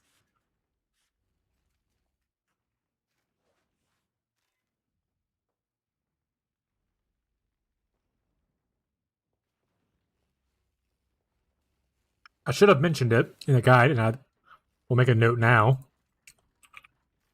Let me get my notepad open real quick. Add Siosa, reward Swift Affliction. Add bring red skill gem into first lab. I will use just the one that I'm not really using right now, which is this one. But here, there's two things you can do. You can either look for Frostbank of Wintry Blast first, or you can look for Stone Golem of Safeguarding. Both of those are ones I like to use. They're in the guide and the later stuff. So if you don't want to do this one, you totally could bring a blue gem. I'll put actually, let's make the note to where it says red or blue. Red for Stone Golem of Safeguarding, blue for Frostbank Wintry Blast. You don't have to farm it for this. It's not important, but if you get it, awesome. If you don't, it's okay. We're going to do the red, though, and look for our boy. We didn't get it, but I mean, this is obviously money for this league. Unfortunately, it's nerfed. This actually is not bad either. So the other thing is you can always base which red or blue you do first off of what people are looking for. So if there's a lot of people playing like Power Siphon of the Archmage kind of thing, go for blue.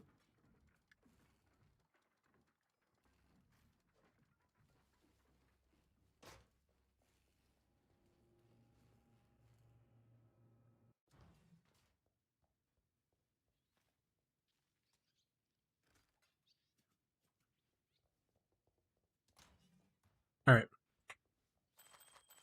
I got to the mercenary, to the merchant. They have to identify all. We did it, chat.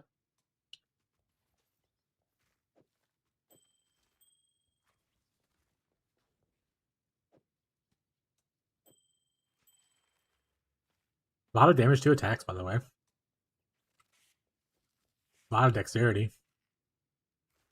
I don't have spell damage on it, though. I can energy max life.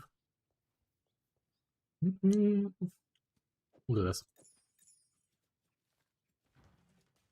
What do you need now? If you're lazy, roll blue. Yeah, blue usually has a lot of good stuff on there if you don't want to think about it.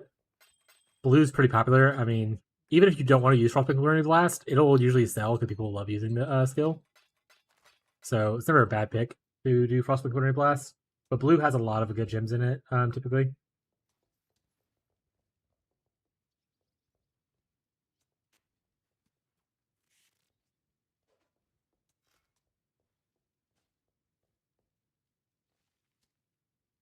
I didn't know you can cancel it either. Good tip from Zeb and Twitch. If you don't have anything useful, valuable for Transfiguration, you can also cancel Transfiguration and keep the original gem. I didn't know this until recently. I had no idea.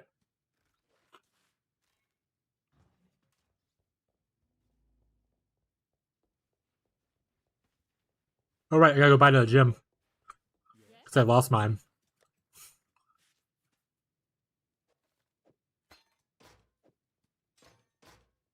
All right. So now we. Oh, all right. Well, one more level, and then I'll do the anointment thing, right? Yeah. I'll do anointment later to simulate the. Well, I guess I should do it now. How much is actually? Is it an easy one, by the way? To anoint? It's a golden oil. These fucking blight gamers chat. I don't know if I have a golden oil, and it's gonna be giga expensive. Oh, son of a bitch. gold and silver? I think I have a silver at least. I don't have a silver either. What the guild? Oh, this guild's worthless, I swear to God.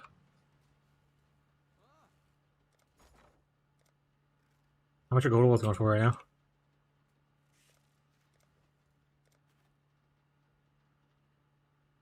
I'm looking.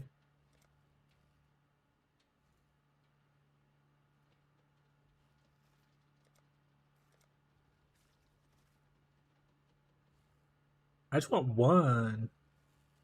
Well, this is one.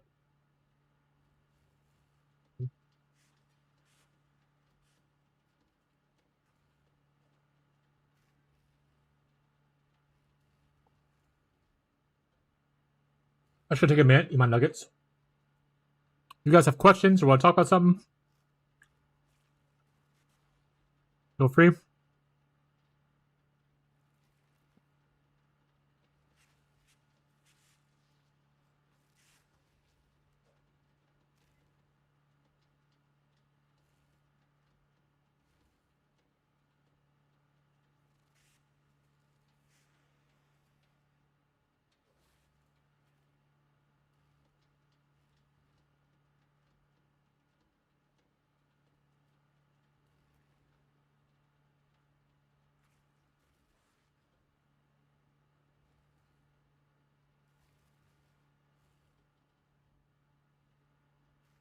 I was going chat.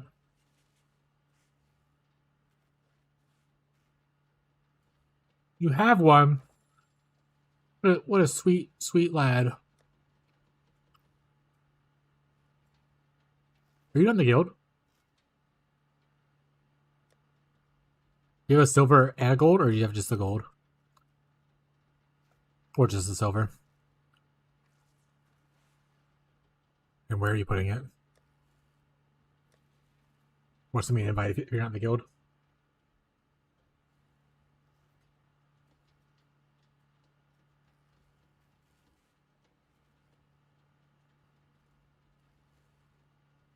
If you're watching this to try to play your league start, just skip ahead a little bit until you see me moving again.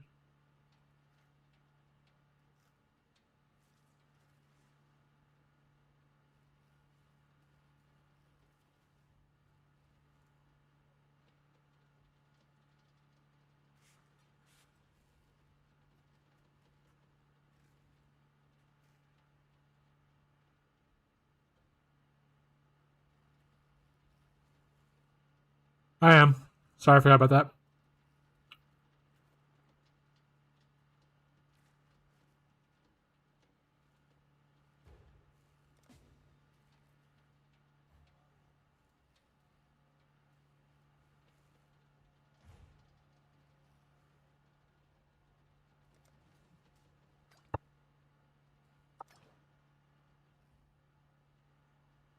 Thanks, quick.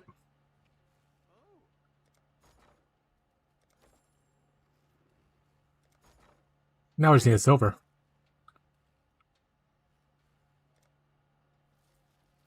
Fair.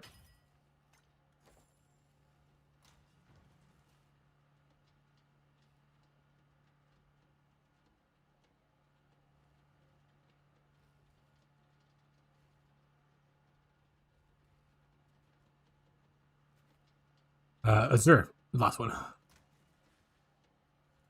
Which I have. Don't worry, guys. We're gonna put it on this really shitty amulet. Smile. The things we do for testing.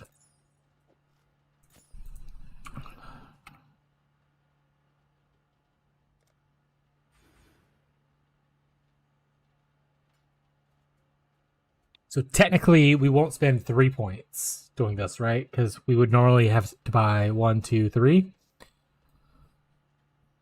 So once we level up, we just won't spend the point until we level up again. And that would be the best simulation of it's 50%, but this is only 40% missing. And they also lose life there, but it's whatever.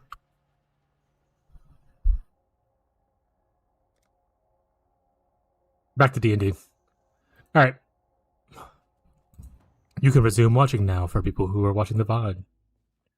And like I said, for people who are catching up, we're trying to simulate the nerf, which removed 50% buff effect from this node. And the way we're simulating it is by just removing 40% from the tree, and we're anointing this one right here. And then, obviously, you won't anoint it in the actual game. You'll just level up as normal, and when you're on your league start, and you'll be fine.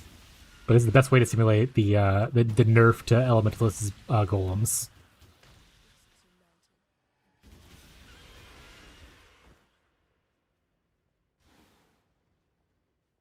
Right. Definitely probably choose clarity a little bit longer. So that was a mistake for me taking it off. Use clarity until you feel good and until your golem's leveled up enough to not use it anymore.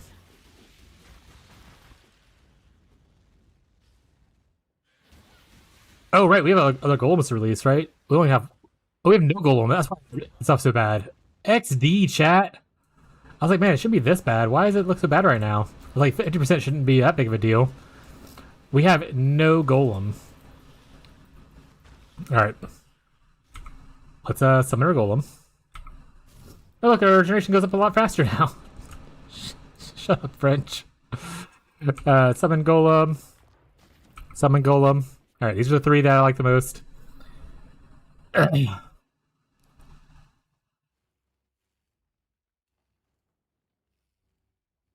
Oh, true. I could just spin it on like totem shit or whatever, right?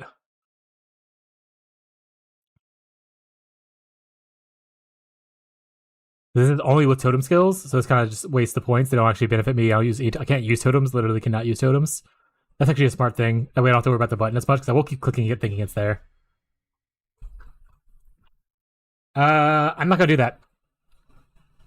I know I could do that, but once again, I'm not a POV numbers guy. If you care a lot about the PB numbers, if you're like, oh, the DPS is really accurate, you should probably go see a different streamer. I'm not advertising best build ever in the world, highest DPS, fat cocks are us. I'm playing Wintertide. I'm not gonna put that buff effect on there for it to be patched in like a week, and then go back and tell people to remove it out of there. Yeah, no. But yeah, you can do that technically for people who want to simulate POV stuff. You can put it in your POV like reduced 50%.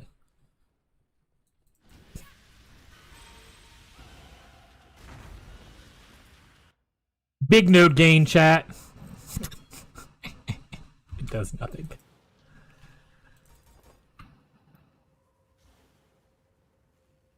Also, I'm really excited for the I don't know how people are, the level up everything button. Yeah, actually, I have a day 1 Mage Blood. If you don't have Mage Blood at level 70 when you fresh start maps, are you even really playing the game, chat?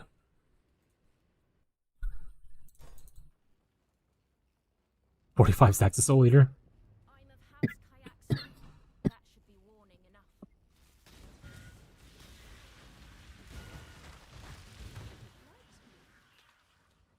But it'll change my life, yeah. You know what's gonna change my life? The alteration augmentation change. As soon as I train my brain to be able to do it, because I know I'm gonna mess up a lot on definitely launch and stuff. But oh, that's gonna be so good.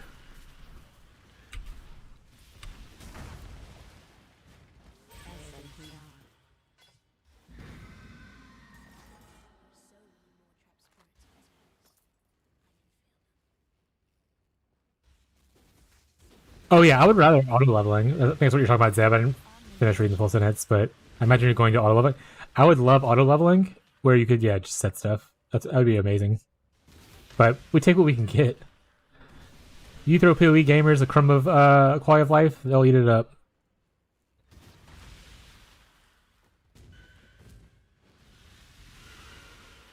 But yeah, so as you can see from here, damage feels pretty good.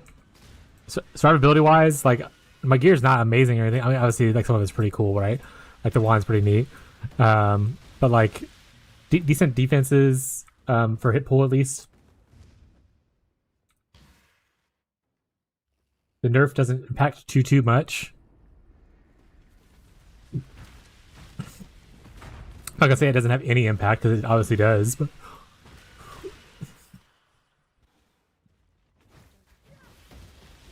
yeah, it's weird that they have controllers have that option, but not mouse and keyboard.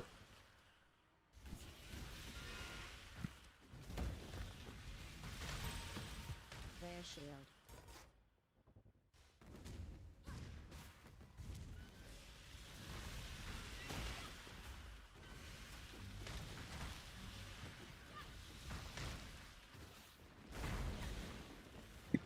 Sacred life flask.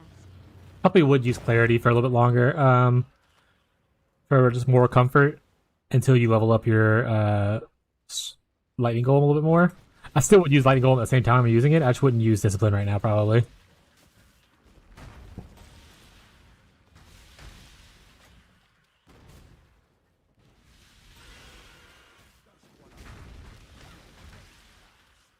And then also at some point you need to stop leveling your clarity. It eats a lot of flat mana.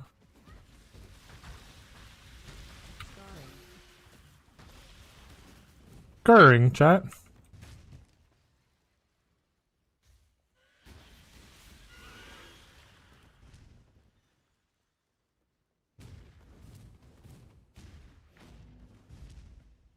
What up? Beat up Calm.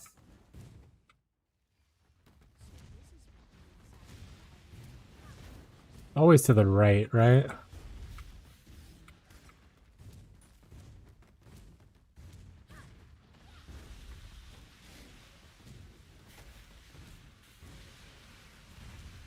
How's your shield crush going, bud? Are you shield crushing those dreams?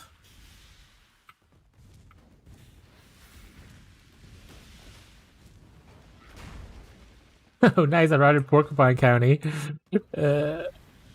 We love porcupines, chat. All right, now we can spend points as normal now. I have a lot of messages from my wife. Oh, she messaged me about what she should make me for food because I asked for food. Well, she already did it, so it was delicious.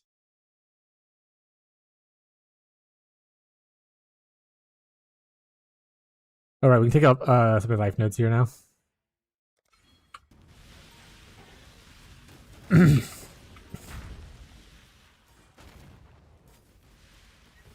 Get back more in line with what we tell people to pick up.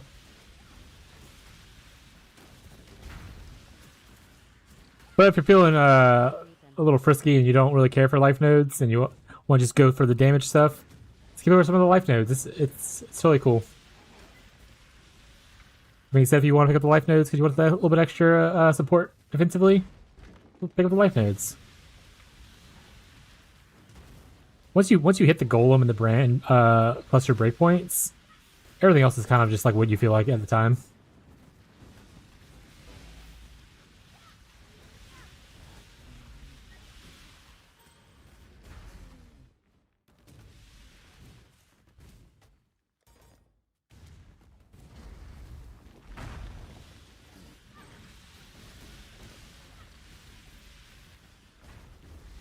You know, it's another good cheap amulet early on for anyone who's looking for like a cheap amulet. Even on not attack-based builds, Carnage Heart's actually pretty decent for the amount of resistance and the amount of stats it gives. Obviously, we don't leech here, but like I said, the resistance and the stats aren't bad.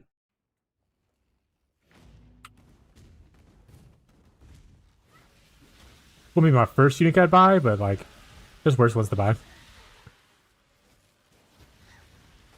Yeah, need strength now.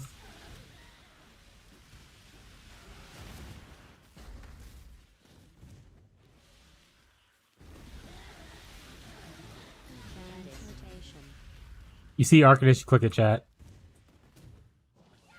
I'm going straight to Slayer for this run. Slayer's really good. A big issue with Slayer is that it doesn't feel as tanky because obviously you don't get Lucky Block. But like damage-wise, is much better. Also, you need to invest a little bit more in chance to poison or chance to bleed because you don't get the small nodes. And your clear is a little worse without the explodes later on. But obviously that can be fixed with hemophilia gloves. but it is Giga Juice damage, and it is the better late game scaling one as well. There's a whole version of the build with using like one of the favorite rules first. I can't remember if it was Replica or the regular one. It goes in like for decharge stacking for Giga Juice DPS with the Maven belt.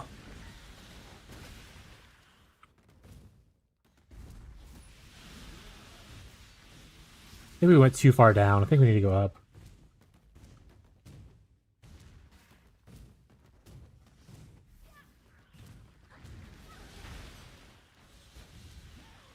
We're at the point of the game now as well where I no longer care about upgrading my flasks.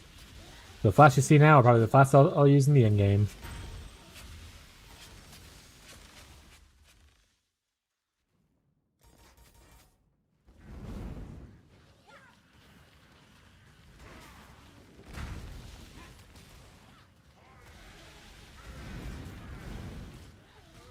The biggest tip I have for people who are, especially for single target, do not overcast your brands.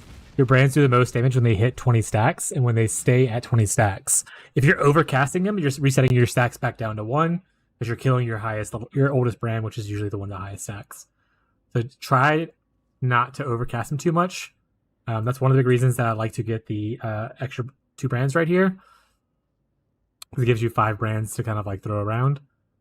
So just keep that in mind whenever you're like spamming on a boss, to let it sit for a bit. You'll be okay.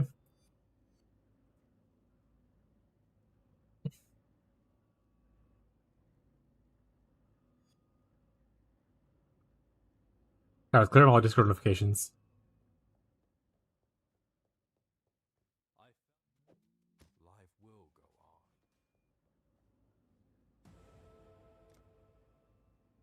Did you know that there was an earlier vendor recipe similar to the Fizz damage one for casters as well?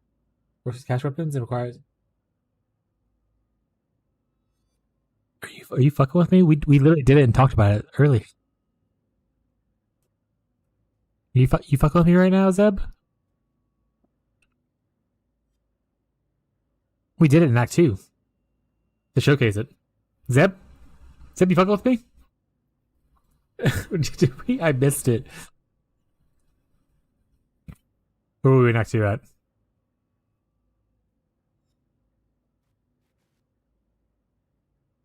That's Act 3. All right, because the stream restarted, right? Right. So this is technically I can't go all the way back. I have to go back to the other VOD.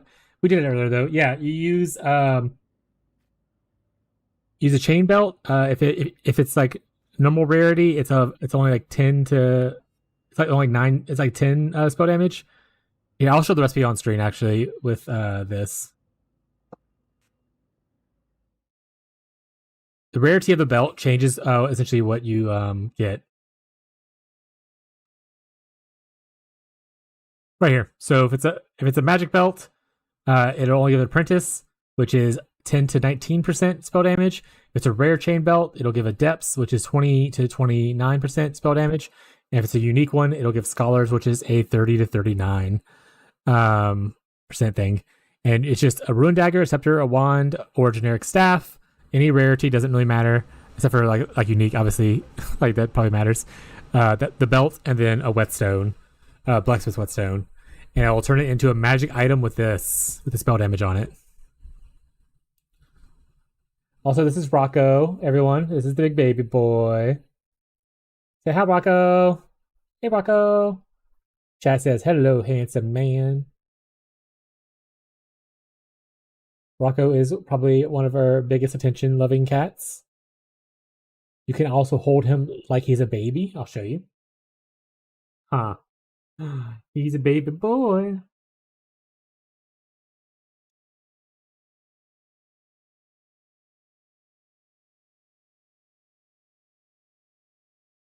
But we talk about how we take care of a lot of cats, like inside and outside. We also take care of a family of raccoons who just happen to eat the cat food that we put outside and stuff. All stream money goes towards feeding all these babies. All right, buddy. We're gonna I'll make you a little bed on my lap, and then also why I have a blanket on my lap, which y'all sometimes see, because I often have a cat who comes and lays on my lap.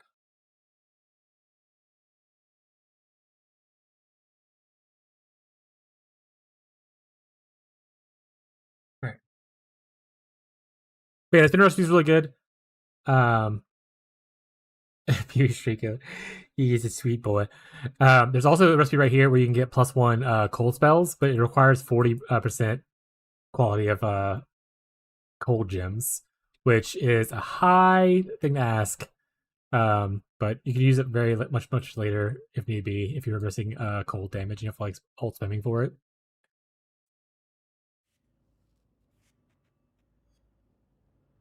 Oh, I didn't mean to do that. Hey, Wako. Oh, Mama's doing something interesting. What you want to do?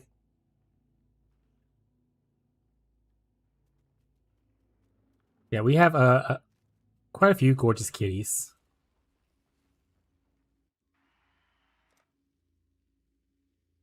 Probably start making our way towards side is what I usually do. What level am I right now? 38. Oh, I'm missing these. I was like, I'm missing 2 points.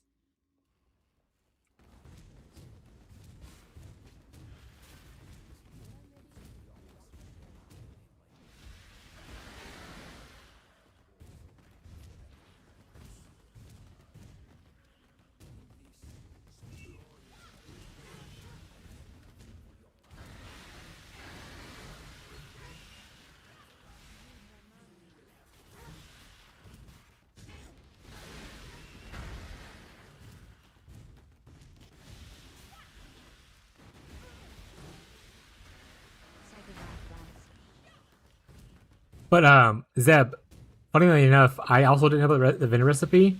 Marshall was the one who actually pointed it out to me like less than a week ago. He's like, "We should include that in your guide," and I was like, I'll probably mention it at some point, but I don't want to include weird ones." Yeah. So instead of we're still getting 3 points technically. So we have these right here, unspec'd for simulating the fact that I don't have 50% golem buff. It's 40% here. That's the best I can do. We anointed this, so it's a free point. So it's 3 points I'm saving.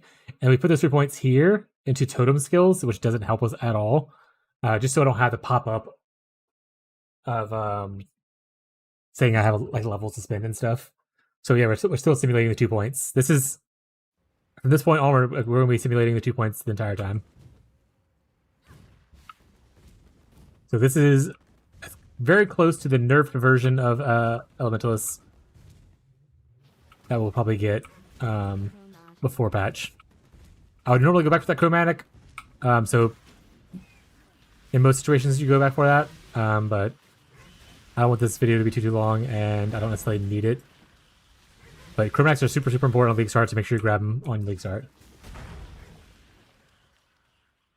Oh, true. Not use quest points? Yeah, that's fair.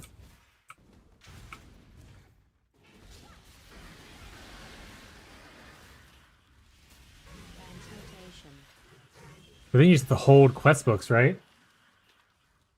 Actually, you can not accept the rewards, but then the rewards don't get accepted.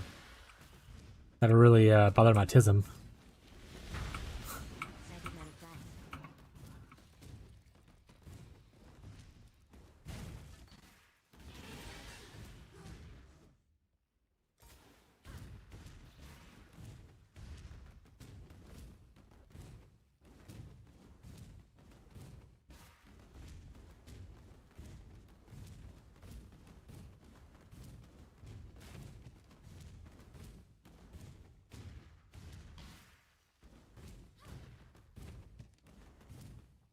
I hate these layouts.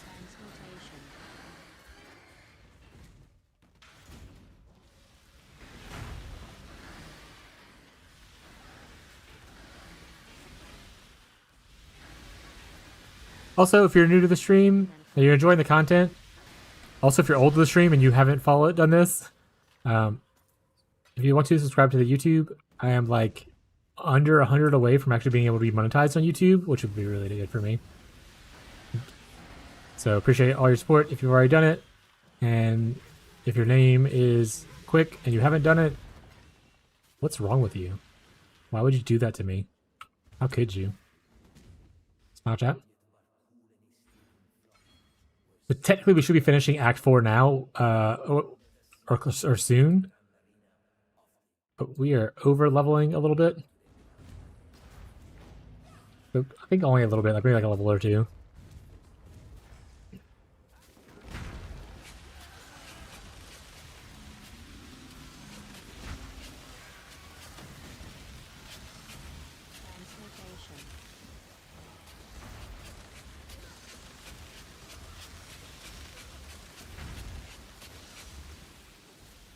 Gotta kill the beast, chat.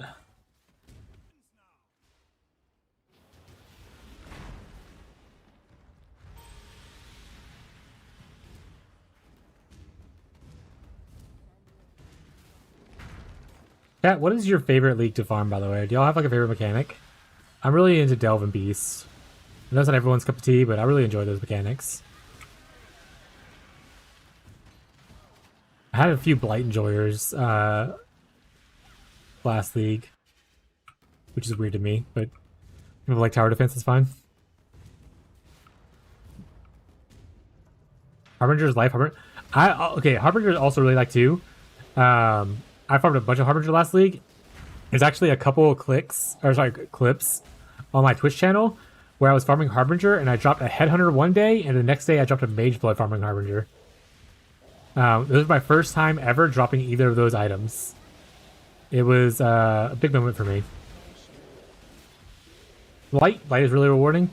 I feel like Blight is probably really rewarding. I mean, I don't feel like it. I know what it is. I just get really bored.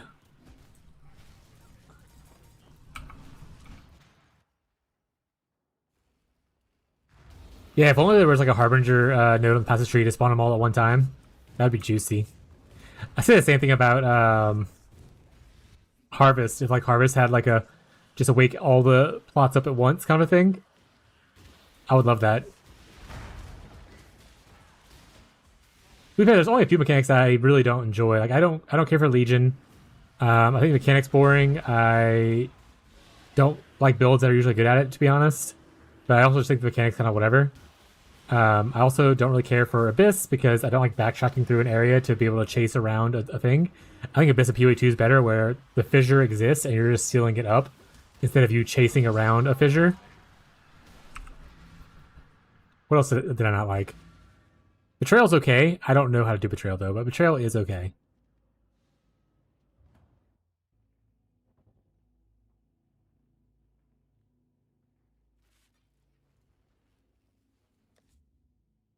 Thank you for the subscriptions. Zeb, did you not just subscribe earlier? Oh no, it was Hidori. Thank you for the subscription on YouTube, Zeb. I appreciate your support. I need to change the automated messages in the disc or in the channel to showcase that. How are we doing though? We're at 423. Once we get to 500, I can actually monetize my YouTube.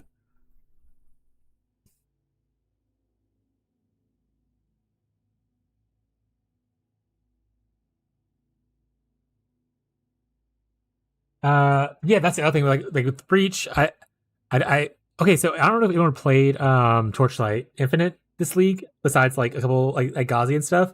They had a mechanic called Overwhelm or whatever. And essentially, it reminded me a lot of like a Breachish kind of thing, but like essentially a different area. But what was really cool is you don't have to pick up any of the loot that drops in the zone. Once you go back to the main world, a hand kind of appears, and you just open that up, and all the loot that was in the world just drops into one spot. And I was like, oh, that was so nice. It was just so good to have it drop all in one little spot. I feel the same way about like Delirium and Breach. I wish shit would just drop in the same spot. Because if you have a timed mechanic, you want to run as fast as you can to complete it, right? Having to stop pick up loot is a little annoying.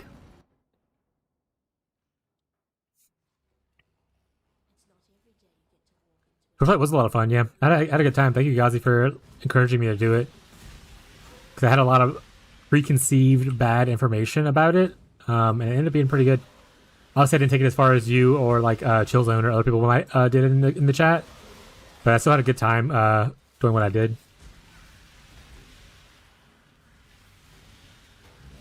Yeah, you have like a little loot pet for like the loot pet, by the way, only works for some of the smaller stuff for people who are like, it's pay to win and there's like loot pets and stuff.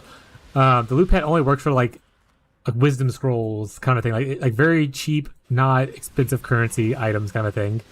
It doesn't work for like their flame elementariums, which is like their divines or chaos. It only picks up like the really cheap stuff. Or like maps. It also picks up maps as well, which is nice.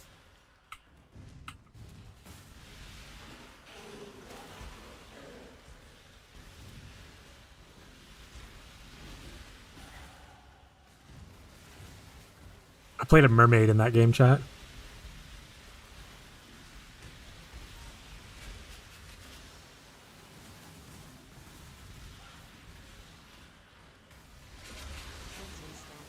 Well, it is your pet that's looting it, but like everyone gets the pet for free.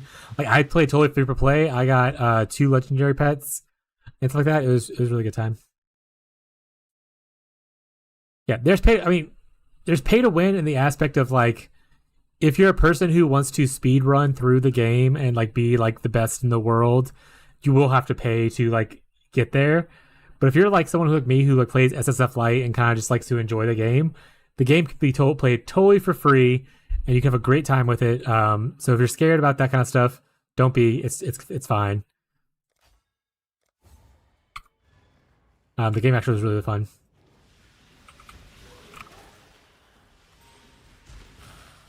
And it's much more cutesy, fantasy wise. Whereas this is like PoE is like a grim dark universe, right? Like it's much more fantasy, like aesthetically pleasing. Like my wife liked the way it looks better because she calls games like PoE, the grim darks, like boy games. So having like cutesy games was really nice to kind of encourage her to test it out and stuff.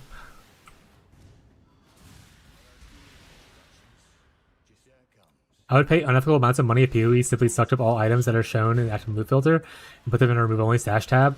Dude, that would be. I would go sell my kidney to have GGG allow me to be able to do that, especially for like delirium and like breach farming and stuff like that.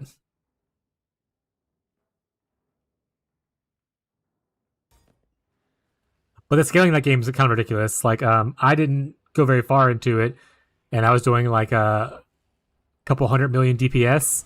Some guy, like people reached like trillions of, like billions and trillions of their DPS eventually with the scaling in that game. It's pretty fucking funny. But it's also very casual, relaxed. Almost every build goes with one button build at some point because it's also a mobile game, I think. So it's a very, very chill moment. Just kind of spend like a week on. I had a really good fun time on there. A week or two. It's about the much time as this one's been on it. And only the newest legend or hero or character is locked behind like a paywall. Everything else is for all the other ones are free.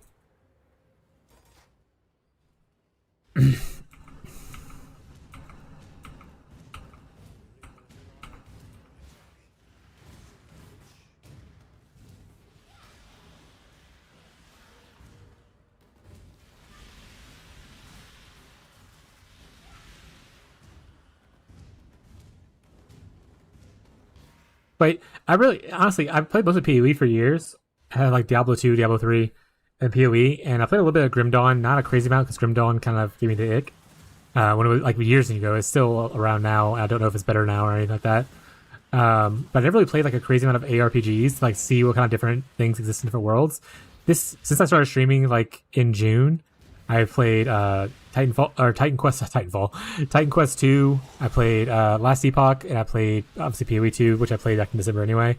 And then I played Torchlight, and it's very interesting to see what systems are like reused in different ARPGs and which ones are like brand new systems, and kind of like learn what's special about each one. It was a really nice experience. But I have a lot of time to play video games. If you don't have a lot of time to play video games, obviously you're sticking with probably 1 or 2 games.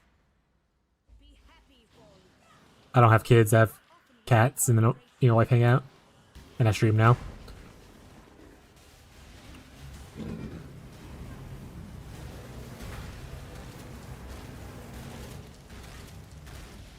This is currently my full-time job, and hopefully will continue to be.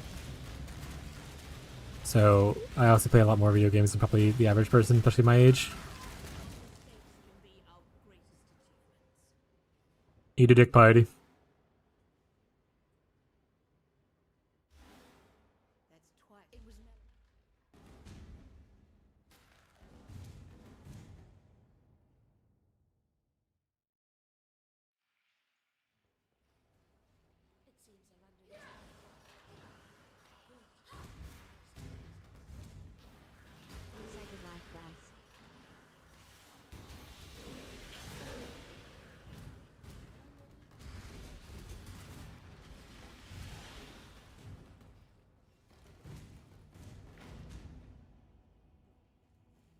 All right.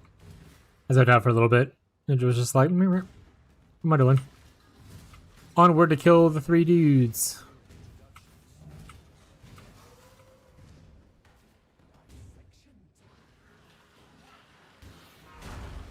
Honestly, it's weird that he's over here, right? Isn't it usually, what's her face? The one that turns into, big bloated chick? Slormancer is pretty fun. I've lost guess how Pox playing that one time. Also, I've really started to enjoy, roguelikes more. I played them before a good bit, but I've been playing a little bit more roguelikes, while I was playing variety games, and I had a lot of fun with those as well. The Mega Bonk was obviously the bigger one that I played.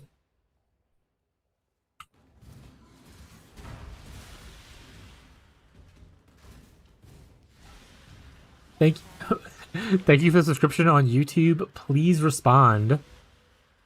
Hope you enjoy the content. If you're happy to be the stream, let me know if you have any questions. If you're just hanging out on the channel, OBS doesn't tell me who, where you followed from. So positions are random. Oh man, I feel like it's usually pretty much the same for me, but I guess maybe I'm just used to a certain way. You're welcome, buddy. Gazi, are you please respond? What's with you and the weird names, my guy? And also, how fucking dare you not follow me until just now? I'm just kidding, Gazi. I appreciate you, bud.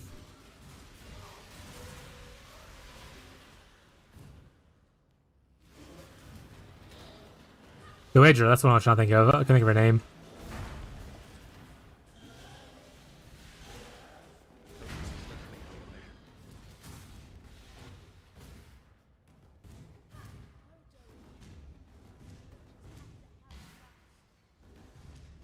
I wish there was more like plugin support for like YouTube stuff, or like YouTube had better chat interaction stuff like channel points and things. But at least in YouTube you don't have to watch ads, I suppose. Which is why I assume Fringe likes to use it the most. Will you go to bed now, little girl? Or do I need to tuck you in? Embrace the future. Well, YouTube, I got like 2 accounts up to you now. This one's just treat you. Is this how you treat me? Oh wait, I take it back. I'm sorry. Take it back.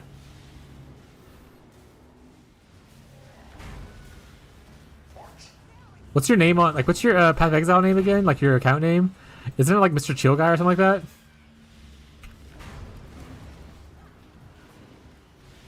Remember when we were playing privately, like, who the hell is Mr. Chill Guy? Gazi has, like, the weirdest fucking names. All my names are mostly the same shit on everything I do.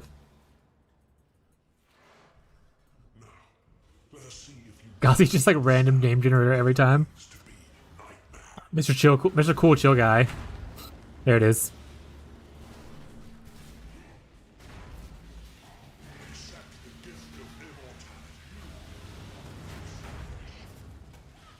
Feel like you get melted.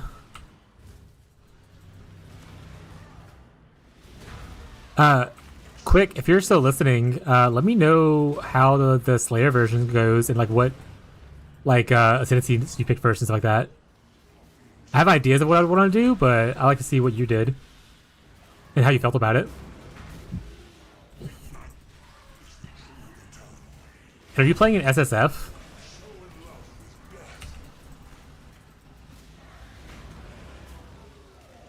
You just logged off the game. Maybe he might actually just be gone though.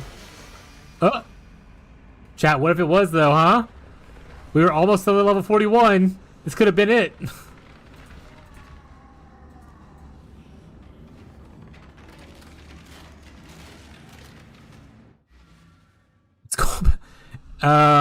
Frostbite is a really strong thing. No, Frostbite is really strong. Chat. If you're ever in a cold area, be very careful.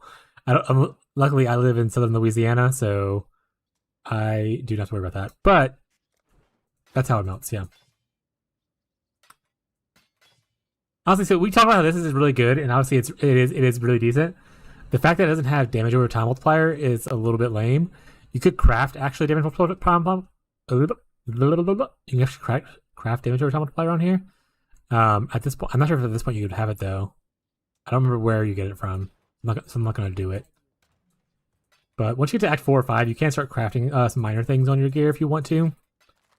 Oh my god, chat. I'm going to have to go through and fix all my stash tabs in standard again. Oh, don't go into standard. Never mind. We just won't ever go there. Just never go there, chat. Don't. Standard's not even a real place. Standard's pretty much just Void League.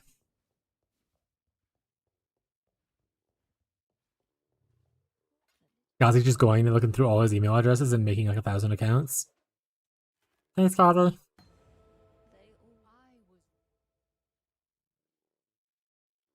Oh, true. Yeah, the prefix one, the one that's like not the one that's increased, not the multiplier, but the is it a prefix or is it a suffix? Either way, you still could do it. But yeah, it's an increase, not a multiplier, though, right?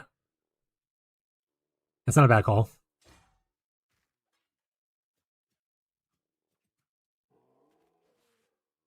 I need more sockets, chat. Chat. All right, we're gonna go for a 4-link boot. You know, we'll gamble when we get to Act 5.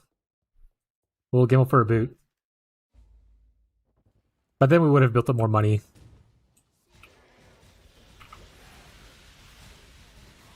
Or I don't have my curse right now. I'm trying to use it. Like, why doesn't it do anything?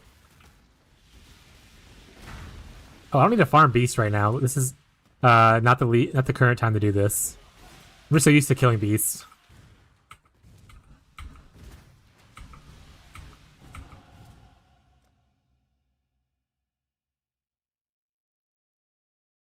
Moving towards here, because I think this is where we go next, right? We're a little bit ahead of where we should be. Like, we shouldn't have these two master. Why do we have 2 extra points so far? What did I do? Oh, right, we have 2 extra points because I didn't do this. Okay. Let's fix my... When we get to the next thing, we're going to fix it to where we go back through here. Just to simulate what people would expect. We already showcased what you look like if you did... if you leveled the other way for Act 2, you'd get it sooner, but at this point you would have pretty much everything you want. So let's go back to simulating the other thing instead. Actually, I can just do it now. I don't have to wait, I guess. So this is... I'm missing 1 point. We'll do it later. Oh, wait, we have gold. Oh, we have to talk to the guy to use the gold, right? Or can we do gold just... They should make it where I have to talk to a guy to respect the goal. I'm gonna be honest.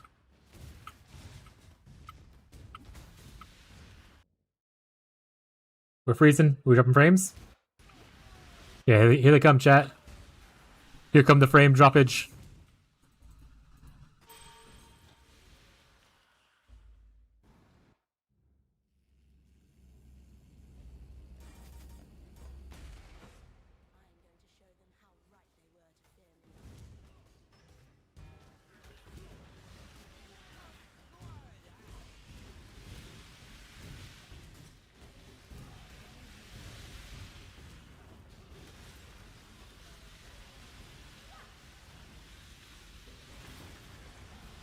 Keep pressing the button. Like I have Vol Cold Snap right now, and I don't have Vol Cold Snap, and it's upsetting me a little bit. We've stopped dropping frames, so at least where we drop frames right now, it's only for a little bit, and it's not like really big so far. I need to text the ISP guy though.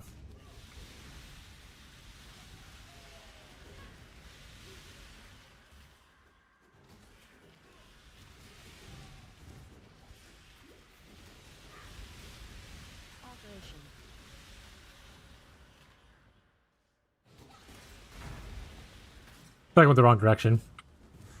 Let's go down further, I think. Augmentation.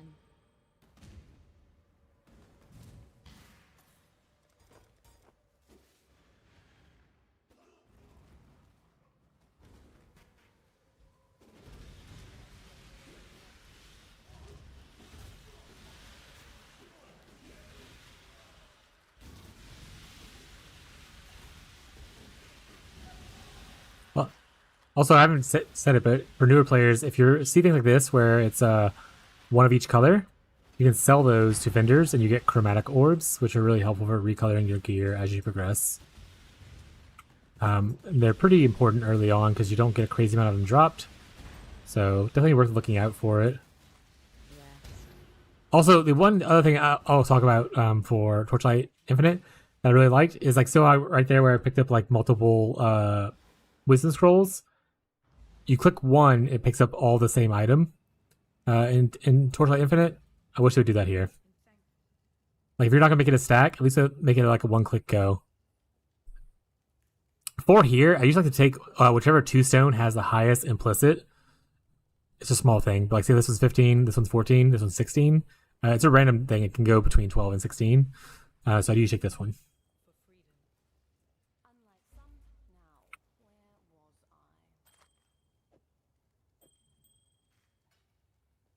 Yeah, see if you sell this right here, chromatic.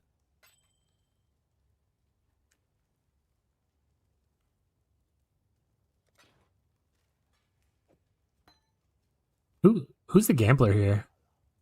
Actually, I've never gambled in Act 5. Who is it? Oh, is it the guy that we get later? Oh, you do it. Okay. Boots. All right, so for colors, technically need blue. We need blue.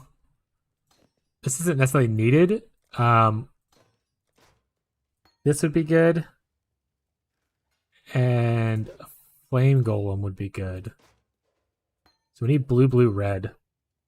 So, or sorry, mostly blues and a red. So we can technically go for an all blue or an energy shield base.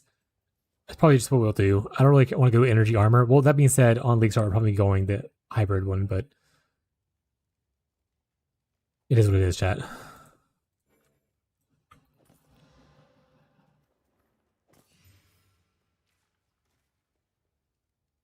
All right, that's good enough.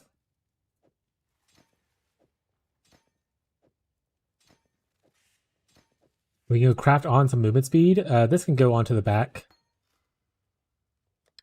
But if you needed to, you could always, like, you know, gamble for like a wand.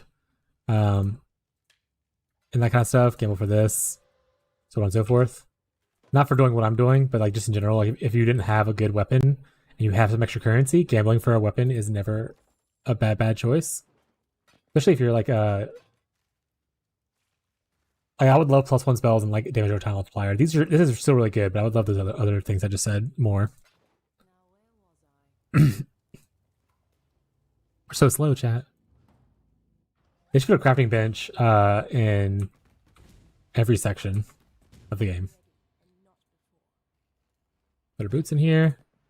I think you can do. I think this is the one you get. Where do you get this one? Where do you get that one at? Do you get 15, 19 at this point?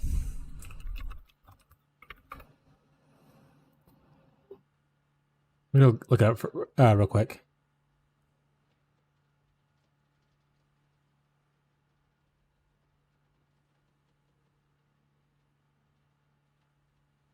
$2024 comes from Epilogue. Yes, definitely.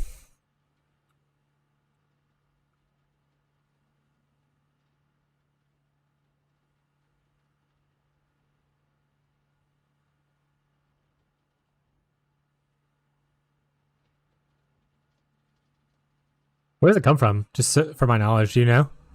I'm looking it up. If not, it's no big deal. We wouldn't have this one actually yet. This is Chamber of Innocence, so no, we don't get this one yet. This one comes from the act we're in now, so we'll craft on this for now. Also, we probably wouldn't have 2 Chaos Orbs to be honest.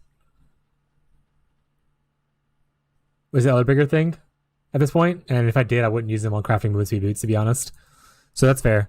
I'll do that one.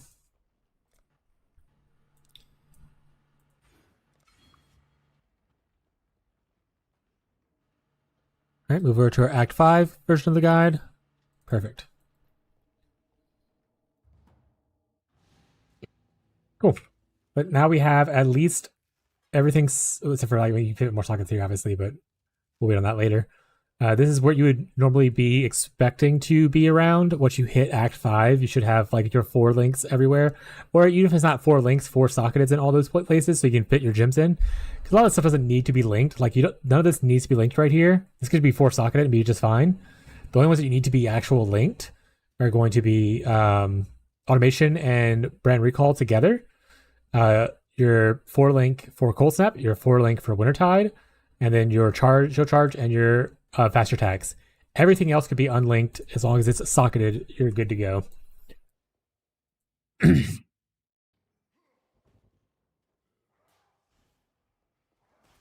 Remember the okay? I took all my guys off apparently. Oh, we have our fourth guy now too. So even more damage, even more AOE coming. We can't use this yet, but I'll put it here. You should be able to use that whenever you get this mastery, and you make it over here and grab this cluster. That's when you should be able to use Malevolence. And if you don't want to use Period of Elements, you'd rather use Malevolence first, you can always do that. If you don't want to use Period of Elements at all, and you want to use like Grace or Determination or Skitterbots, XYZ crap, you do your thing. I like not being frozen, which is what Period of Elements helps with. Also, my res is pretty decent for not actually crafting any resistances. I'm almost max on everything, which I know I haven't got Katava yet or anything like that. That's still pretty cool though.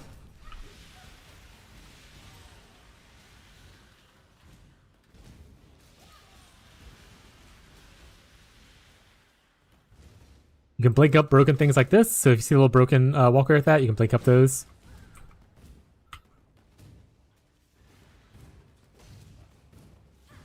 Similar to right here, you can blink down the broken one. Progress is literally how you're measured.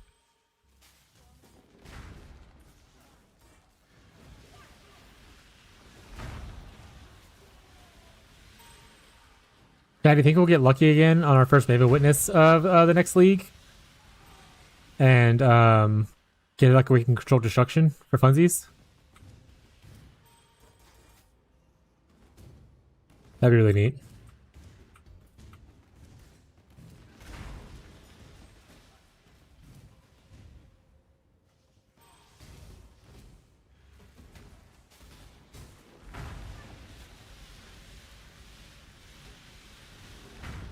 Progress is literally how you're measured. What are we how you measure, chat? Oh, that was the other thing for someone saying duration. Malevolence gives duration as well, which helps out with your brand duration once you're able to equip it. Yeah,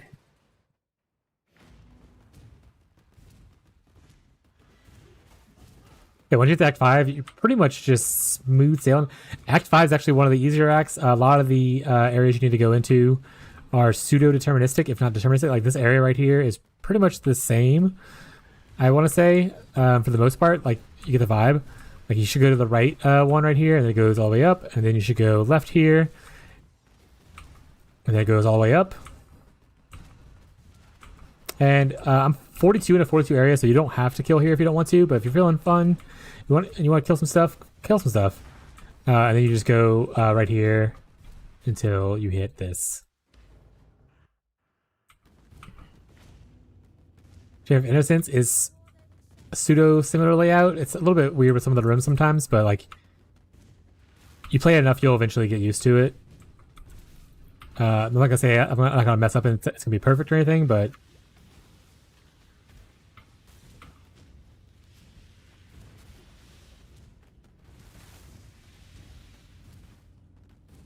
you can see like where I don't make a lot of the same mistakes that I do in like the earlier acts, where I'm hitting constant dead ends repeatedly over and over and over and over again.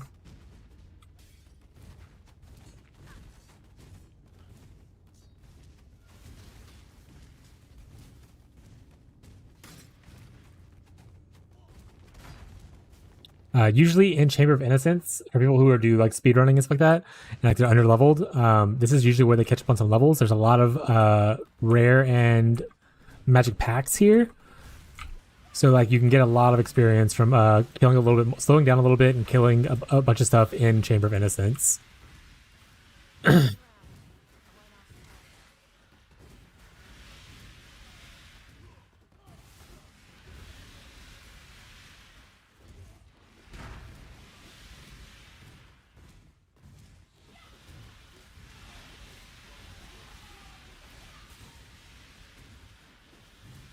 Like I said, I'm not underleveled. Typically, also, if you're ever speedrunning, the maximum amount of underlevel you want to be in a zone is 5. So if you are more than 5 levels under a zone, you get reduced XP. So go back and level up a little bit. And the most amount you want to be typically is over 5. But that being said, it'll be okay.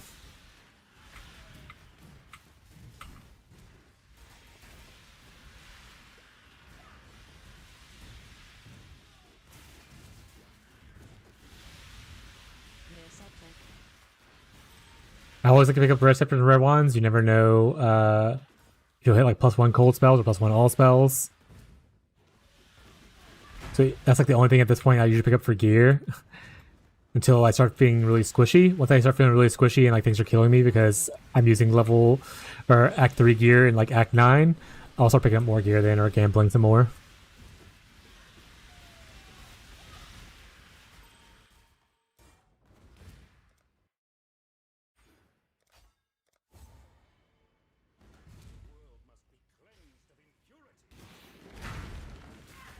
I am innocence. I hate how long this boss battle fights takes.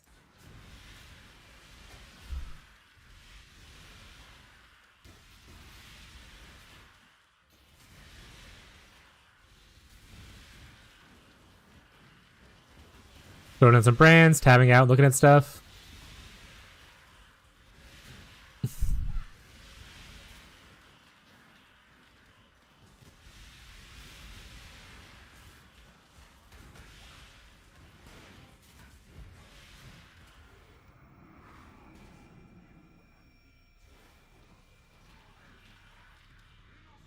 All right. I answered some questions that were on the subreddit post as well as the YouTubers.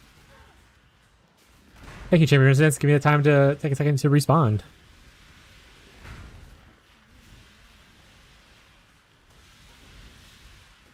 Dude, you telling me. So Basilica is actually a decent map for div cards, or at least it was last league. So I farmed it to look for the Seer to scry over. The amount of times that I had to kill this fucking guy was ridiculous, and how long it took is so fucking stupid. If they want to do bosses with phases, go ahead and do bosses with phases, right? There's no reason bosses should have like 7 phases. Also, 8 to death there, it's fine. A divine drop? Oh no, I got a cool divine. Oh, it's a prank. But yeah, there's no reason the boss should have like 5 phases. That's completely ridiculous. And you should feel ashamed.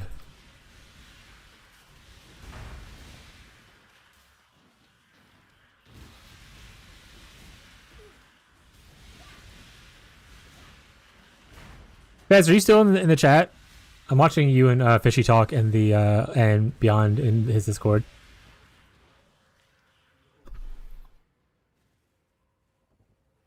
Do you have to talk to Sin here? I think you do, right? I can't remember anymore.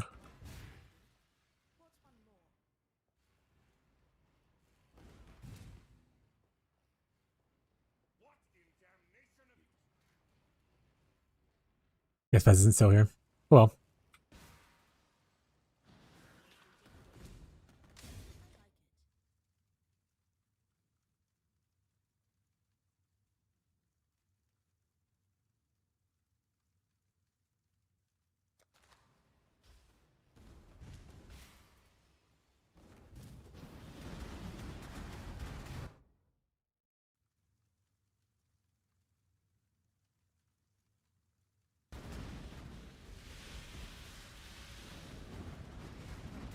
I also don't really kill essence at this point. Typically, you're going to be finding rares and stuff, so you don't really use the upgrades of the smaller essences at this point. It's really good at acts like 1, 2, and 3.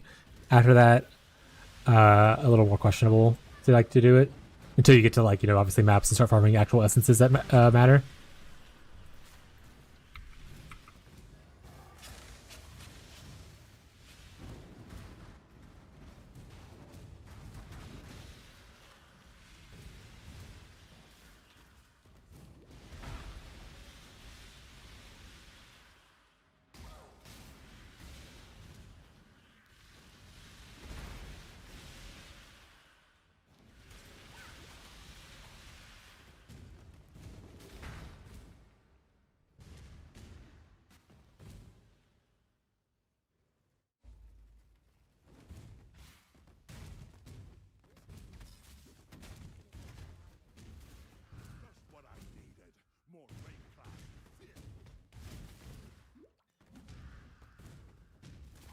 Wonder what graphs I'm gonna use.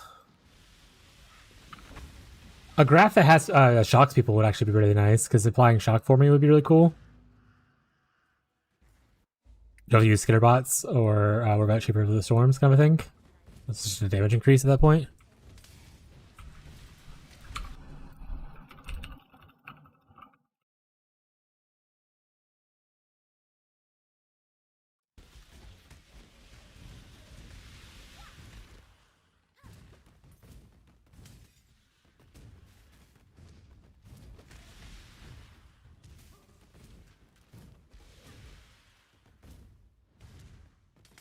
Do you think the 10th bloodline is going to be like the new Beyond boss? By the way. Bye, Zeb. Thanks for hanging out. Have a good rest of your night. Hope you sleep well. Appreciate you hanging out today.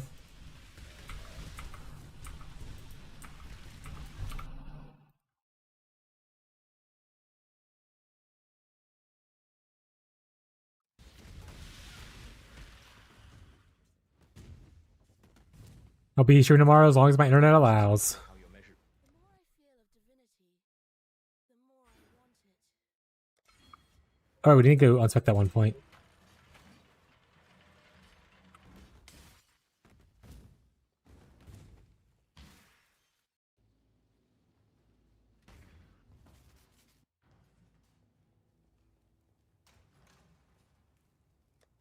These tabs are so fucking ugly right now. Cat speed. Woo.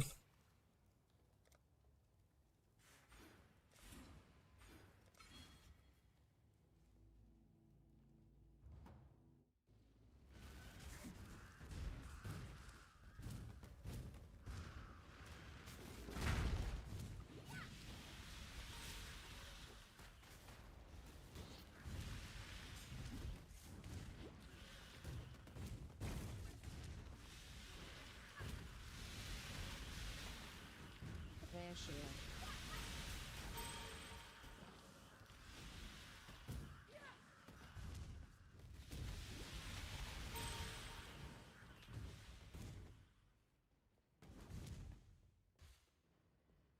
You needed to do the side rooms in here, or is it not passive related? Actually, I can't remember anymore. I'll get better at doing it. You might have to do side quests here to back in the area. I just said you don't have to do essences and I start doing it for funsies.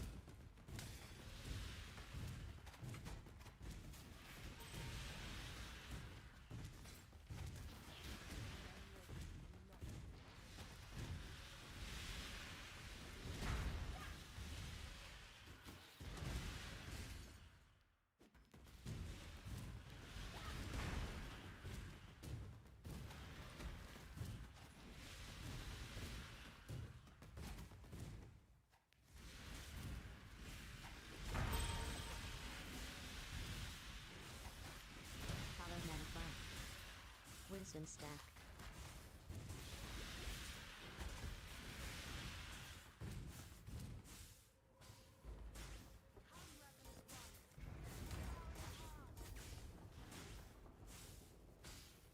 Do. Get him.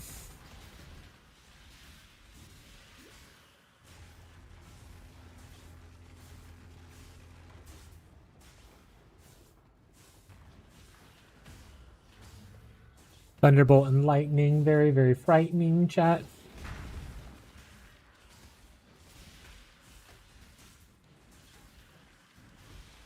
Ow, he punched me in the face.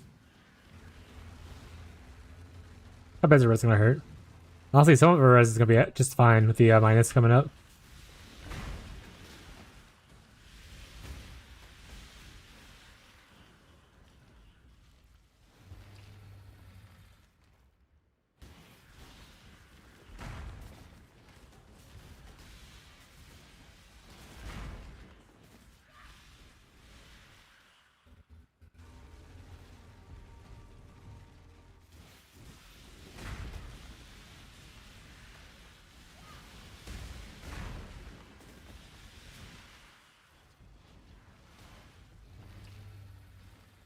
Part of me just might do Cyclone Zerker. Are you testing it out right now? Weren't you planning on doing like Shockwave Juggernaut or something at one point? Or am I crazy? Or both?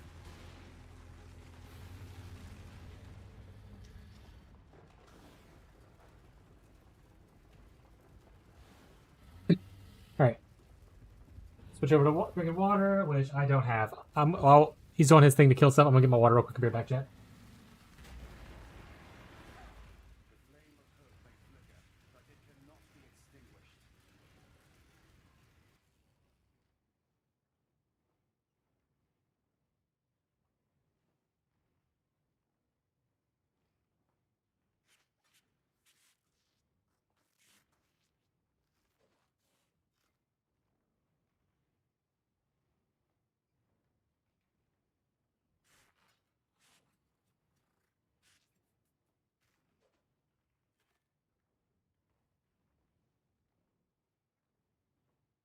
Got some H2O.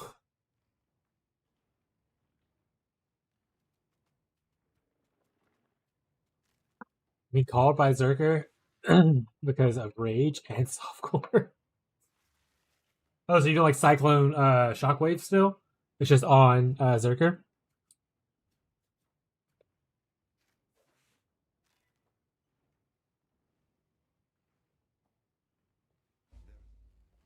Well, if it says Shockwave, you do Wimburst support. Your Cyclone shooting off little tornadoes.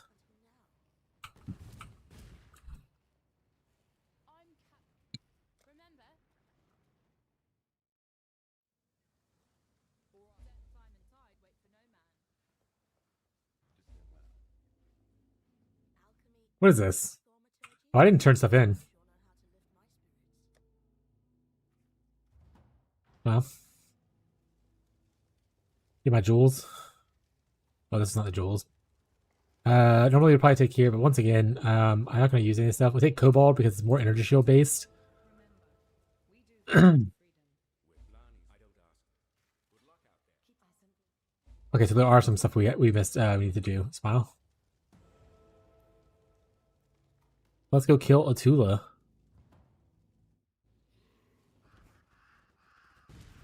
Will be axes or swords, no cyclone. Probably impale. Can you not cyclone with axes? Or axes like only maces and stabs? Or sorry, or is cyclone only maces and stabs? Genuine question.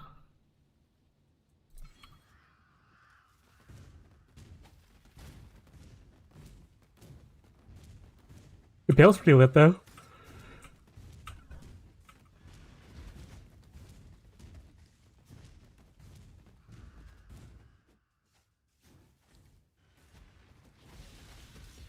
First one that isn't voice acted, this takes forever, by the way.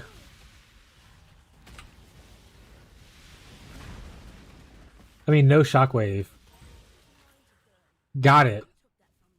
Got it. The shockwave is stabs and stuff. That's fair. That's me. Just not thinking when I was talking.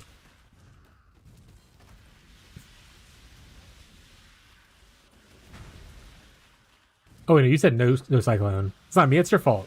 Okay, I'll take your apology then.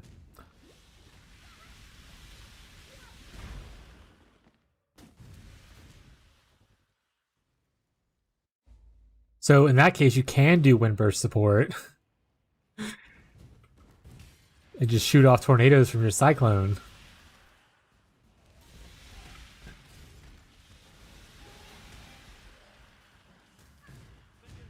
I haven't played anything with Impale in a long time, though.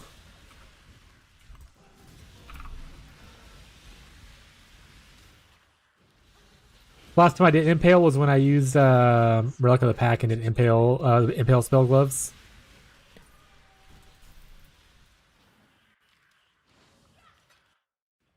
Oh.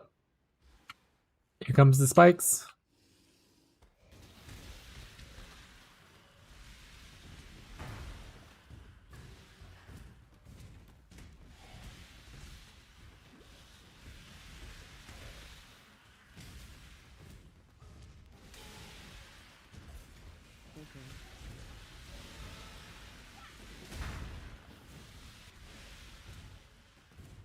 Progress is literally how you're measured.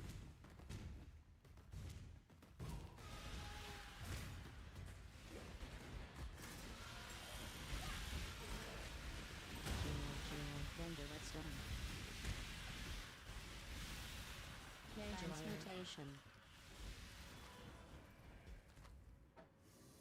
Vendor Whetstone.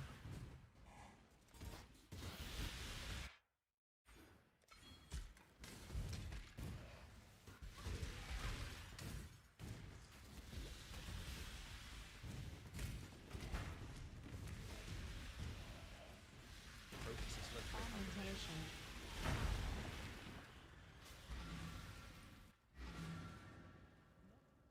Alright, so that one's worth doing. Abandoned one I don't think is though. Abandoned one, I mean, you can get like a scepter or something cool from it maybe. It's not worth doing, but like you don't have to go out of your way to do it. You know?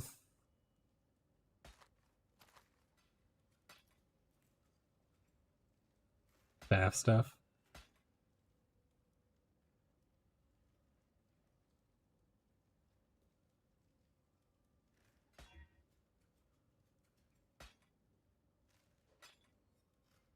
Innocence blesses your journey.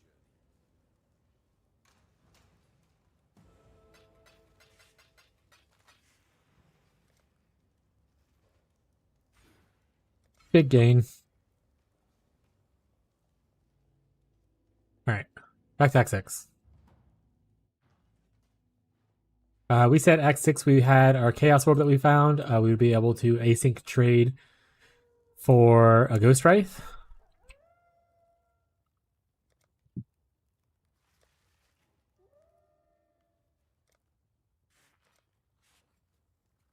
Did I throw away my Ghost Wraith? No! Did I put it in the kill stash?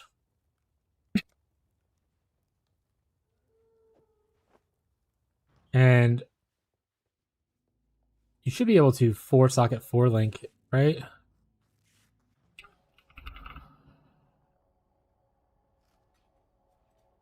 At this point of the video game.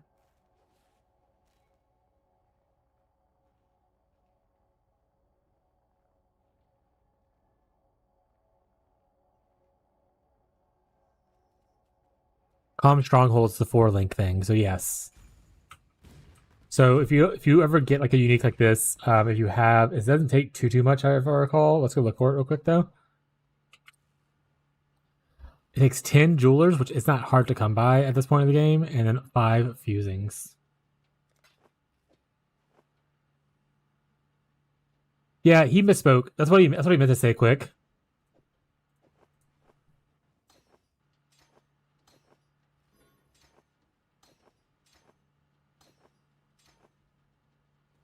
Yeah.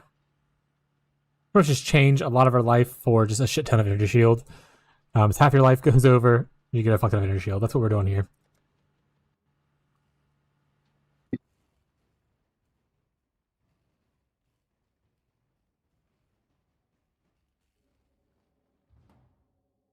And so if you have like a chaos, which I got one in Act 3, but you should have one at least by this point. If not, you can wait a little bit longer. Act 6 is usually where you start getting the blueprints, and you can farm up for getting some chaos and stuff like that, which we'll talk about a little bit.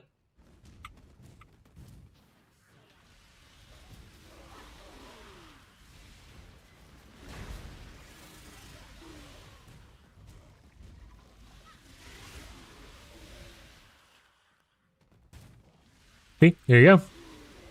So your first little blueprint. I don't know if it's necessarily always in here, but in Act 6 is where you start seeing the rogue chests. And I usually get a couple of those, and then I go into heist, which I will show roughly what it looks like. But I don't want to do my usual heist for hours thing, and I'm trying to do like one video playthrough. But if you want to take, I usually first day I get here. Then I go into heists, and then you get a bunch of levels. You get a bunch of currency, bubblegum currency, stuff like that. And then that way, the rest of the campaign and into maps is a really smooth sailing, even more so. If you're in Trade League, even if you're in SSF, I still think it's still a good idea because for one, it pushes you closer to hunting for replica telepathy, but also getting bubblegum currency in SSF is also really useful. And it's just good, cheap. It's good, easy levels.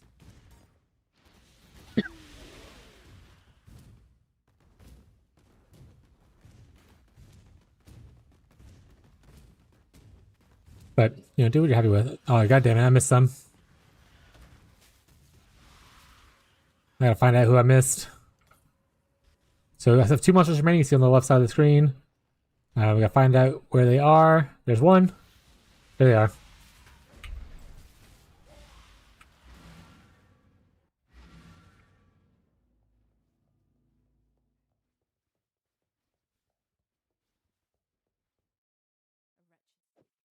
While you time and tide wait for no man.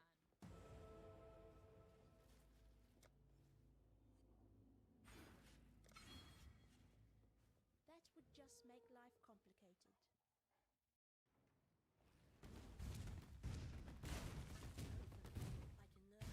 can learn. Oh, we're jumping a fuck ton of frames now, huh?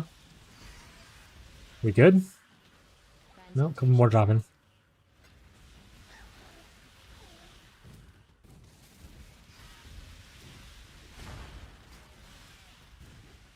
Another smuggler's cache right here. So you could just do Act 6 and then go into heist. You could wait until you finish the campaign, or like right before you kill Katava again and go into heist. Or you can just go immediately if you want to. Noob Internet Keck W. What's up, Mick?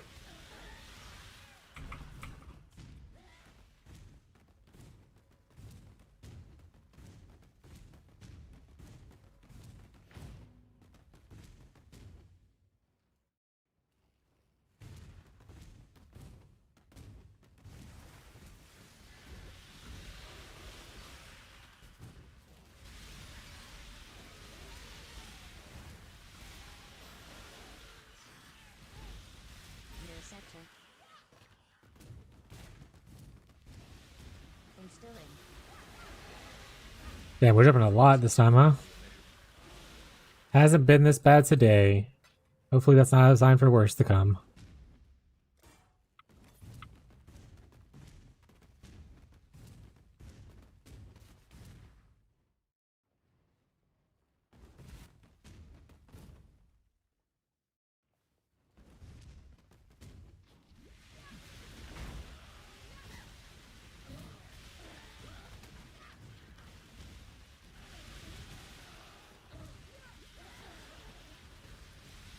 Okay, I think it finally settled down. Y'all will likely be a little bit behind. It is now 4:11. If you're available to say, you said 4:11 in chat. I don't know how many minutes behind y'all are from the drop.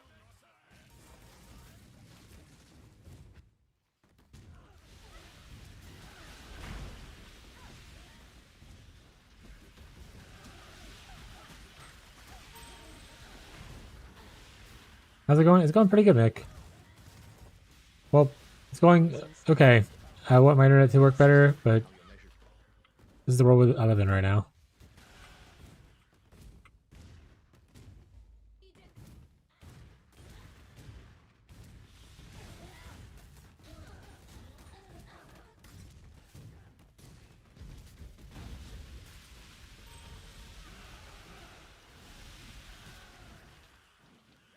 Augmentation. Augmentation.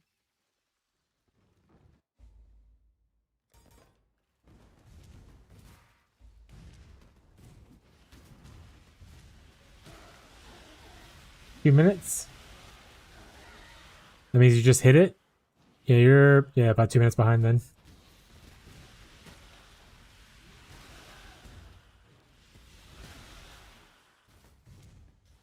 Not a horrible delay. Not the best. But not enough to make me want to restart the stream at least.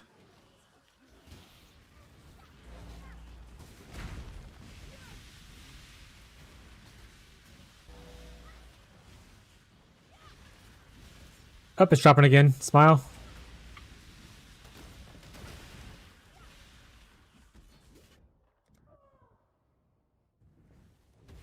I just realized the stream restart earlier, so this is not going to be one smooth playthrough for someone to watch anyway.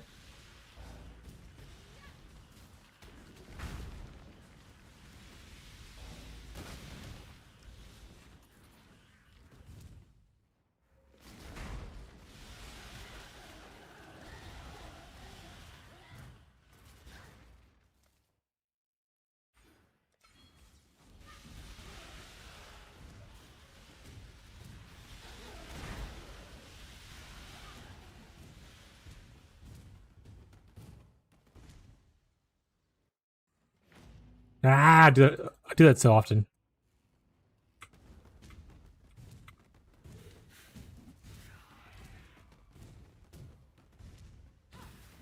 Portal stack.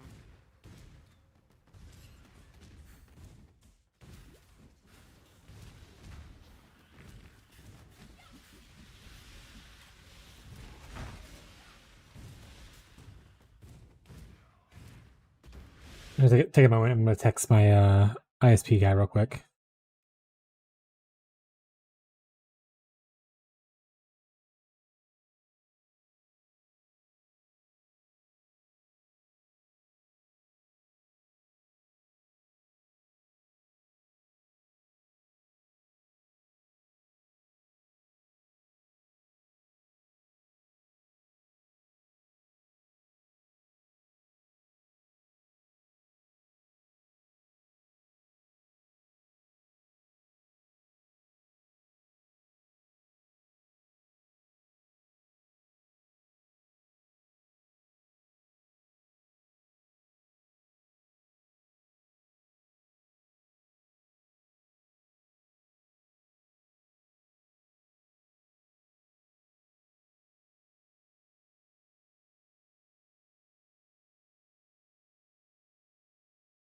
All right, we're dropping more now. Sag. Chat, it's looking like it might be hitting my limit for the day, I guess. Might make this just Act 5, 1 to 5 run. Showcase.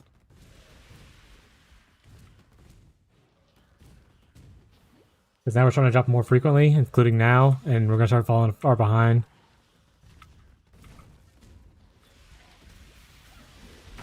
And what's likely going to happen is my ISP guy's going to, once he reads the text message, he's going to call me and be like, I'm an old school guy. I want to, for calls over text.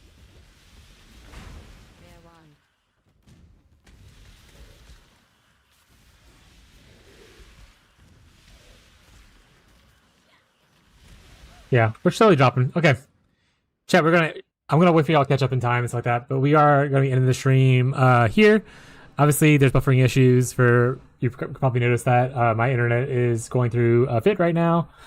And I don't want to just have where like y'all are 3, 5, 10 minutes in the past, because it's really bad for engagement. Also, I don't want to produce quality that's just buffering constantly. What we will do though is, so I'm gonna stop this